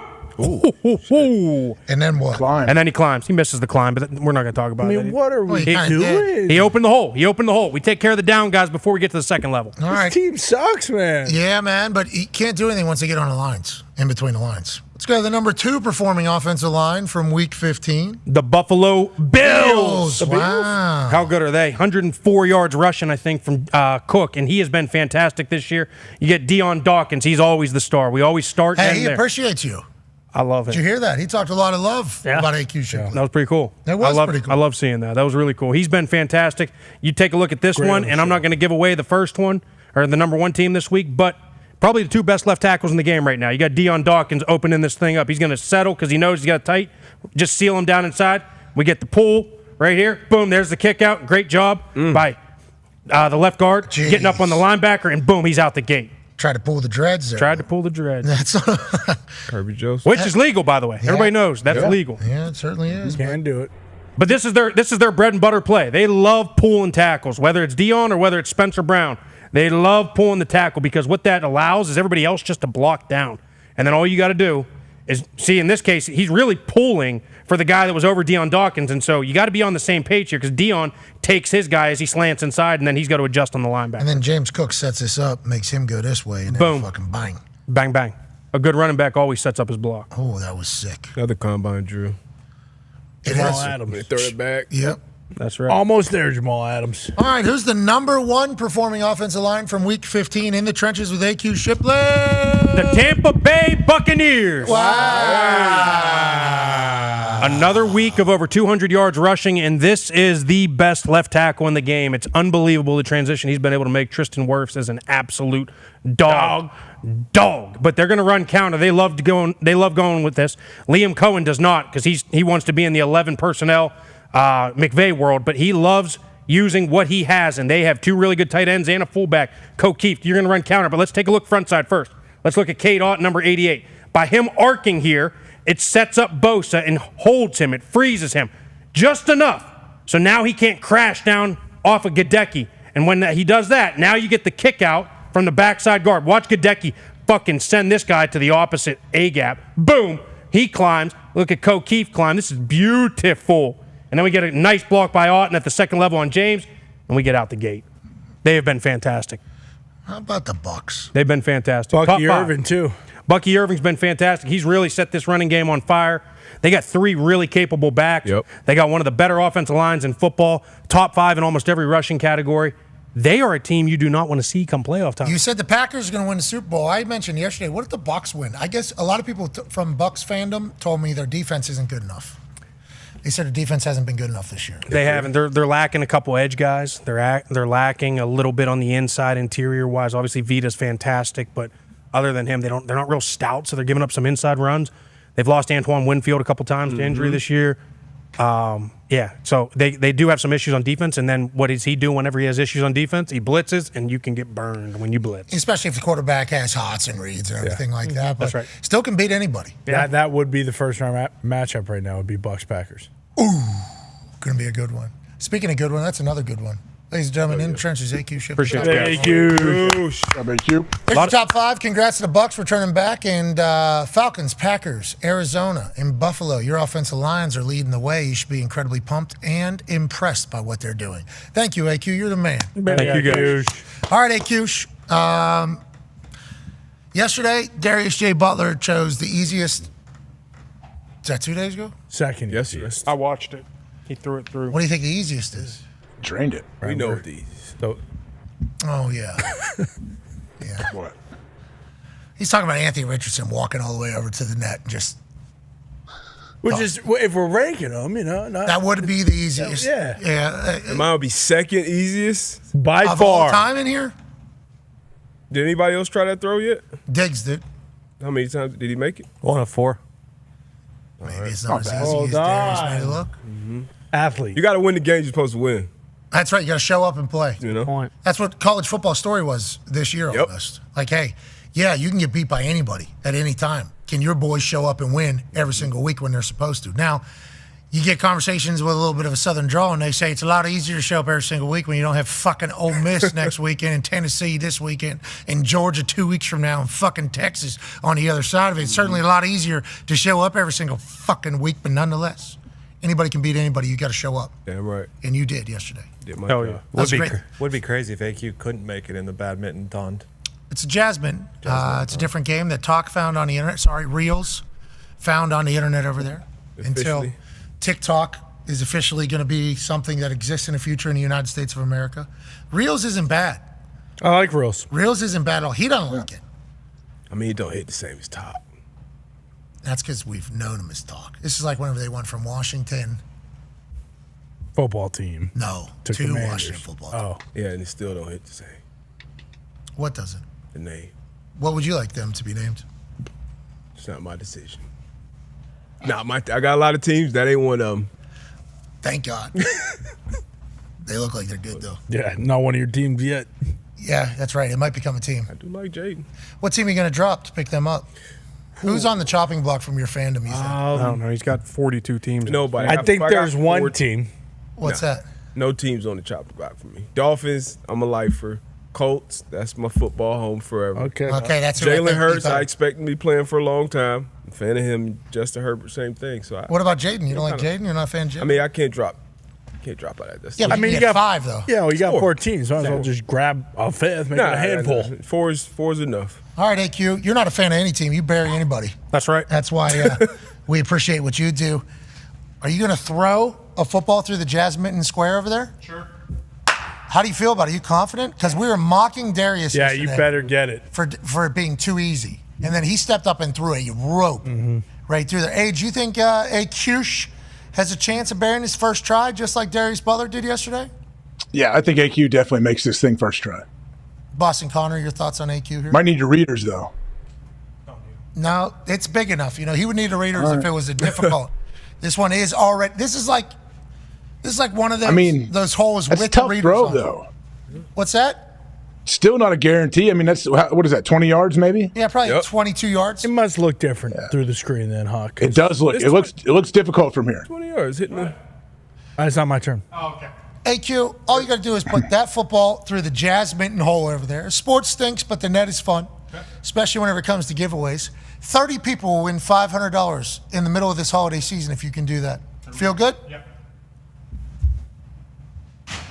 Uh-oh. Good ball. Uh-oh. That's a good throw. Good throw. It was online. That was on it. This guy can't even get it through the D-Butt. What a throw by D-Butt. Yeah, I suppose. 30 people, $500. Oh, no. 0 for 2. Needs a James Franklin burger. He didn't just miss one. Thunderbirds. Thunderbirds. Thunderbirds. For 30 people to win $500. Give back to the society. All you gotta do is put that football through that Jasmine hole over there. Hey, look easy. For the good of the people. 15 grand out the door. Nice. Beautiful.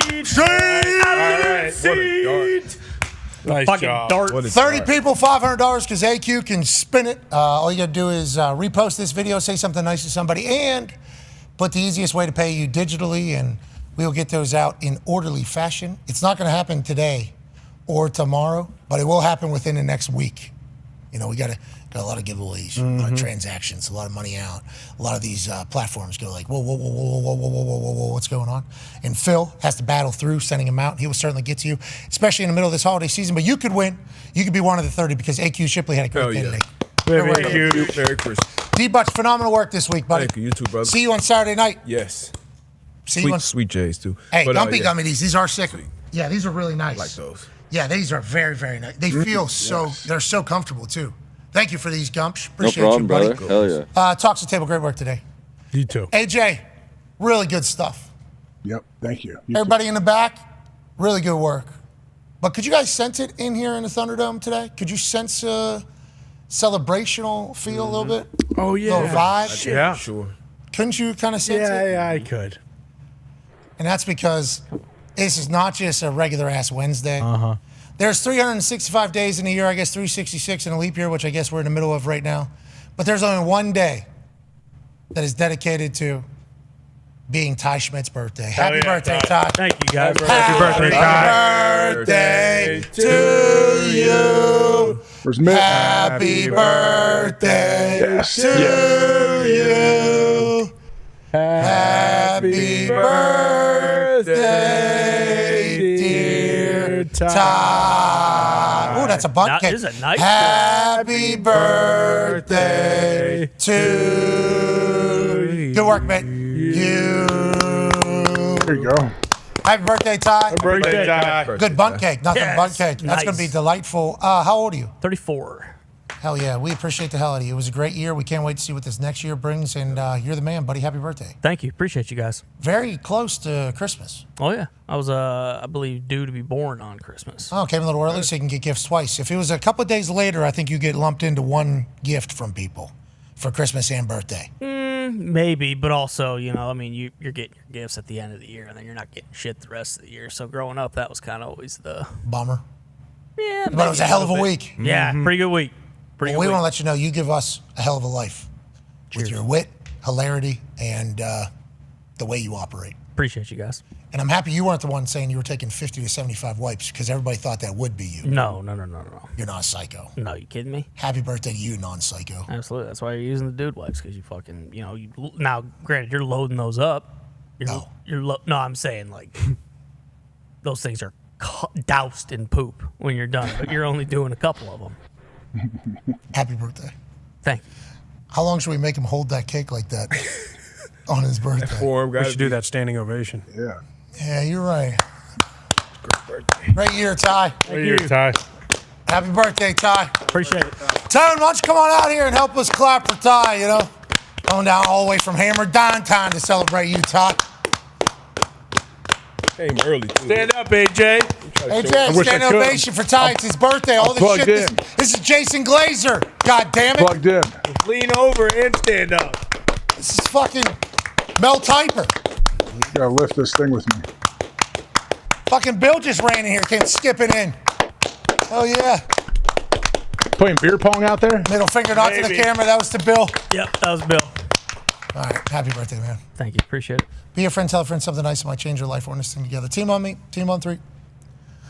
1, 2, 3. Team. Goodbye.